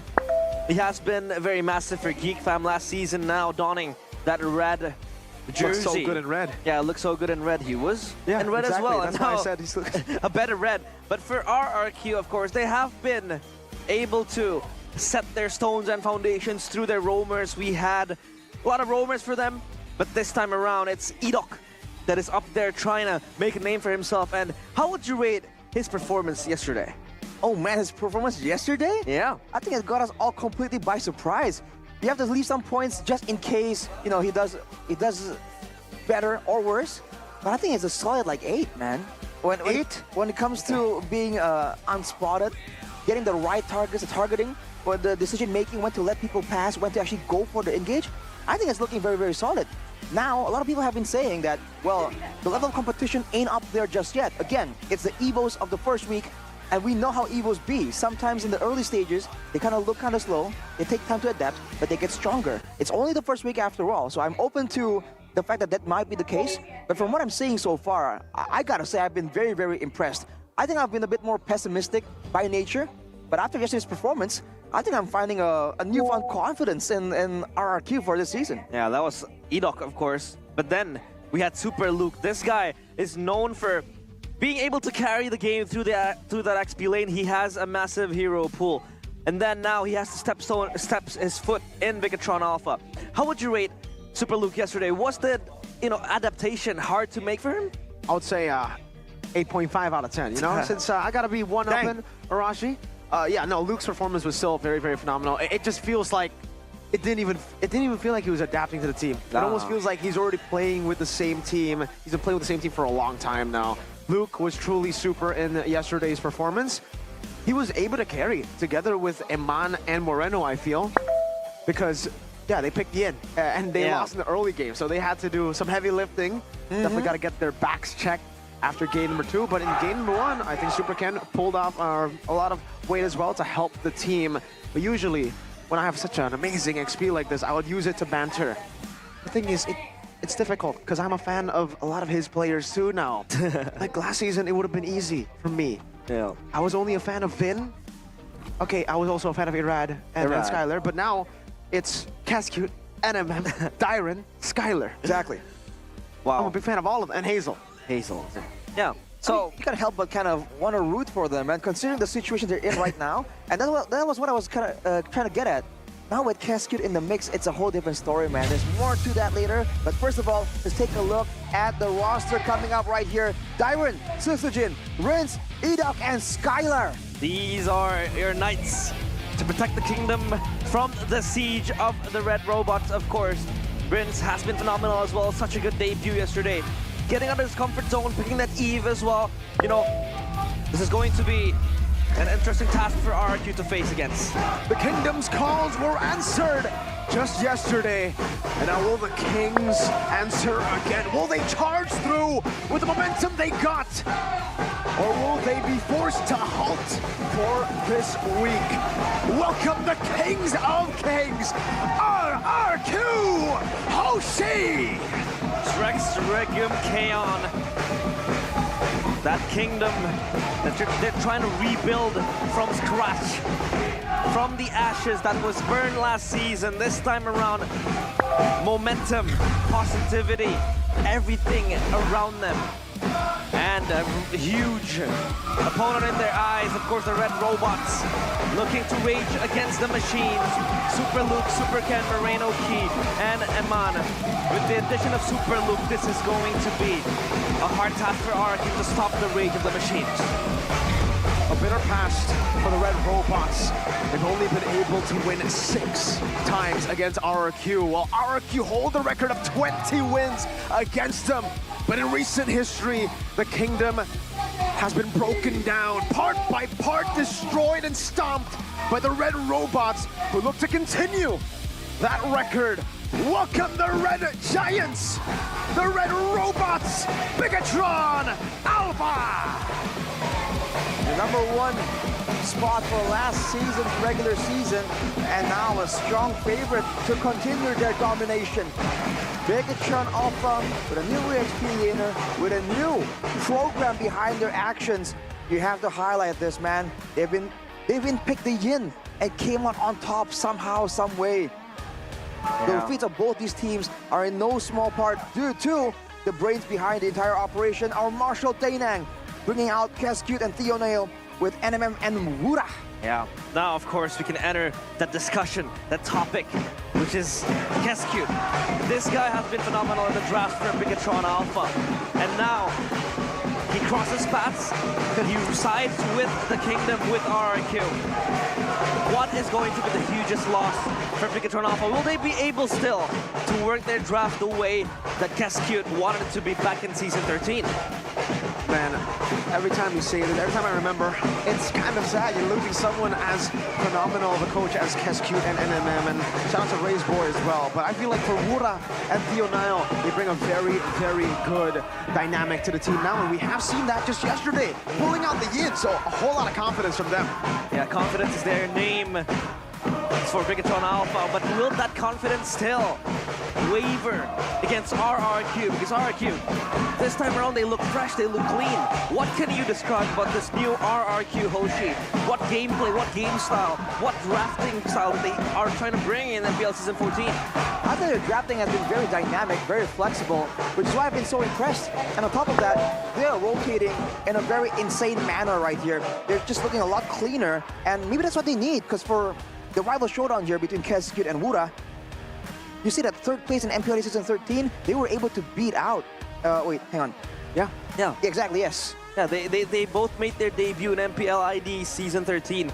Both finishing one above the other. Top 4. Yeah, top 4. Exactly. Wura, 3rd place. Cascute, 4th place. For Bigatron, they had to fall earlier in that playoff spot.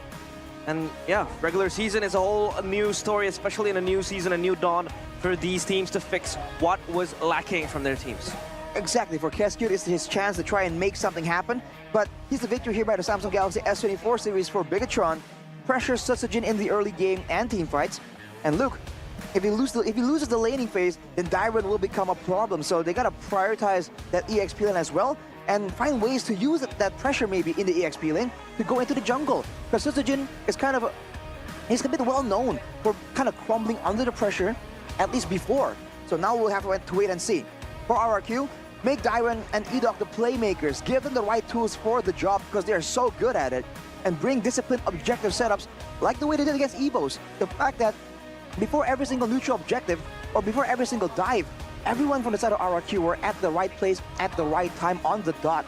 And they were doing everything so calculatively that I think EVOs, even before the fight even began, were forced to relinquish a bunch of objectives. It all comes from the setup on how far back in time they are preparing for these neutral objectives. If they can do so against Bigatron, which is a very tall order, I feel like they have a chance here at actually making an upset happen. I think you bring up a good point here, Arashi. I think for both these teams, they have solid win conditions to play through. And like the keys to victories we're mentioning, it's going to be tough if Bigatron actually lose out on the laning phase. We know that for Luke, he's a very active XP lane, already very different to Dyron, right? If we compare him stylistically. Because Dyron, he can be active. But when we see Dyron really perform is when he gets the picks like the Paquito, the Benedetta. His Edith, though flashy, though amazing yesterday, that's not his prio pick. That's not his comfort pick. So it'll only be a bigger problem for Bigatron Alpha if Luke loses out in the lane. So they're going to have to prioritize some of these winning matchups in the side lanes to get themselves ahead. The showdown starts here in the drafting phase, presented by the official tournament smartphone Samsung Galaxy. And now for both Keskut and Theo Nile, they have to draft something to try to win this match of the day as they ban out the typical bans we have seen so far in MPL ID Season 14. They take out the Harris, the Zuxin as well, and the High Loss. They don't want to deal with it because it has been such a menace to play against. Off the bat immediately, seeing the first pick for RRQ. What could it be right here? Gonna be the Roger, keeping things flexible, but now Bigatron has a few ways to answer. The Zask is open if they want to go with that same idea. Can also go for the Valentina, actually. Making sure that they can go and pick up some of the big ultimates that RRQ loves to use to try and set up for those big moments, those big plays. I wonder if the Edith is in the minds of both these coaches. It is flexible, and you have a good mix of engage and disengage. Gotta be the Ruby, though, that Theo Nail will prioritize. Again, flexibility against flexibility. Roger still can be flexed to the jungle, to the gold. Meanwhile, for Ruby, I mean, it is a hero that both Key and Super Luke are apt in terms of usage. So again, this Ruby could be flexed to other lanes. So now for RRQ, do they want to call the bluff? I don't know. I feel like they should just focus on their own draft, right? Don't really care too much about the Ruby pick. Obviously, have that in mind, and they will just go for the setup. Terizla and the Julian. So actually removing the flex potential of the Roger very early on here, giving Bigatron Alpha away to try to counter both these laners, or both these roles, and they decide to go with the Moskov in the gold lane to try to stop that Roger from fully snowballing. Macro play potentially coming in from Bigatron here with the Spear of Destruction. And they can have a chance to use the penalty zone against RRQ themselves with the IMU right here. Only 3 picks right here. It just seems like it's a very short range type of composition. And against RRQ's composition right now, with the Terizla and the Julian, there are a lot of ways for the Valentina and Moskov to kind of get caught by some kind of crowd control to be bursted down immediately. I think some measure of security would be ideal for Bigatron. They ban with the Zask though, so they want to make sure that the mid lane can be punished, can be exploited here. But at least for RRQ, they have their hands on one of their strongest and comfortable heroes. I mean, Dyron is famous for his Terizla as well, holding the push back in Season 12. That the way he made that hero play, and for Skylar has also been exposed to, playing that Roger as well most of the times. So now for RRQ, with 2 bans left, they really will try to explore the last 2 picks with the Julian already confirming itself in that jungle position. Yeah, I feel like it should be a Hayabusa and the Alpha ban in the second phase here, but they decided to go for the Tigreal first. Not really convinced that the Ruby will be going to the Roam, and yeah, that's right. I mean, for Bigatron Alpha, now they have a good way to actually flex it. back in the day, or at least season 13, when you see the Ruby pick up, you know for sure it's going to be on key. But now, Luke is in the lineup, and he's a pretty good Ruby player. Last season, it was just flex all around. Malloy or Luke, Malloy or Luke, and both were equally as good on the Ruby. And it's a good combo right here. The Ruby, to be matched up against the Terizla, can both just sustain each other and keep the lane relatively static. And the Ruby has the advantage of being also very mobile with good amounts of crowd control, so you're also quite immune to ganks. And we're talking about the XP domination. If you're trying to exert your presence while still being safe, the Ruby can be a great option. As for Bigatron, banning with the low Yi, they're concerned about some macro matching here from RRQ to try and deal with that Moskov. For RRQ, though, what's it gonna be? Do they want to find something with global presence themselves? If that's the case, I guess they're gonna try and limit the engage tools, right? To ensure that when they're setting up for something, they're not roped into a fight that they are not willing to go for.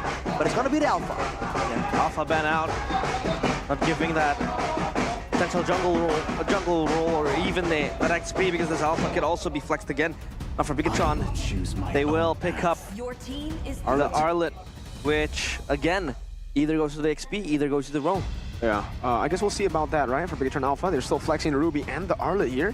We have been seeing just way more Arlet XP, though. I don't think we've seen a single Arlet roam in Season 14. But for RRQ, I think a good way to end the draft earlier, if Bigatron had picked up an Assassin, would be some lockdown, some crisp lockdown for Edok. Now that the Assassin has actually been left up in the air for Bigatron, pick up the Arlet. For RRQ, they need a roam, they need a mid laner.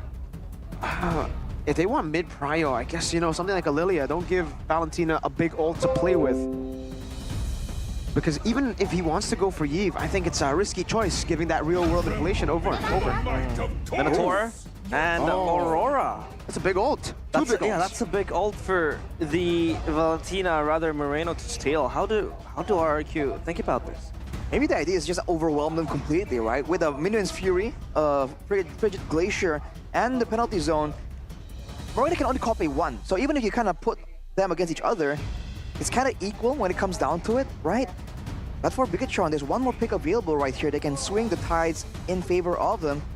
And for RRQ, it's just looking like a big combo play with a couple of big burst damage sources. When it comes down to the pickoff, Edok will not be able to have the same kind of impact. And to make things worse here, the X-Borg getting picked here makes the lane so much jungle. More... Oh, it's a jungle X-Borg. Yeah, sir.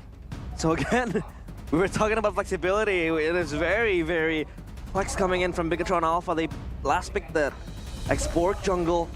I mean, sure, it has that clear potential, but they also still needed the damage, so that X-Borg kind of does make sense. Does make sense, and it allows you to kind of circumvent all of these big engagement tools to just focus on the last Insanity to go straight in for that neutral objective. Counter index and lineup rating heads up for RRQ. But in the grand scheme of things, it might not matter as much. The execution here is what's important. Julian against the X-Borg in the jungle. I feel like Julian can clear a lot faster, but after that, what will they do with it, right? What can they do to be aggressive when they have a Minotaur as their roamer? Yeah, counter initiation powers there. But of course, to the land of Dawn, we go, the witness of this showdown, the kingdom against the red robots. Will the robots rage against the rebuild of the kingdom, or will the kingdom once again rejoice? It's RRQ Hoshi against Bigatron Alpha. Listening to the calls and the drums of war there behind us. The crowd definitely getting pumped up for this one. The Titans in Bigatron Alpha, first place in the regular season, and versus a rebuilding kingdom here in the mid lane. Moreno already forced back very low. A lot of damage at the disposal of that Aurora. The fact that there's two parts of it, the big burst and the extra damage afterwards. You're seeing them pressuring towards the side of Super Can's purple buff, but he is getting chunked a lot, by the way. No sustain built in by them. Edok steals it away.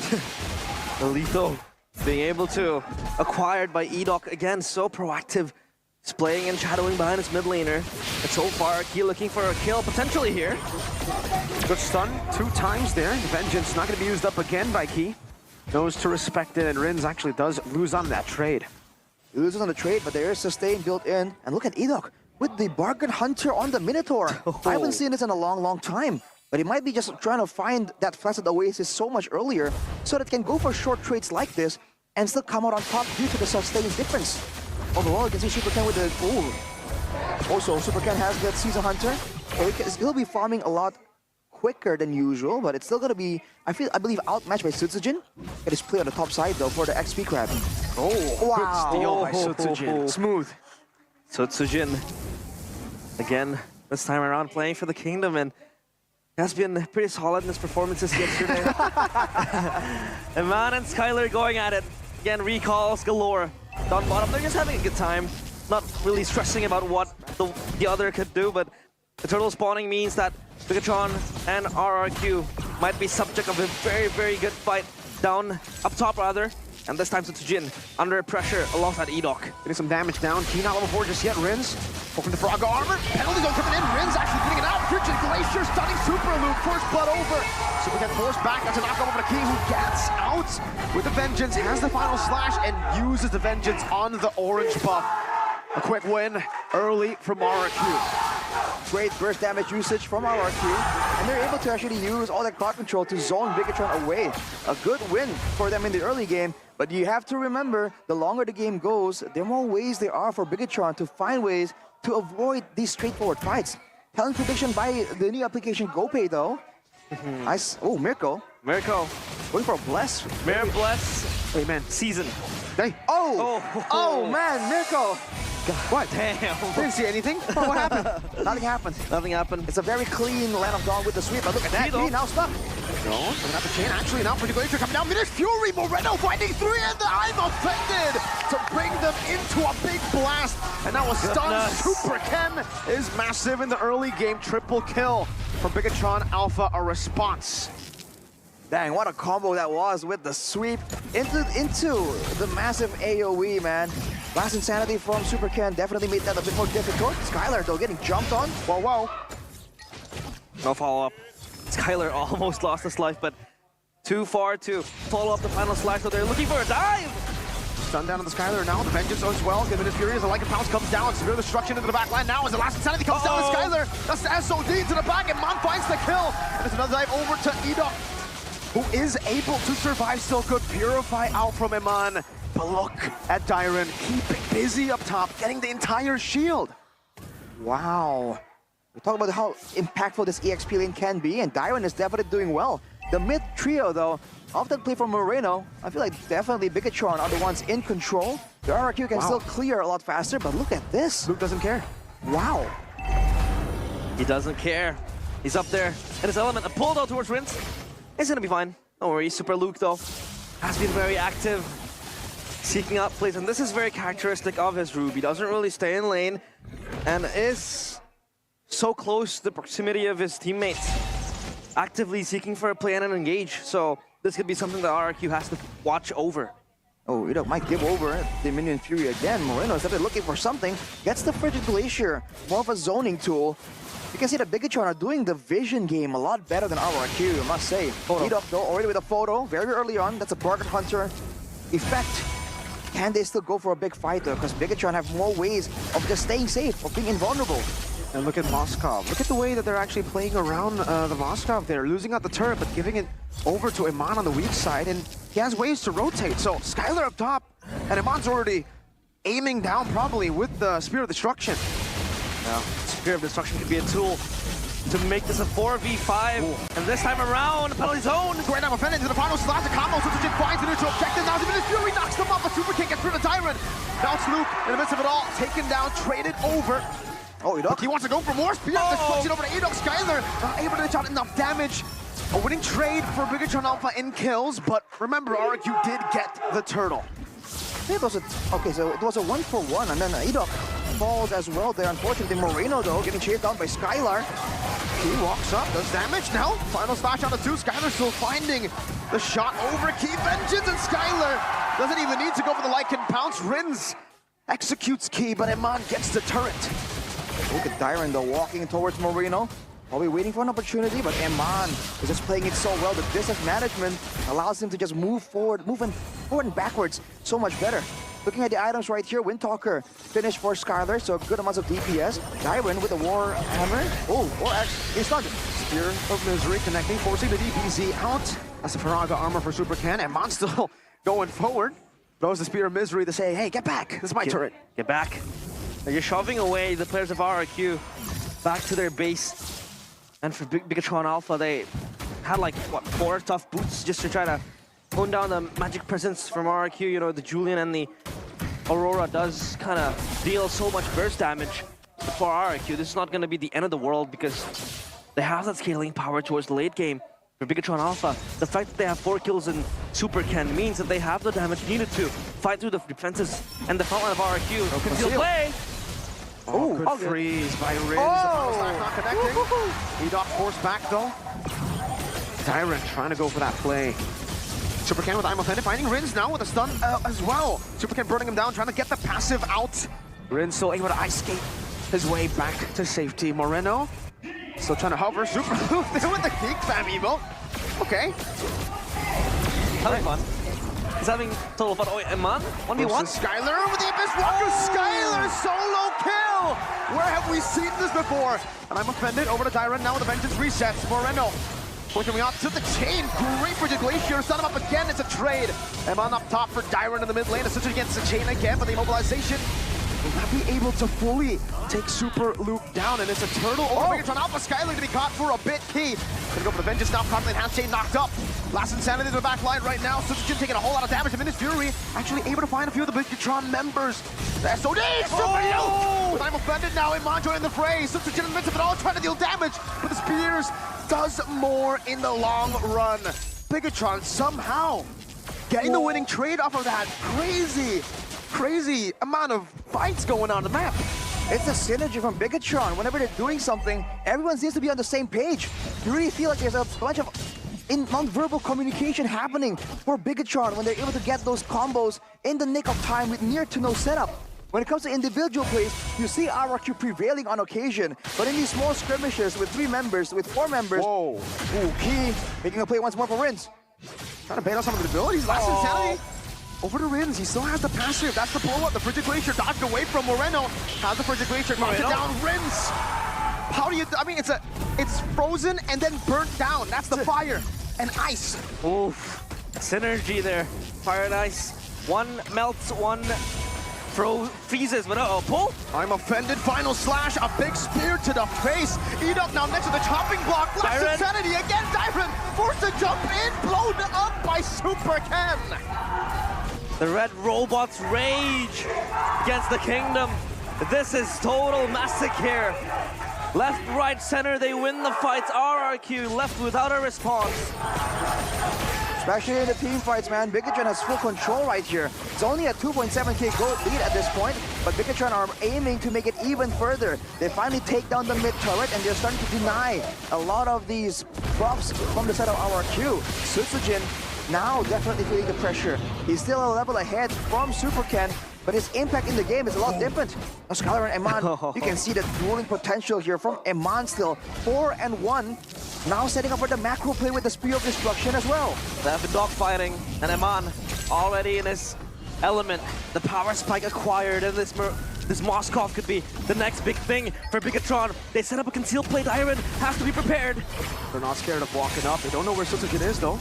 Darren's walking up again. Now they know where Sutsujin is. They might go for the victory battle. Zamanos Ash connects as well. Get up with the Fury. Last Insanity to get out. And Luke. You gotta keep on looking at this guy because he was able to get so much space over Moreno. Tries to go for the Glacier. Finds a 3-man Terrify with a flicker. No follow-up just yet. And Mon's still chunking down in the bottom lane.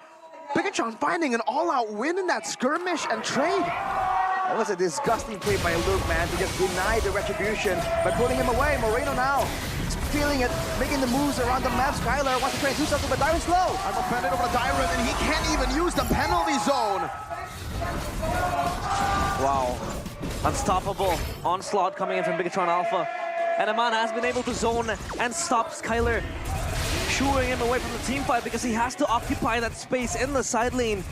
Because Eman has been always shoving the wave, and he can always join the fray with the Spear of Destruction. The macro play is there for him. He has the Rose Gold as well to give him that extra protection. So RRQ, their kingdom under construction this time around in shambles in the hands of Bigatron Alpha. And Luke can still go for a pick-off play right there. You're seeing them try to use the scouting, the vision from the base, and it's just not allowed. They have a lot of high ground, and they still have a Minotaur, but look at that. Instantly last insanity. Wow, what an isolation there. Well planned. Ken walks up so that the final flash can isolate Dyra now. Frigid Glacier that finds 2. But Super Ken still has immortality. That's 4 HP bars for him. Luke in the bottom lane just spamming the Moreno. Getting the passive over key. Doesn't want to go for the final slash just yet. Jumps in with vengeance. Flickers out to safety, still keeping his immortality intact. The risky plays coming in from Rince, walking up with low HP like that. Fortunately, he was able to survive. 2 base towers super low for the side of RRQ, but they're able to defend for now. As you can see, they're just trying to clear the waves, trying to get some control back. The Bigatron are just waving it at their faces, man. They know they have full control right now. They're waving a flag saying, come and get us. I mean, for Super Ken, being 6-0, Eman as well, 5-1. They're just having fun. Kinda littering. Together with Luke this time. In front of the kingdom, yeah. Together with Luke this time around, RRQ. They need a clap back. This could be the start of something. 2-man, I'm a prisoner on a stolen Frigid Glacier! Moreno! What an instant response! That looked like a mistake from them overstaying, but they turn it around. And now he's recalling in the base. Classic Moreno, man. RRQ committing onto Super Luke. The EXP lane Ruby, who has the Queen's Wings, who has the Athenas, not the wisest of ideas, and you can see why Bigatron were using it as bait. 2 turrets will definitely fall right here, but can Bigatron find more? Final slash over to Jinny as the enhanced sword, but Super Ken is just gonna go with last insanity. Eman! With a fear of destruction in the back line, the Frigid Glacier, it melts you down, but Bigatron's heat continues. Minis Fury knocking him up, but now with the airtime, they're actually gonna be the ones to turn it around once again. 5 members strong, it's just Skylar. It's deja vu to last season, the Crown Prince left alone, and then he wipes them out. Bigatron Alpha starts it strong in game 1.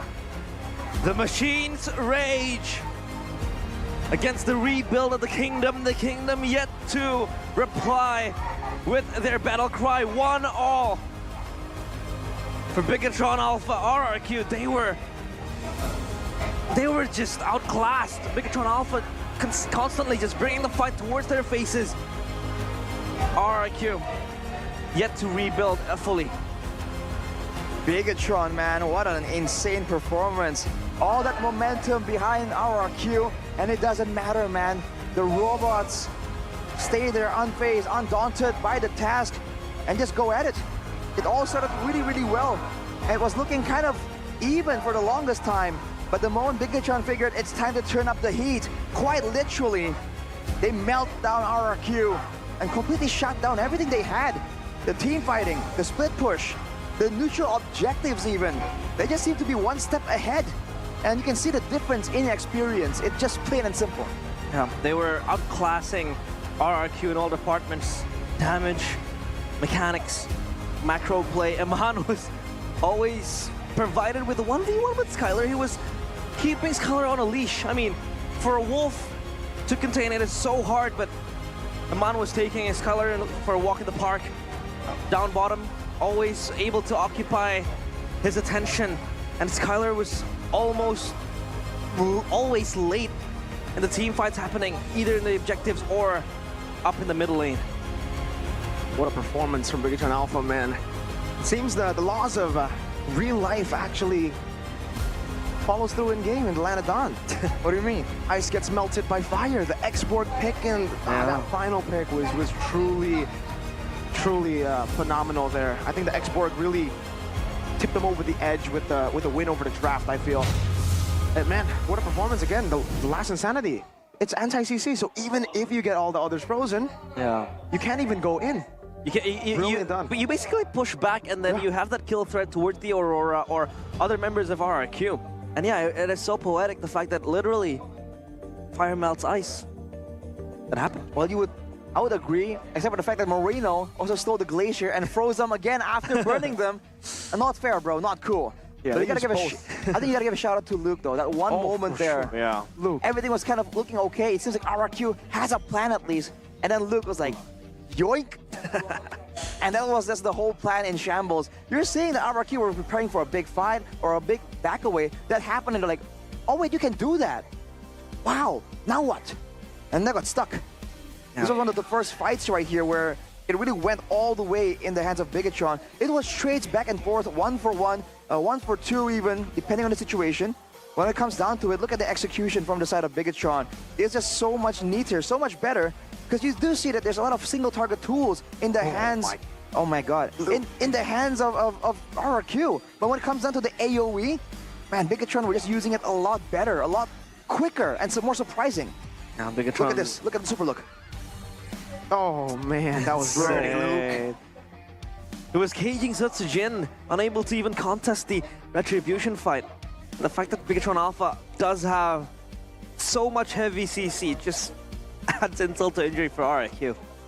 I mean, oh my god. Again, right, Luke, we were talking about how usually when we see Ruby and Arlet, we haven't seen a single Arlet XP. Arlet Roam. So we were like, all right, it's going to be Ruby Roam, Arlet XP. But then Luke's like, just give me the Ruby. Give me the Ruby, give me the Ruby. And Key, as flexible as ever, he's played 3 different picks in 3 different games, right? Always just, this guy's hero pool is ridiculous. Absolutely ridiculous. And I think it's a great play for Bigatron to take the Ruby away from Edok. And I don't know about that Minotaur, man.